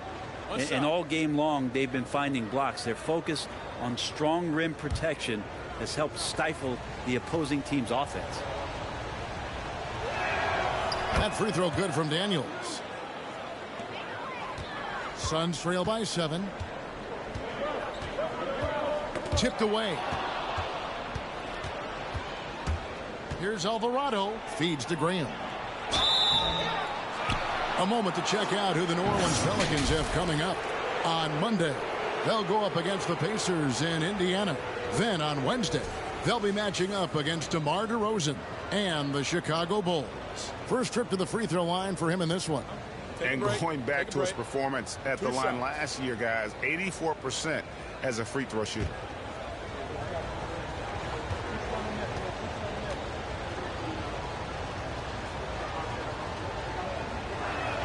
That free throw, no good.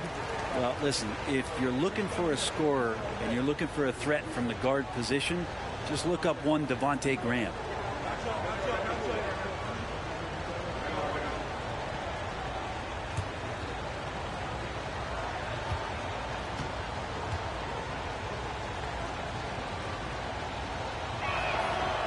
That one is no good.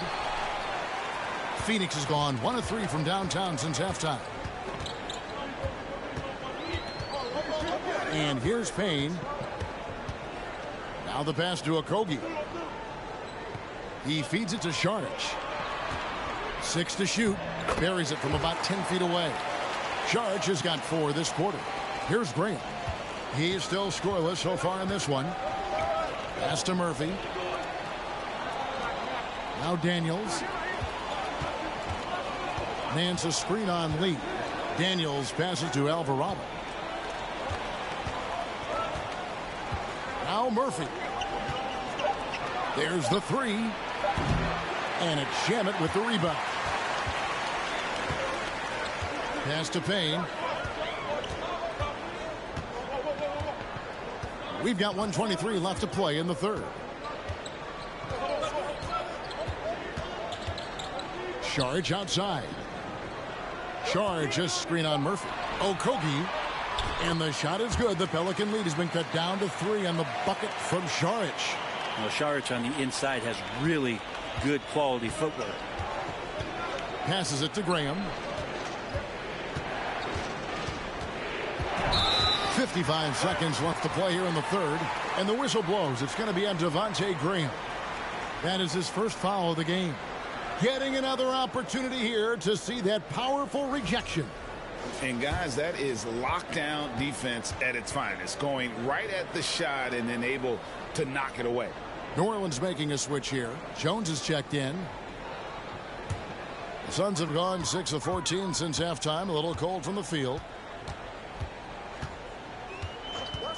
Here's Shamet. And the pass to Payne for the tie. It's rebounded by New Orleans. Nance has got his 7th rebound of the game with that last one. We've got 33 seconds left in the third quarter.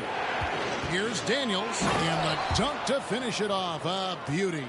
Not the kind of aggressive defense they need to cut into the lead. Yeah, you have to protect the rim, Greg, a little better. Good job to recognize the opportunity. That's just very solid offense. Now here's Sharge. Nance with the rebound.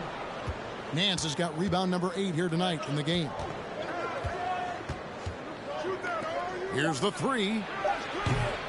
Doesn't go for him. The third quarter comes to a close. Pelicans lead by 5.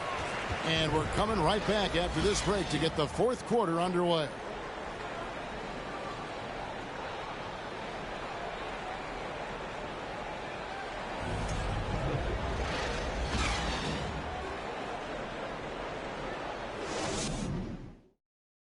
And a moment now as we take a look at our State Farm assists of the game. And he's always been the favorite to bag this honor. These kind of feeds are his bread and butter. Doesn't happen with every point guard in the league as far as setting your teammates up. Lots more scorers now, but right there creating the scoring opportunity for his teammate. Well, what a terrific game it's been so far, with this fourth quarter sure to bring more pressure-packed basketball. On the court for the Pelicans, getting the fourth quarter going. Ingram in the front court with Williamson. McCollum and Jones are their guards. And it's Valanciunas in at the pivot spot, manning the middle. McCollum finds Jones. Valanciunas with a screen on Booker. Williamson trying to free himself up. Shooting foul as the whistle blows. He'll shoot 2 free throws. That one on Ayton. Well, Valanciunas with brute force on that play, and you get inside like that, you got to hit the guy.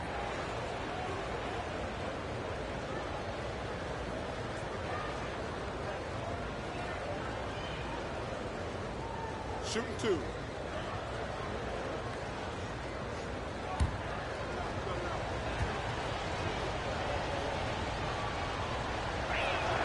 No good on the free throw.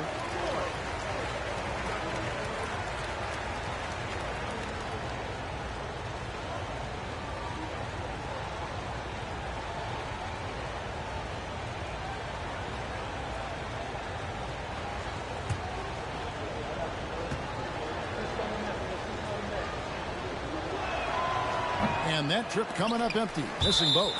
And really, even the great ones have off nights, and this definitely qualifies as one of those for him.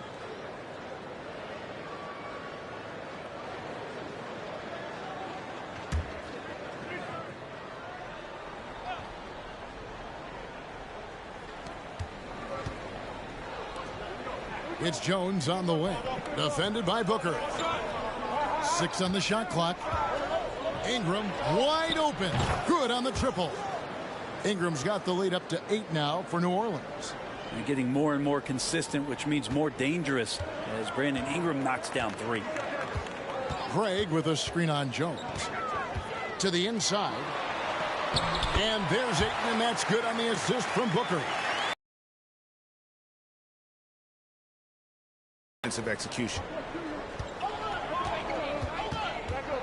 Jones against Booker. Ingram outside. New Orleans moving it around. Ball against McCollum. Looking to end his cold spell. And he's fouled pretty hard on that shot, but he's got the chance to pick up the points at the line.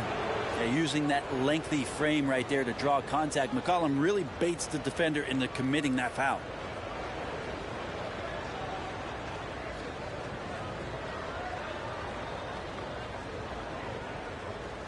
Take a break. Take a break. 2 shots.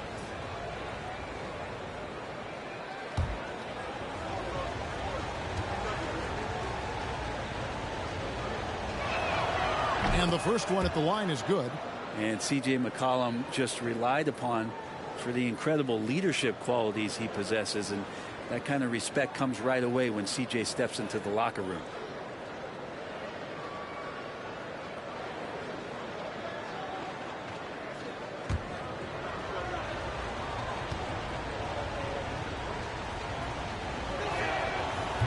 And so he's able to get 1 of 2. Suns trail by 7.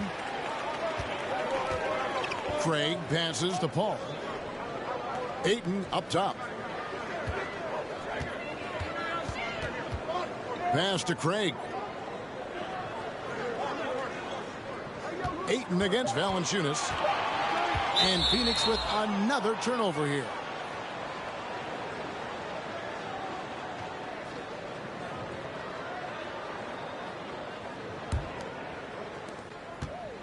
And so it's McCollum with it. He brings it up for the Pelicans. A great fourth quarter, just giving up 2 points. Dishes it to Jones.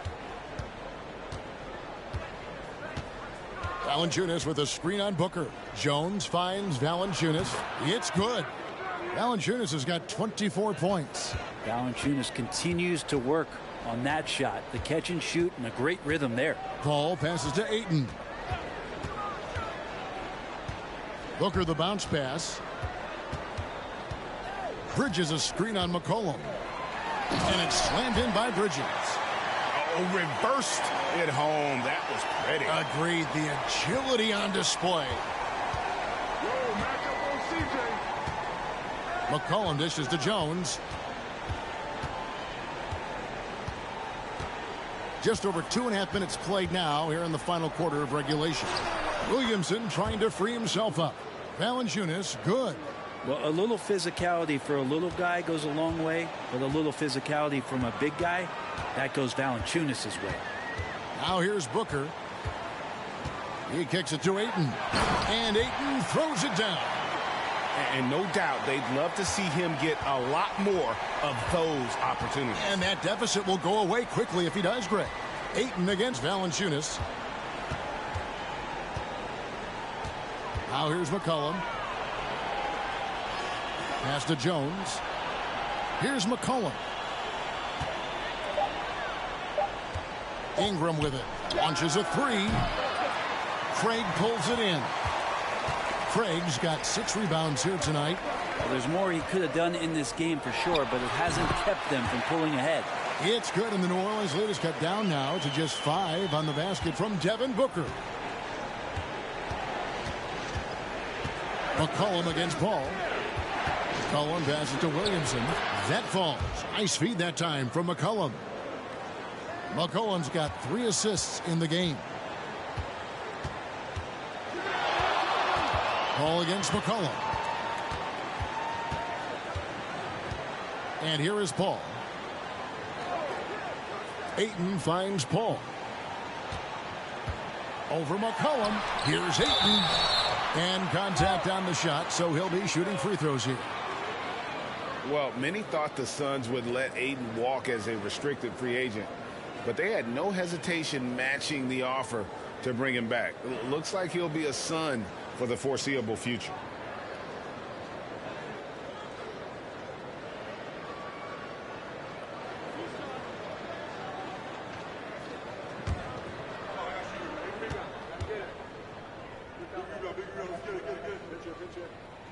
The first one falls.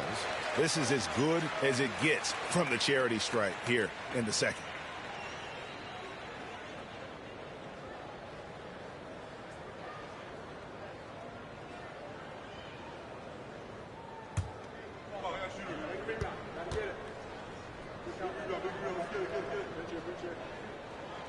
That one misses.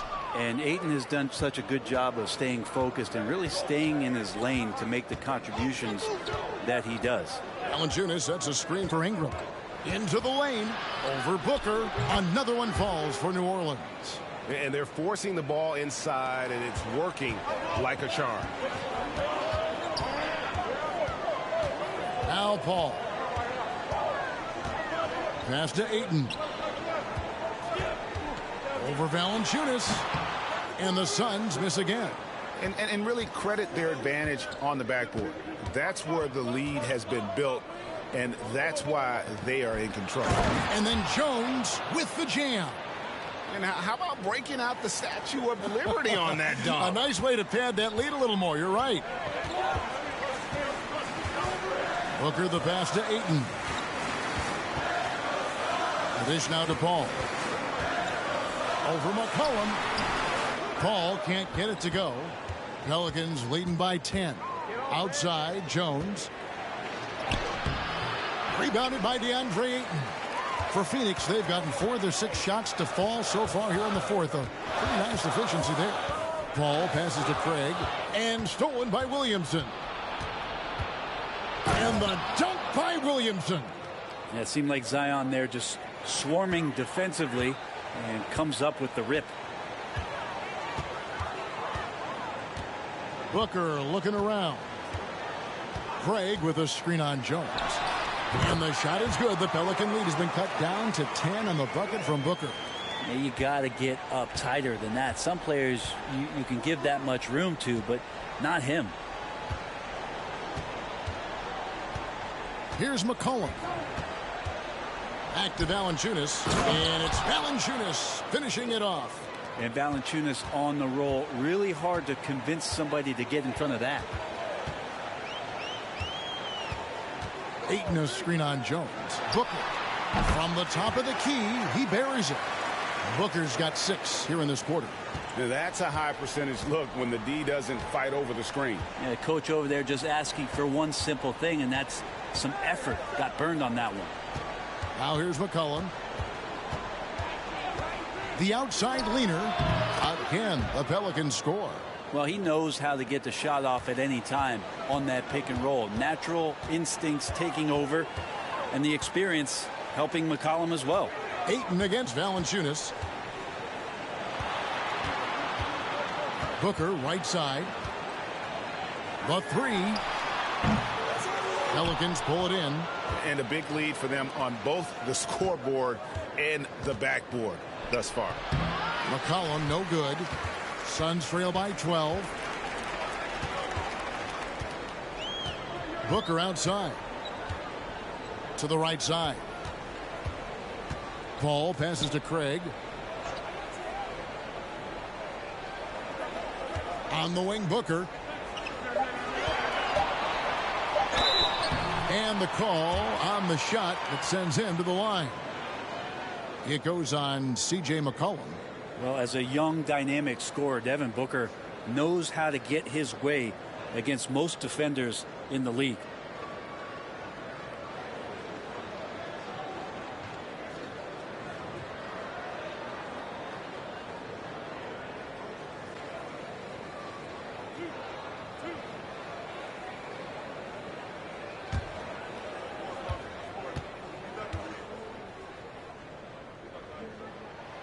First free throw is good. Some guys will wow you with their overall size or incredible athleticism. Devin Booker does it with his pure ability to score the ball. The Suns making a switch here. Payne's checked in.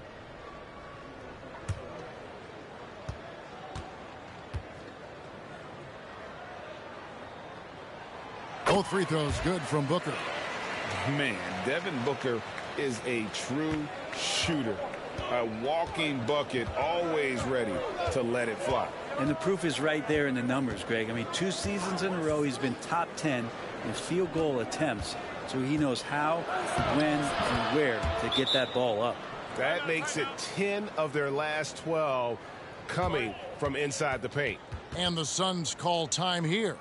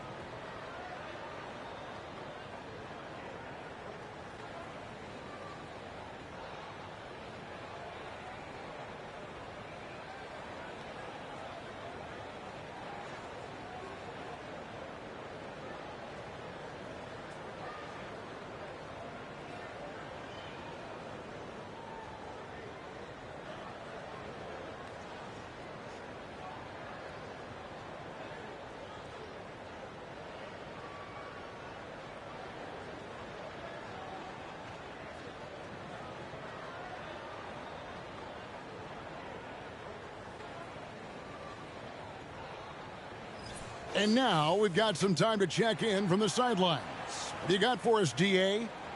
Hey, guys, I had a chance to listen to what Monty Williams discussed with his players. He is not pleased, and he told them they have to make a push right now. He said, look, we got to make a move, or I've got to pull the plug. Pretty blunt stuff, Kevin. Back to you. All right, thank you, David.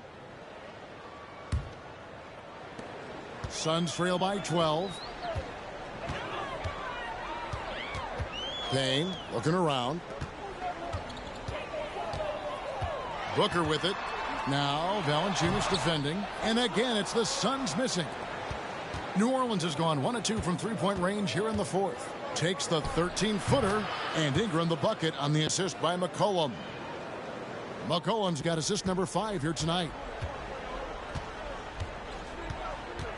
Now here's Payne. The pass to Ayton. He dishes it to Booker.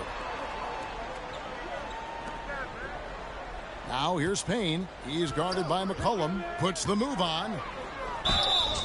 Shooting foul as the whistle blows. He'll shoot 2 free throws. Well, you like the role that Cam has accepted as a guy who comes in and gives immediate energy and impact to the offense.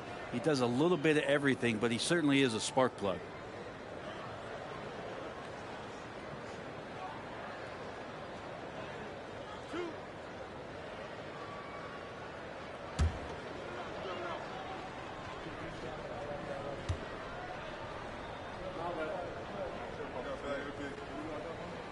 First free throw is good. His versatility has made Payne a valuable second unit guy, don't you think, Brent? Well, he's a pretty decent package out there. He can score. He likes to get up defensively and bother opposing point guards. So it's that momentum that Cam Payne can come into the game and begin to turn the tide for his team in their favor.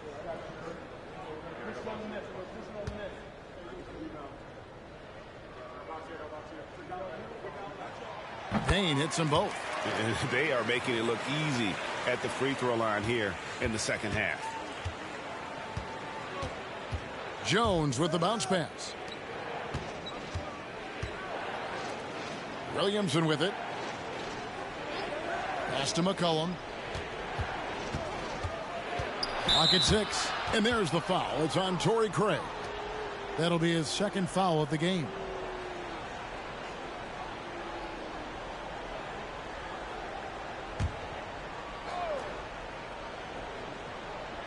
And the Pelicans with possession here. Williamson kicks to Jones. Just 5 to shoot. Well, Booker asserting himself on the defensive end that time. He has good size and enough speed to annoy the opposing scorer. Off target from the baseline. And they've controlled the boards, and that's a big reason why they're controlling the lead. It's McCollum with the drive. And oh boy, a lot of contact there, but he gets the call and will shoot 2. It goes on Devin Booker. Wow, he got whacked on that one. Shouldn't be much debate there.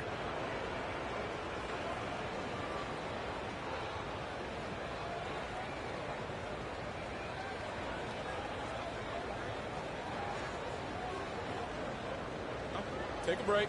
Take a break. 2 shots.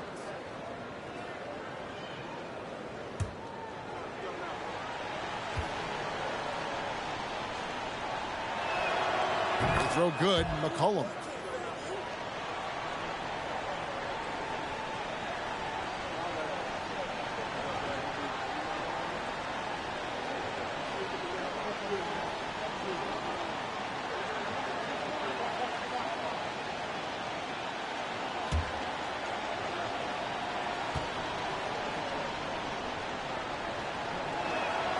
And so McCollum nails both of them.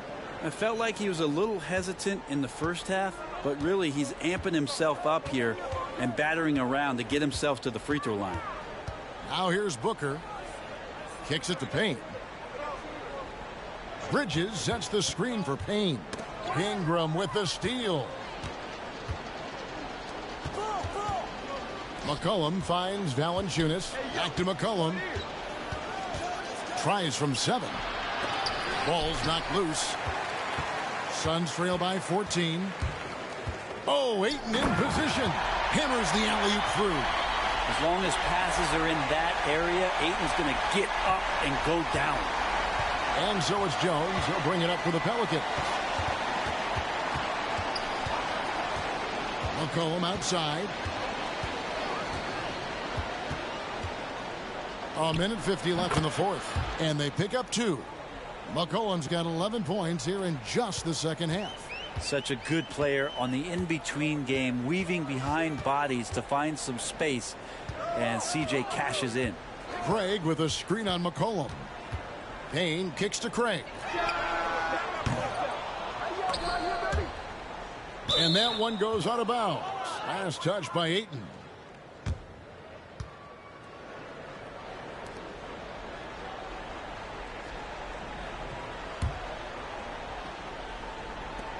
.130 left in the game. Pelicans leading by 14. Pass to Valanciunas. Back to McCollum. Here he goes. Phoenix grabs the miss. Ayton's got 12 rebounds here tonight. Big time effort. Booker against Jones. Booker no good. And not a way to get out of a funk. He needs to be looking for good, solid, more efficient shots, not the wild one he took there. And these are the types of games where one team clearly has the edge. Tonight, it will be a win by a large margin for the Pelicans. In the end, they had a better shooting percentage, and that's what made the difference. Sometimes, you know, things go your way. The other team wasn't catching many lucky breaks themselves. Yeah, and Kevin, not all about luck. I thought their overall shot selection was better. And so with this win, they'll move to 6 victories on the season. And a great team effort tonight, helped in large part with contributions, and the nice night it ended up being for Valanciunas. Well, a consistent intensity is what he brought to the floor here. He hit the glass hard, and he came up with a ton of rebounds. Here's what Phoenix has got going on right now. Sharch has checked in for Ayton. Okogie comes in for Torrey Craig. Lee's checked in for Mikal Bridges. And Landry Shamet subbed in for Devin Booker.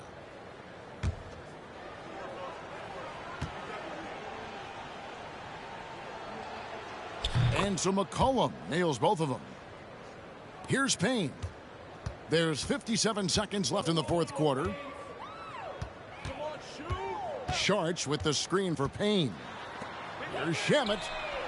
Nailed from three-point land. And Payne just playing eyes-up basketball, seeing that opportunity. Now here's McCollum. He's covered by Shamet. New Orleans moving the ball around. Nance a screen. Here's Daniels. He gets it in there. But the truth is they've had control of this game. Yeah, looks like a veteran team tonight, getting out on the road, playing with assertiveness, confidence, fully in control for this win. About 7 seconds separating the shot and game clocks. It's deflected. More of this from Larry Nance Jr. rising up and tossing that one away. Here's Alvarado. Payne covering.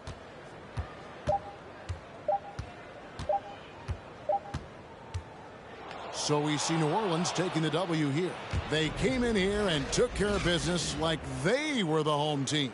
And Kevin, how about the mental toughness that this group showed? They were never rattled at all by the opposing fans. And now let's check in with David Aldridge reporting from the sideline for our player of the game. David, take it away. Thanks, Kevin. Jonas, you have a lot on you in terms of patrolling the paint. How do you think you're doing? I feel good. You know, there is a better game, there is a worse game, but, you know, I'm bringing energy every game. I'm fighting, and my job is take rebounds, set of screens. I'm doing that job. It's grunt work, but you're good at it. Thanks. Back to you, Kevin. David, thank you as always. And that's going to do it tonight, folks, for our broadcast. For Greg Anthony, Brett Barry, and David Aldridge.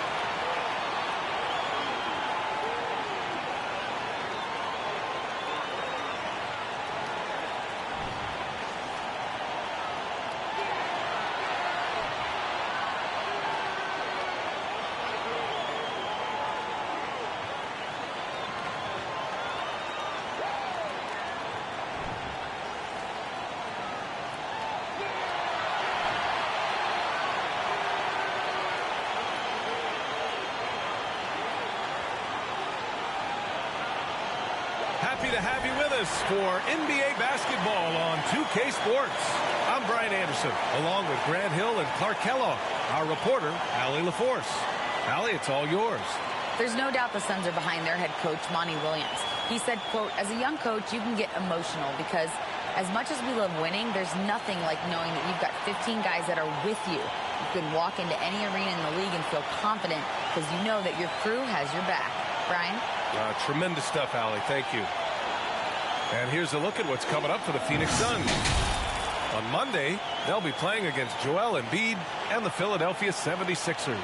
Then on Wednesday, they'll be taking on Rudy Gobert and the Minnesota Timberwolves. So the opening lineup for the Timberwolves, filling in the wings, Edwards and McDaniels. Towns. And it's Russell in at the 1. And for the Suns, the deadly pair of Paul and Booker are the backcourt. Torrey Craig out there with DeAndre Ayton. And it's Bridges in at the 3, the small forward. And with every new NBA season, Grant, it's always fun to see which players have a breakout year. NBA, it seems like guys always have breakout years. Usually we see it with the younger players, but sometimes it's with guys who've been in the league and are now in new situations. Last year, we saw breakout seasons for Darius Garland, Jordan Poole, and Tyrese Maxey, just to name a few. Now here's Edwards. Towns for 3. Knocks it down from distance. How many 6'11" guys in this league can do that?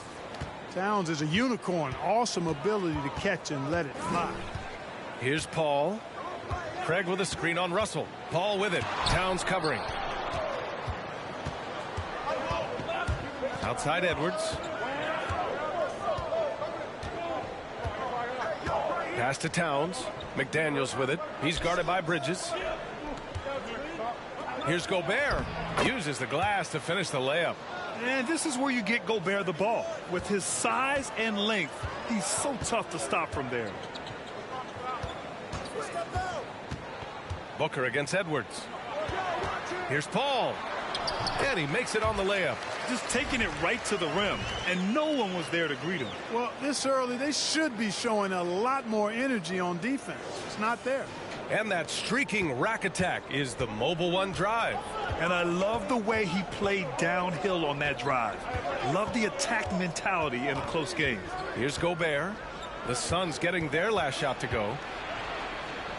Boy, you get everything you want from a young star in Anthony Edwards. I mean, excellent all-out energy in every minute he's on the floor. Plays hard and with great intensity, and he's got a commitment to working hard in practice. That is a really good combination for one of your franchise players.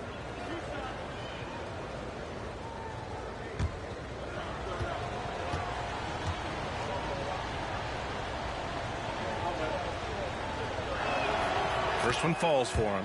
Well, practice certainly has paid off when you look at Anthony Edwards' stat line, Clark. Yeah, improvement across the board, BA, and that doesn't just happen by accident or osmosis. You got to put the work in. In almost every category, his game is only getting stronger and better. The future, extremely bright for this young man, especially if he can keep that arrow green and going forward. Well, one thing you learn about Anthony Edwards, he does not lack for confidence. He wants to become the best to ever do it, and he believes he can. For 3, Booker. It's rebounded by Rudy Gobert. Now the Timberwolves with it. It's a 5-point game. And here's Edwards outside. Ooh, and once again, off the mark by Minnesota. And you see the ambition for greatness in Edwards. But, Grant, is he willing to do the work? Well, B.A., think about this. He's a quick study. He listens to his coaches with curiosity. And he's driven to achieve the goals they set for him. Yeah, I think he can. Minnesota with the ball. Following the score by... Power it home! Oh, wow! Watch out now. Look out below. Edwards rising to the rafters. Impressive looks on the AT&T 5G Slam Cam. For Phoenix, they've gone just 2 for 4 from the floor. Russell against Paul. Pass to Ayton. And there's a whistle. He'll head to the line to shoot 2. Yeah, and you never want to let shots at the rim go uncontested. Yeah, I couldn't agree with you more. I mean, that's the message they were sending with that foul. Nothing easy inside.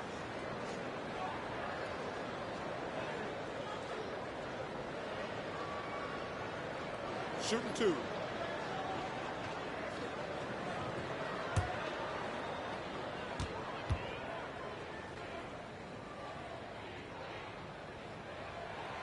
That one's off.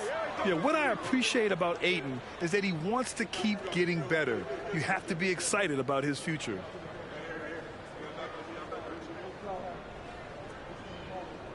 We got this.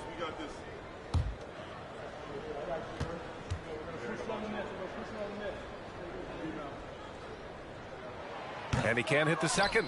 And in trading for Rudy Gobert, the Timberwolves taking a Twin Towers approach with 2 7-footers in their front court. Of course, the outstanding shooting of Karl Anthony Towns means that spacing shouldn't be much of a concern. That's good from Towns on the assist by Edwards. Towns has got 5 points. They've really come out swinging, hitting 4 of their first 5 shots. Ayton, a screen on Edwards. Booker with it, and it's Gobert picking him up. Booker, good. If there's one guy in the league who's never going to give up on the mid-range shot, it's Booker. If the D gives it to him, he'll take it. Here's Russell. And he can't get that one. The Suns go the other way with it. It was a victory here for the home team last time these guys met. And last time out, they seized the advantage with their defensive pressure. They did a great job of just forcing a lot of turnovers. And that really was the difference. I mean, it requires a ton of energy to play that harassing style.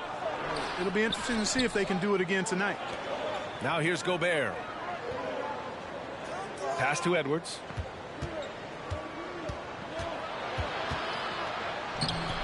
The Suns clear it. Boy, that's a look he has to finish, and he knows it. Lone opportunity. Bridges passes to Ayton. Oh, and the jam by Ayton. You're looking at Ayton using all of his height and reach, slamming it down on a helpless defense. Edwards for 3. And Ayton pulls it down. You know, he looks a little off-kilter to me this quarter, still trying to find his rhythm. And he was fouled while in the act of shooting, so he'll take 2 free throws.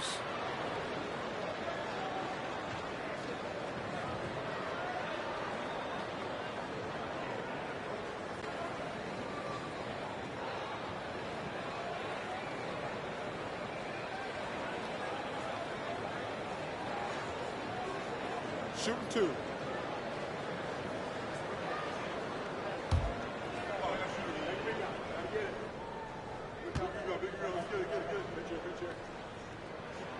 And that one falls for Craig.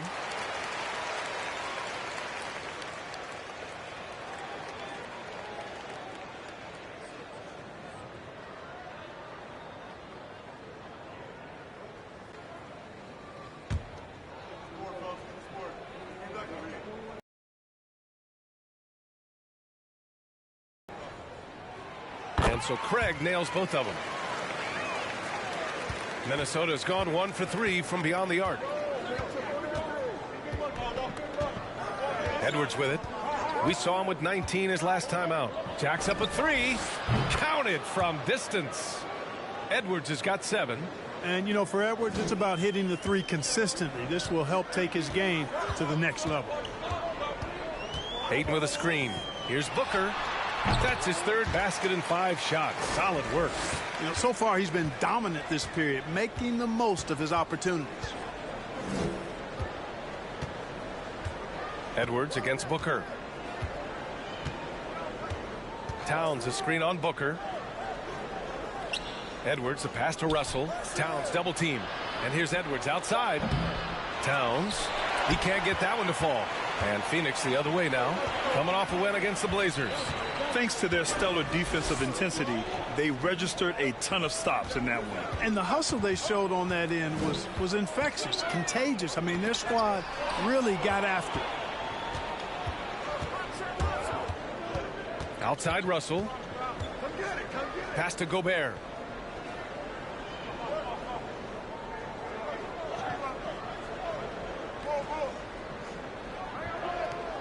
Outside Edwards. 6 to shoot. Again, the miss by Edwards. Hey, I think that green light they'd given him early should probably go red now. I mean, he needs to get some other folks involved. Craig with it. Here's Ayton. Oh, and the jam by Ayton. Really nice job moving the ball around that time, picking apart that defense. Outside Edwards. Again, the miss by Edwards. You know, he's just not taking good shots, not taking smart shots, forcing up a lot of low percentage junk there. Stolen by Russell in transition. McDaniels from long range. Here's Towns, and there's 2. Work on the glass, paying off that time. Towns has got 7 points in the game. One of the many skills that Towns brings every night is his offensive rebound. Up top, Paul, guarded by Russell. Lets it go from 11. Oh, it's blocked by Towns. Paul against Edwards. Towns, a screen on Paul. And here's Edwards outside. Drills it from deep. 10 points for him. Boy, great take by Edwards, making the correct decision in the pick and roll there.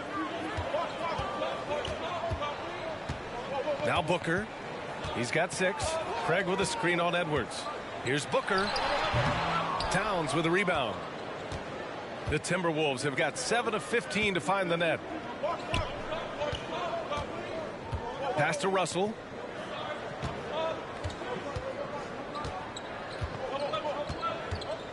Towns, a screen on Paul. Here's Russell. Can't hit that one. Oh, great D that time from Craig. The Suns have gone 6 of 11 so far. The rebound by the Timberwolves. Now here's Towns. He had 25 points in his last game. Here's Edwards. Here's the 3. The shot that time not on target. Hey, how about imagining if they were hitting their shots, how big the lead could be. But so far, that's not been the case. Pass to Aiden. Over McDaniels. Aiden, no good. Minnesota in the lead. Now Russell. Here's Towns. Defended by Craig. Now here's Edwards. Fires from deep. Hauled in by Paul. Outside Booker.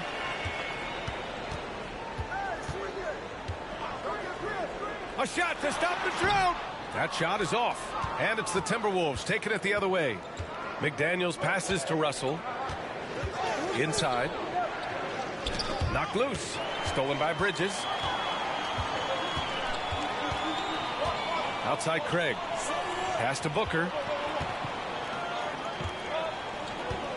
Craig against Russell. Craig passes to Paul. Back to Craig. The 3. It's rebounded by Rudy Gobert. Gobert's got 5 rebounds tonight. And it's a completely new group for the Suns. Phoenix calls timeout.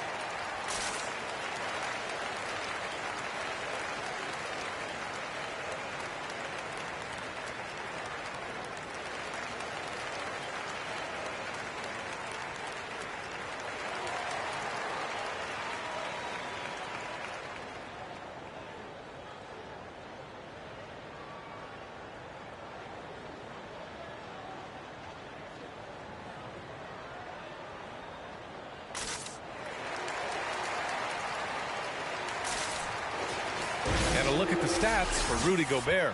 And his effective field goal percentage isn't in the best place right now. Over the last 5 games, he hasn't had much shot discipline. He'll be looking to play a lot smarter today.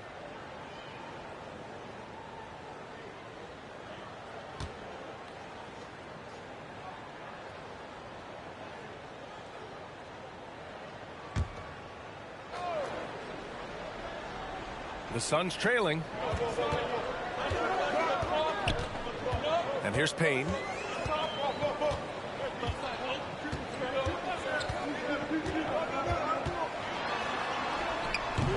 And he can't stop the drought. Another miss. Good offense beats good defense? Not always.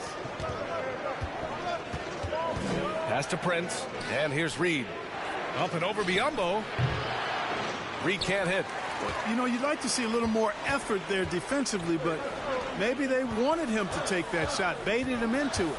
You know, Naz Reid initially went undrafted in 2019. Hey, B.A., that happens to plenty of talented guys. The NBA is a hard league, and a lot of good players have to sometimes go through things to make it. Luckily, systems like the G League give players like Naz Reid an opportunity to grow and go there.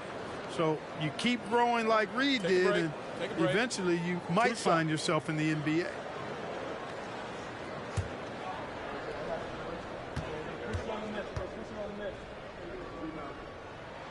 And he makes the first.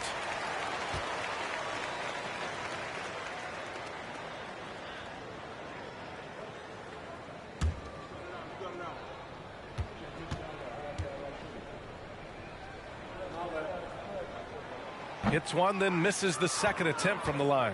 And missed free throws have been a problem for them early. Yeah, they're scuffling at the line. Struggling is a better way to put it. But you like the fact they're getting there. Now it's just a matter of knocking them down. All right, guys, let's get your take on the scoring breakdown for the Timberwolves. Well, in today's NBA, the three-point shot is so valuable. They realize this, and that's why they're continuing to drain as many as they can. And, you know, in no time at all, they've also started finding points inside, already taking apart that interior defense. He's off on the first.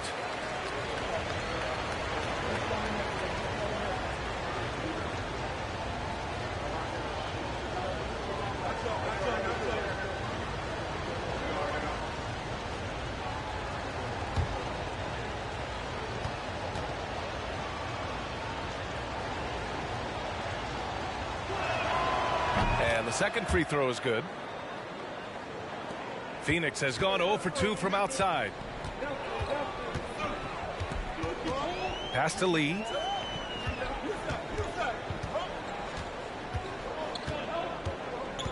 And Kyle Anderson is going to pick up the foul. That's foul number 2 for him. You know, the question is, do you leave him in? A third foul this early could spell trouble. Rudy Gobert's checked in for Anderson.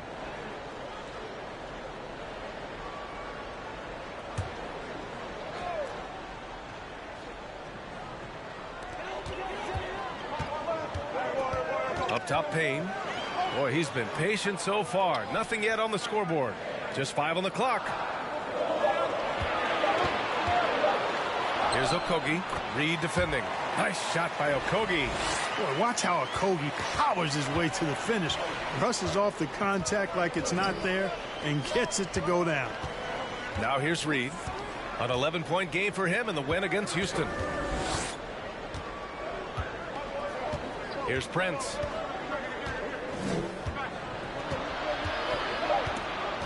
The Timberwolves need to get off a shot here. Ooh, and once again, off the mark by Minnesota. Phoenix is shooting 41% from the field so far. Here's Lee. 9 points for him in his last game. Here's Biyombo. Rudy Gobert with a rebound. Gobert's got 6 rebounds now in the game. 1:03 left in the first quarter. Pass to Reed.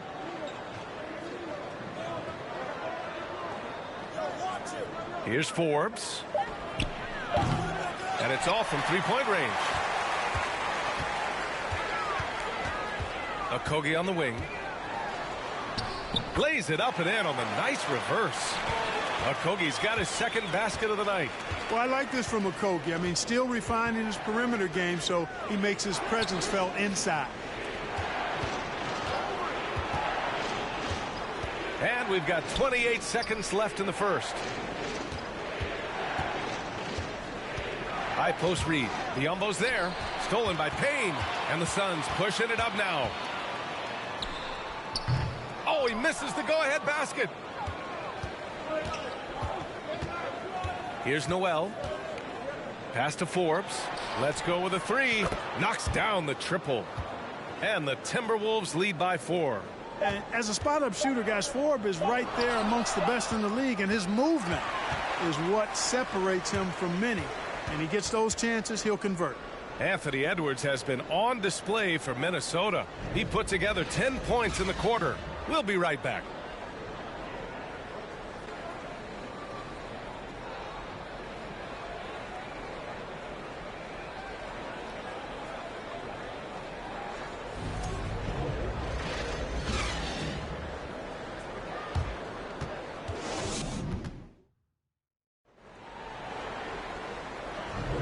If you're just joining us, we played through one quarter in this one. All right, let's quickly break down the game, what we've seen so far from the Timberwolves, guys. Simply put, they look totally fearless on the defensive end. Well, you know, the defense, guys, is just disruptive, active, and energetic, and you can't afford to be loose with the ball against these guys. And pick and rolls never more prevalent in the league than they are right now. And there's always someone the defense has to leave open in those scenarios, Grant. Yeah, B.A., you know, it's amazing. It's such a simple play, but it's so difficult to defend, especially with the shooting that we now see in the NBA and the great spacing on the floor. It's a play, as you said, every team uses and executes well in their offensive attack. Bridges and Saric in at the forward positions. The deadly pair of Paul and Booker are the backcourt. And it's Ayton in at the 5 down low. That's the Suns' 5 as we get into the Houston. And he was relentless in that one. I mean, he wanted to be the first to every rebound and almost was. Here's Bridges. Pass to Paul. Now here's Saric. Back to Paul. Shot clock at 6. Over Russell. And Paul gets it to go. Paul's got his 3rd bucket of the night. This is why Paul is an all-star.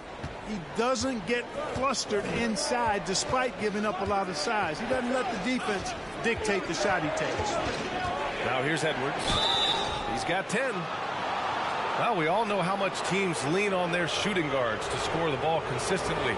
Here's a look at the 2 guards who have been filling it up this season. In the 3rd spot, Devin. Light it up.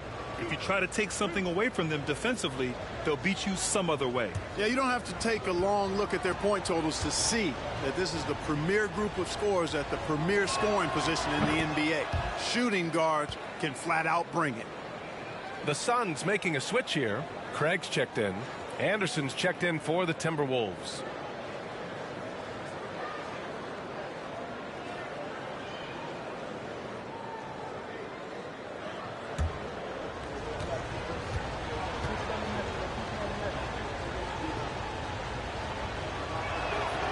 And good on the second, so he makes them both.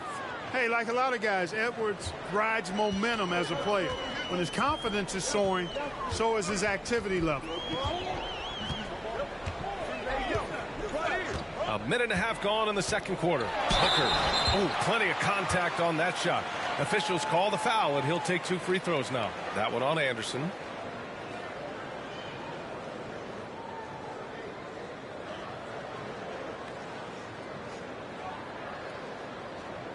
Take a break. Take a break.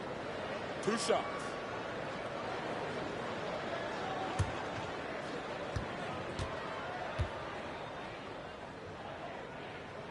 And he drops the first.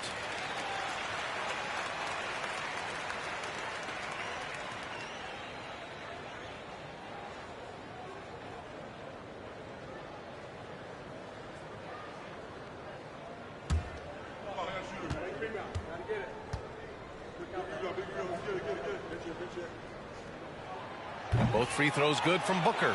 Making shots at the line. You need a good routine, and he certainly has one.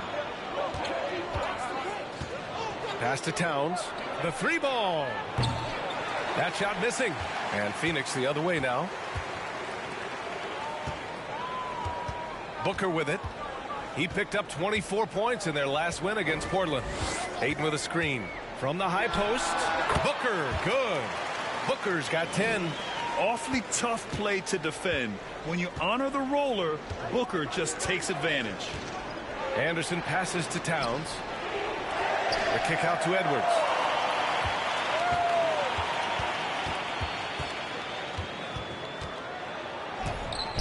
And that Shot's out of bounds. It was last touched by Booker. And you got to be in awe of incredible defensive efforts like this. Close games often come down to who makes the big plays on defense. And that is one heck of a rejection right there.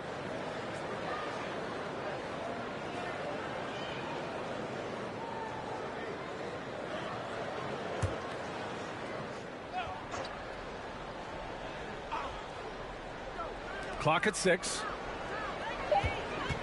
Here's Edwards. That's in. Coming off an assist from Towns. Edwards got 4 points this quarter. Towns showing you a willingness to want to make his teammates better with that pass there. Up top, Aiden. Pass to Booker. The rebound by the Timberwolves. This game following their win against the Rockets. I found it was an interesting game. Anything they couldn't get from their starters, they got from their reserves. Well, you know, you hear about the importance of having depth all the time, bench players that contribute. In last game, their bench came alive. And once he gets to the rim, it's fairly automatic. Nothing fancy right there. Just takes his 2 points, moves on. Hey, guys, I know I'm stating the obvious here, but those could be an important 2 points considering how close this game is. There's nothing you can do if you're the defense. Booker is so solid at muscling shots in through contact. Towns for 3, and that one falls. His 5th basket in 7 tries. He's been a steady presence for them. Nice to have that kind of safety net at the offensive end. You know, when he referred to himself as the greatest big man shooter of all time, Karl Anthony Towns certainly raised some eyebrows and sparked some debate in the NBA fraternity. You know, with Towns, there's no doubt he's a lethal shooter from downtown. Well, the numbers don't lie, man. This guy, B.A., has been around 50, 40, and 80 throughout his career. 50% field goals, 40% three, and 80% free throws. Tell me how many big guys can match up with those numbers. Very few.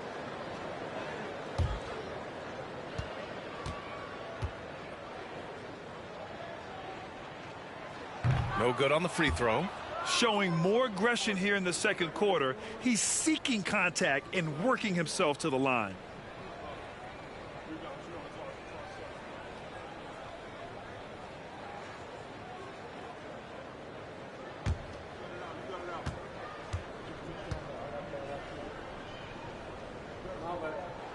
He hits the second from the line. And almost 4 minutes gone in the second quarter of play. Pass to McDaniels. Ayton against Towns. Misses the jumper from the wing. Look at him, and he's a little hit and miss from there, even without a defender in his face. No guarantee. Paul passes to Bridges. Drops in the 3. Bridges has gotten himself going with a triple, his first basket of the game. Russell against Paul. Russell to pass to Towns.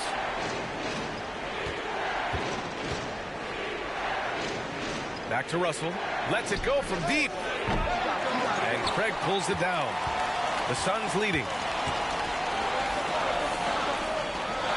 Now Paul. He had a 15-point outing in their last game against Portland.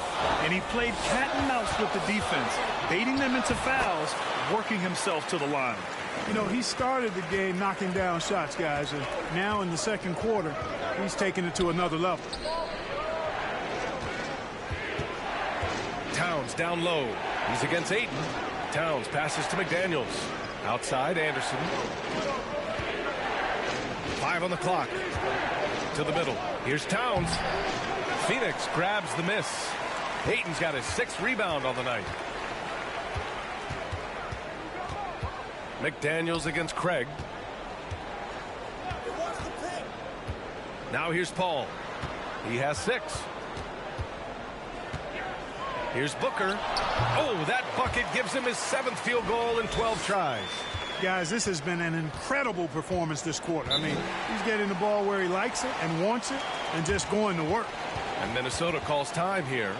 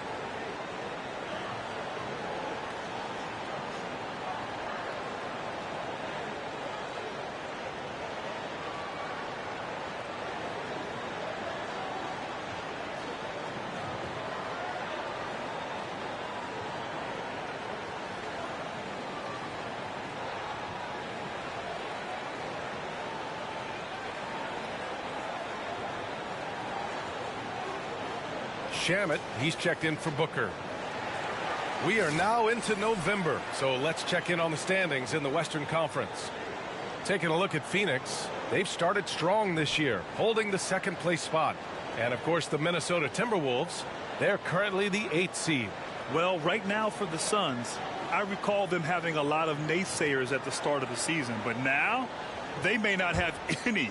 This team is ready for a deep playoff run. They do have the pieces in place for a title run, but the competition in the playoffs will be stiff. Now here's Edwards. 14 points for him. Ooh, and once again off the mark by Minnesota. He's been just a little off the mark tonight. Really the story of the game so far. Paul finds Ayton. Back to Paul. Craig with a screen on Russell. Here's a three from Paul. No good on the shot. Now Minnesota takes it the other way. And at home for the next game, it'll be New York pulling in to face him. And that's the first of just 2 home games for him. He's been an absolute non-factor. Zero factor this game. Just a horrible performance from him. Ayton, a screen on Russell. To the inside. Oh, it's stolen by Towns. And they're on the break. Can they get it? McDaniels can't hit. You know, even though it's a point-blank range shot, that's not an easy one, especially when the defense is that tight. Paul against Russell. Paul can't get it to go. Very surprising that he came away empty there, especially given room to operate. Pass to Towns. The three is up. The rebound by Shamet. The Suns have gotten 7 of 10 attempts to drop in the second quarter. Craig with it. And here's Ayton. Craig passes to Bridges. Out to the wing. Outside Paul. Lets it go. Misses off the left iron. The Timberwolves trail. They've been having major problems offensively. Definitely in a bit of a dry spell. Right side Edwards. Here's Towns. And they're going to count that bucket. And they'll send him to the line. It could be a 3-point play. And a look at how the offensive approach has been going so far for the Suns. Well, guys, early on, they're driving the lane constantly, using their quickness to gain an advantage. Look at their points off penetration. You know, something else they've done really, really well, and I know the analytics don't support it, but they've made the most out of their mid-range jumper opportunities.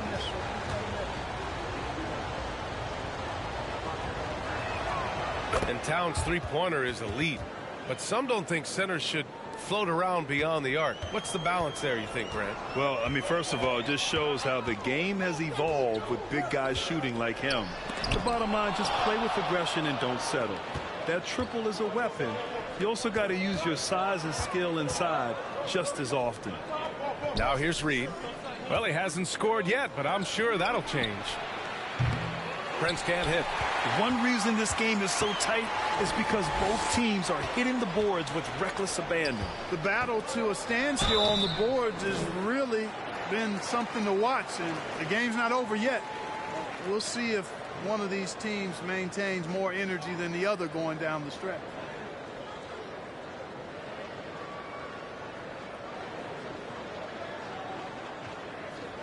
Shooting 2.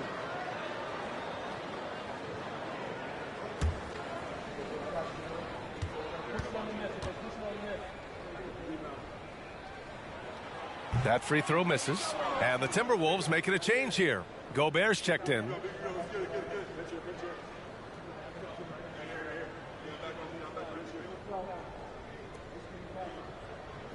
got this.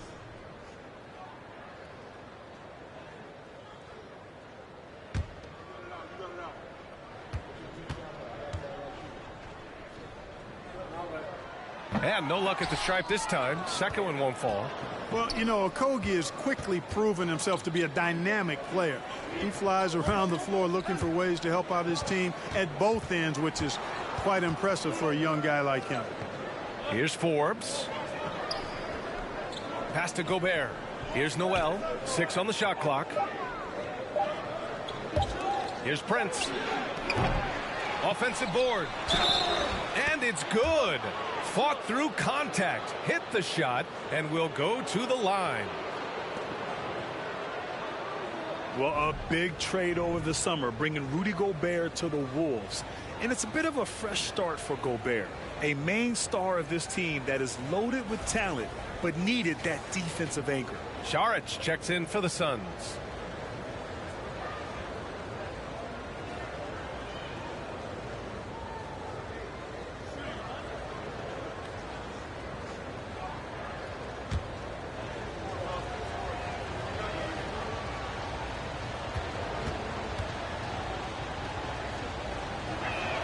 And that one misses.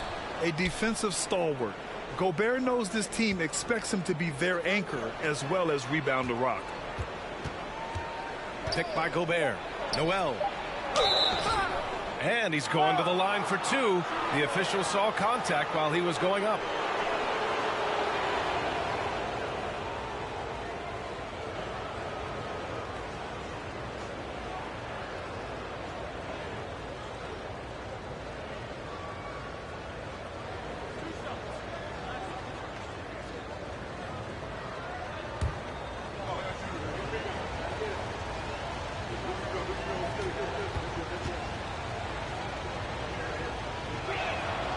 And that one drops. So now they lead by one.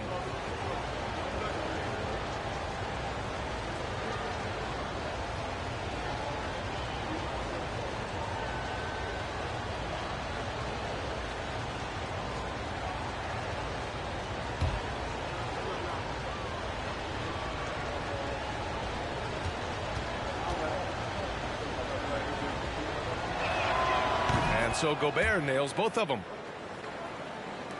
Phoenix has gone 1 of 2 from deep in the second quarter. Pass to Saric. Okogie on the wing.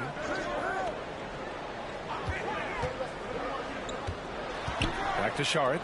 Looking to win the run. Fires in the triple. Now that's confident. Saric says, in Dario I trust. Here's Noel.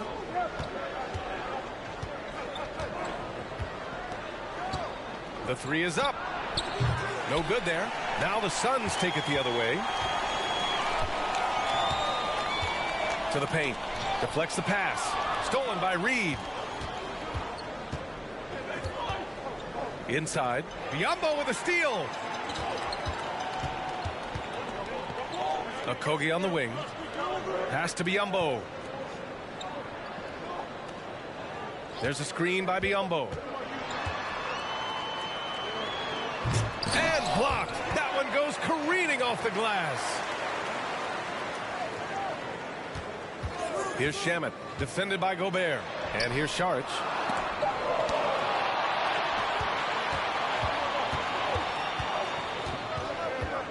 Here's Noel.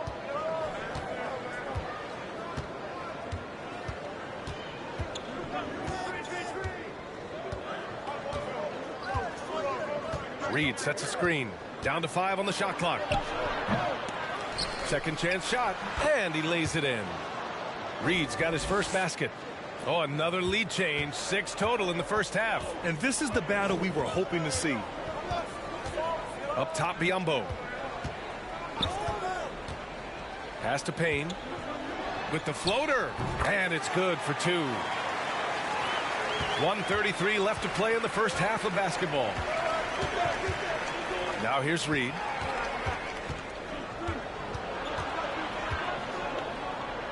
Shoots over Saric. And he wills that one in. Sinking it right through the back of the iron. Reed's got his second basket of the game. Pass to Saric. Here's Okogie. Saric a screen. Tries a 10-footer. And another basket for Phoenix. And I love it. Challenging the bigger defender and showing plenty of heart. Well, the size mismatch is no problem for this fella, guys. I mean, how much do you like seeing that aggressiveness from him? Here's Prince. He had 16 in the win against Houston. And another key for them was his rebounding.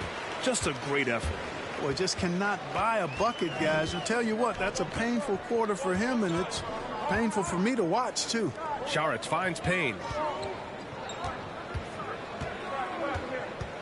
Sharich a screen. Clock at 6. With a step back. Forbes with the rebound. The Timberwolves trail.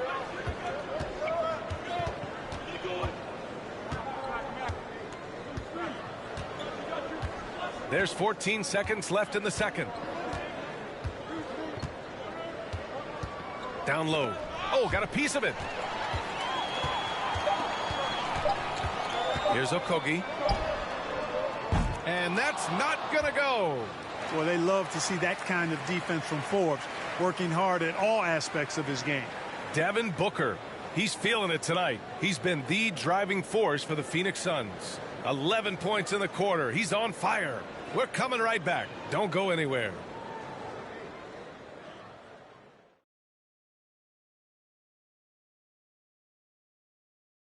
And as we welcome you to the studio, we call your attention to the top performers for each team in the first half.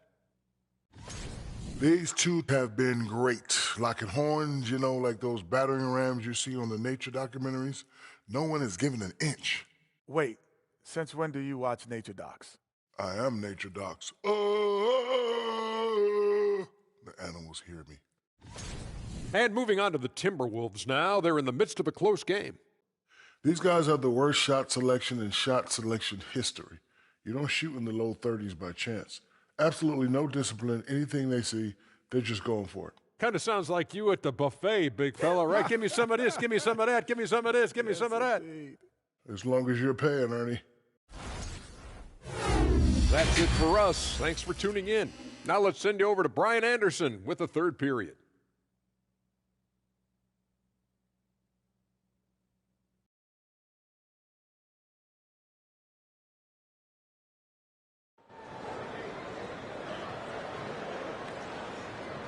Second half of basketball is upon us, and we may be in for an exciting finish based on how close of a game we've seen so far.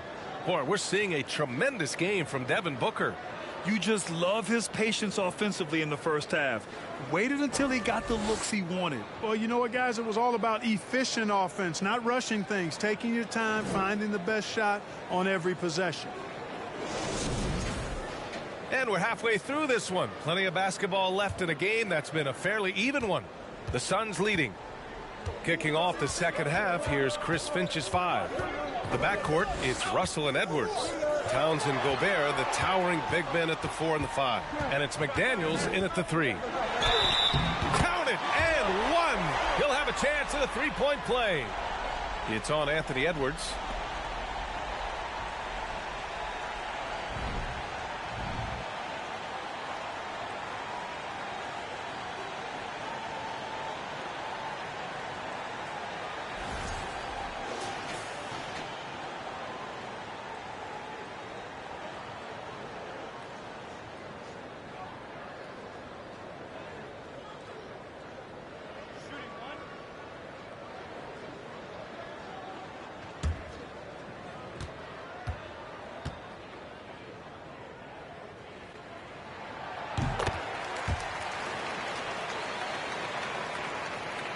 Well, the Timberwolves shooting around 33%. Not the best offensive efficiency.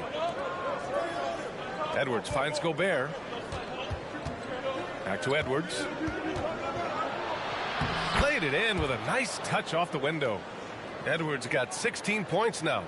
Oh, you love to see that kind of vision from Gobert. As much attention as he draws from the D, there's bound to be an open man, and he just got to find him. Now here's Paul. Karl Anthony Towns comes up with a rebound. Towns has got a rebound number 5 here tonight. About a minute played here in the second half. Towns a screen on Booker. Pass to Russell. 6 to shoot. And they get it back. And they blow the whistle just as he gets it off. That's 2 points with a chance at another one at the stripe. How many guys attack the glass like Towns? I mean, it's almost like it's a personal matter with him, and most good rebounders do take it personal.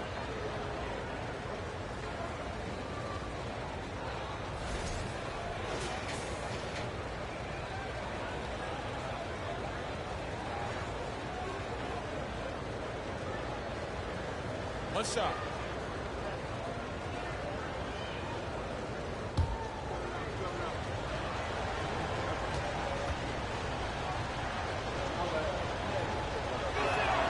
And now they lead as the free throw drops in for him.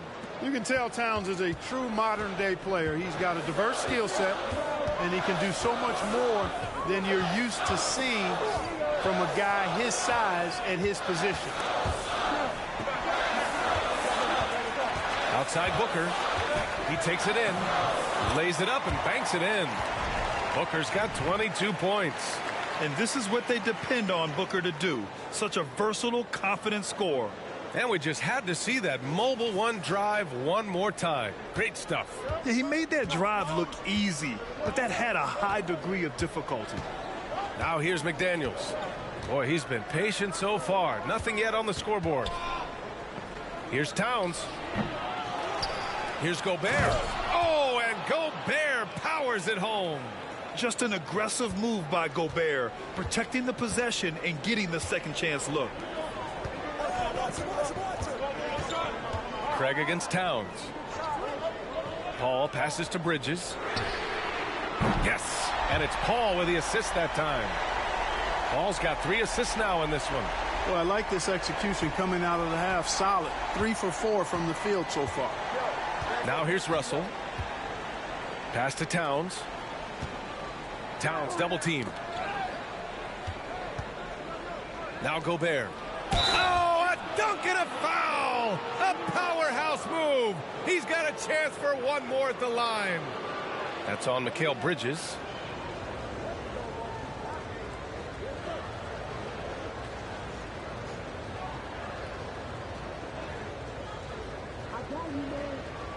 One shot.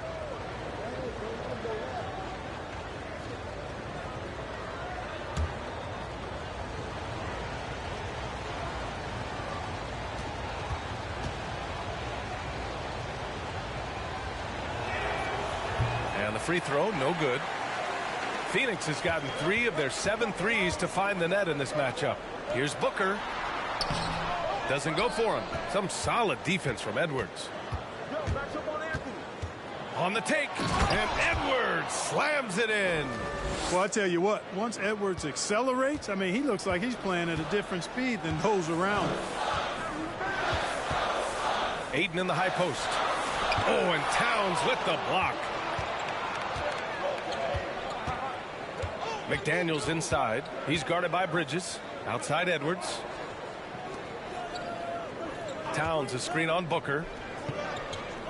Pass to Towns. The 3 from Russell. Here's Gobert. Oh, he's locked in. Drains his 5th shot in as many attempts. Boy, I think they've lost their intensity. I mean, the defensive pressure is lacking this half. Time called here. The Suns decide to talk it over. Boy, somebody needs to get these guys fired up so they attack the glass. They're not putting up much of a fight, and this led to way too many second chance shots.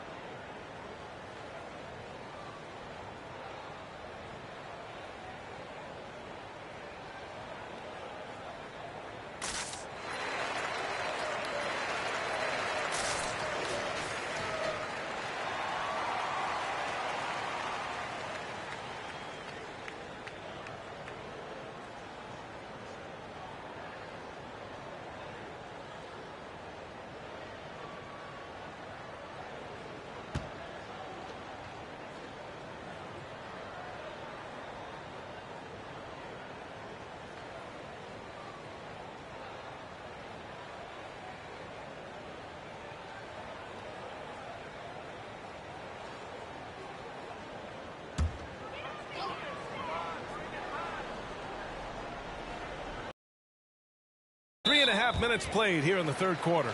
And there's the call on Karl Anthony Towns. That's his third foul so far. A remarkable defensive play. The replay showing once again the tenacity on that end. Yeah, just some terrific effort there. And you know the whole team will get an energy boost off a block like that one.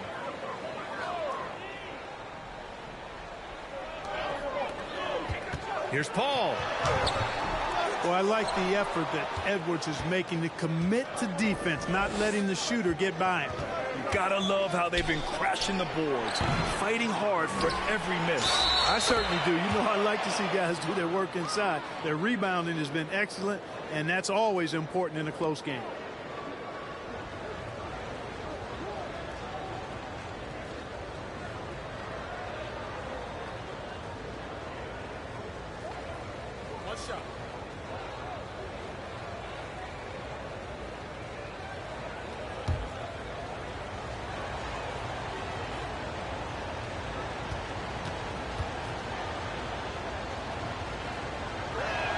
And that one misses. You know, their lead could be larger right now, but their efficiency from the line has tailed off just a bit. How about this combo, guys? Part super athlete, part contortionist.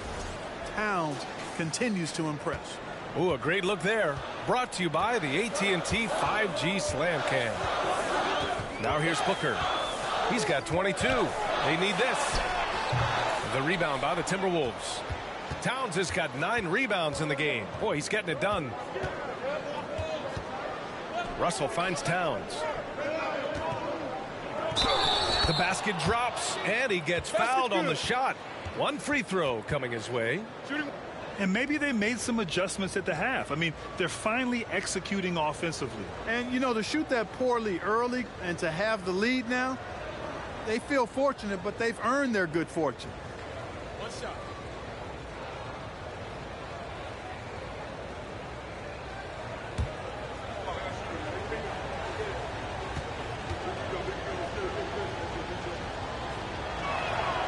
And that one falls for Towns. The Suns have gotten just 3 of 8 shots to go in the third quarter. They're searching for a way to score. Yeah, buckets have been very tough to come by. Craig with a screen. Edwards against Booker. Oh, and he got fouled on his way up. He'll head to the line to shoot 2. It's on Anthony Edwards. An active shooter. Booker is clever at finding ways to attract fouls on the way up.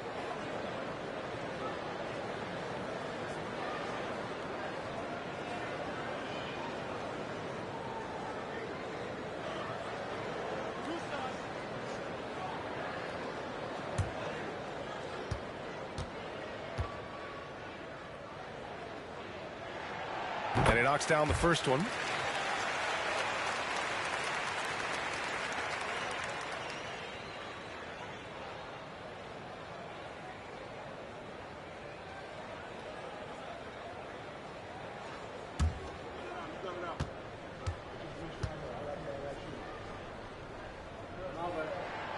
Both free throws good from Booker. Minnesota's got nothing to fall from outside in this third quarter. Outside McDaniels. Towns against Craig. That one's good for 2. Towns has got 10 points now just in this quarter. You know, this is what makes Towns an all-star kind of talent. I mean, his ability to get it going and pile up points in a hurry.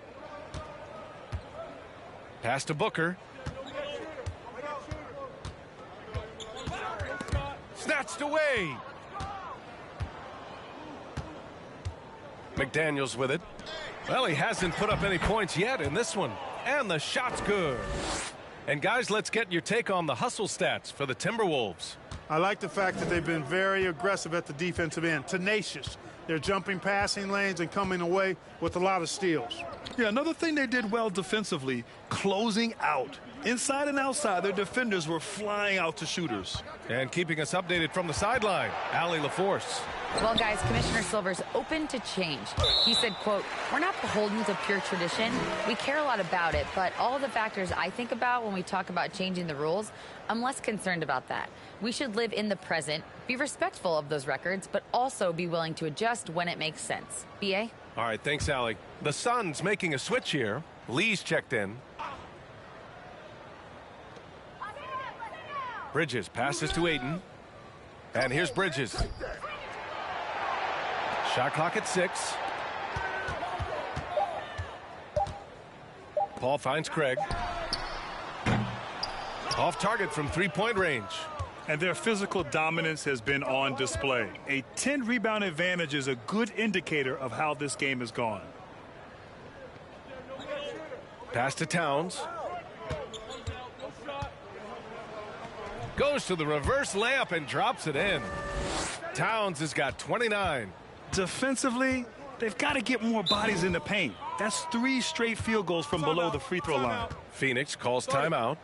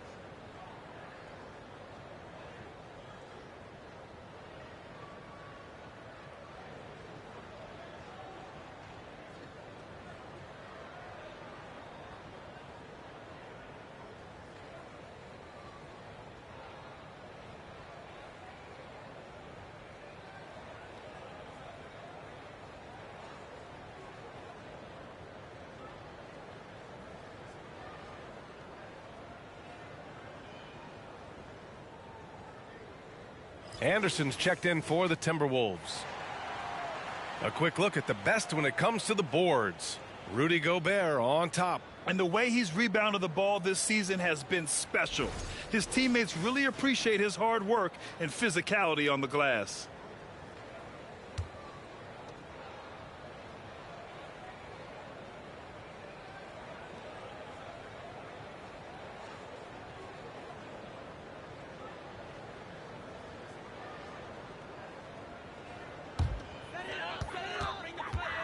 And he lobs it up. Tipped. Ooh, Gobert with a steal. Towns passes to Anderson.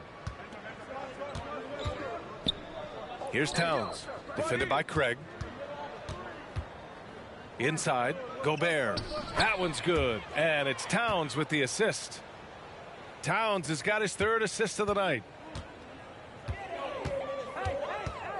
Paul against Russell. Oh, they need this. Phoenix no good that time either. And they're up considerably because of their efforts on the glass. Yeah, rebounding has been a big key in this one. They've asserted their will and have taken control on the glass. Now here's Towns. A 17-point lead, their biggest. That's been typical of their performance today. They're sharing the ball and creating good shots. Really a prime example of the difference in how these teams have operated offensively. Much more individual play at the other end. Paul against Russell. Paul with the bucket. Always one of the league's most accurate jump shooters. Chris Paul can flat out knock him down. Pass to Gobert. The Suns clear it. Ayton's got rebound number 10 tonight with that last one. Phoenix has gone 1 of 2 shooting from the perimeter since halftime. Paul with it.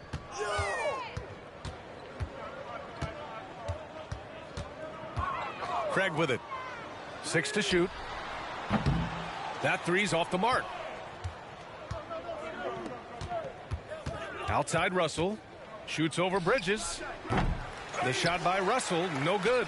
Analytics already don't favor the mid-range jumper, let alone against exceptional defense. Paul into the lane. The three from Craig.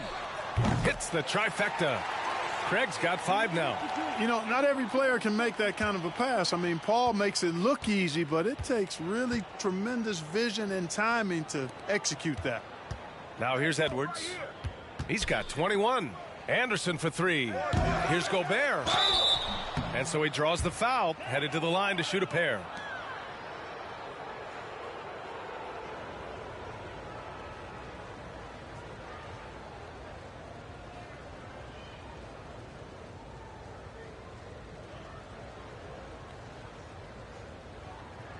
Shooting two.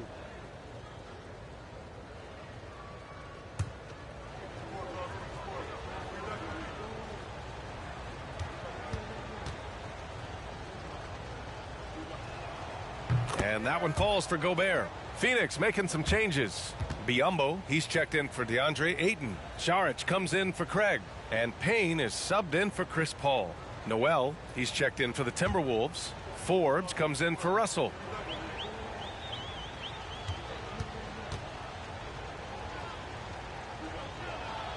And so Gobert nails both of them. And the NBA enjoying the highest attendance numbers in the history of the league. Clark, compare the fan experience now to where it was in the 80s. They're in the popularity of the league now with the various social media platforms that exist. The star magnitude power of the game's biggest stars worldwide. I just think it's a different time. More teams, more exposure, more platforms for exposure, and a real understanding of how to market the NBA globally.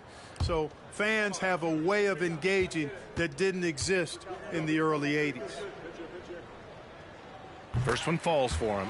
And we've seen some good free throw shooting in the second half. Yeah, you know what? And I think they've just got to keep on keeping on. Keep drawing contact, attacking, getting to the line. That will certainly give them a chance to get back into the game. Prince is checked in for the Timberwolves. And that's good as he hits both shots. And the Timberwolves with possession here. They led the game at 1 point by 20. Pass to Gobert. Here's Noel. Here's Forbes. Picked by Gobert. Just 4 to shoot. Forbes can't get it to go. Phoenix has gotten 2 of 4 threes to fall here in this third quarter. Now here's Payne. He's covered closely. And the layup is good off the glass. And, you know, I'm not quite sure what the defense was thinking. I mean, you can't leave somebody like him uncovered. Here's Forbes, defended by Payne. Gobert with a screen on Payne. Pass to Gobert. So it'll be 2 free throws. He was fouled in the act of shooting. And it's going to go on Cameron Payne. And the stifled tower makes his presence felt on the offensive end. He's really developed an array of moves on the interior.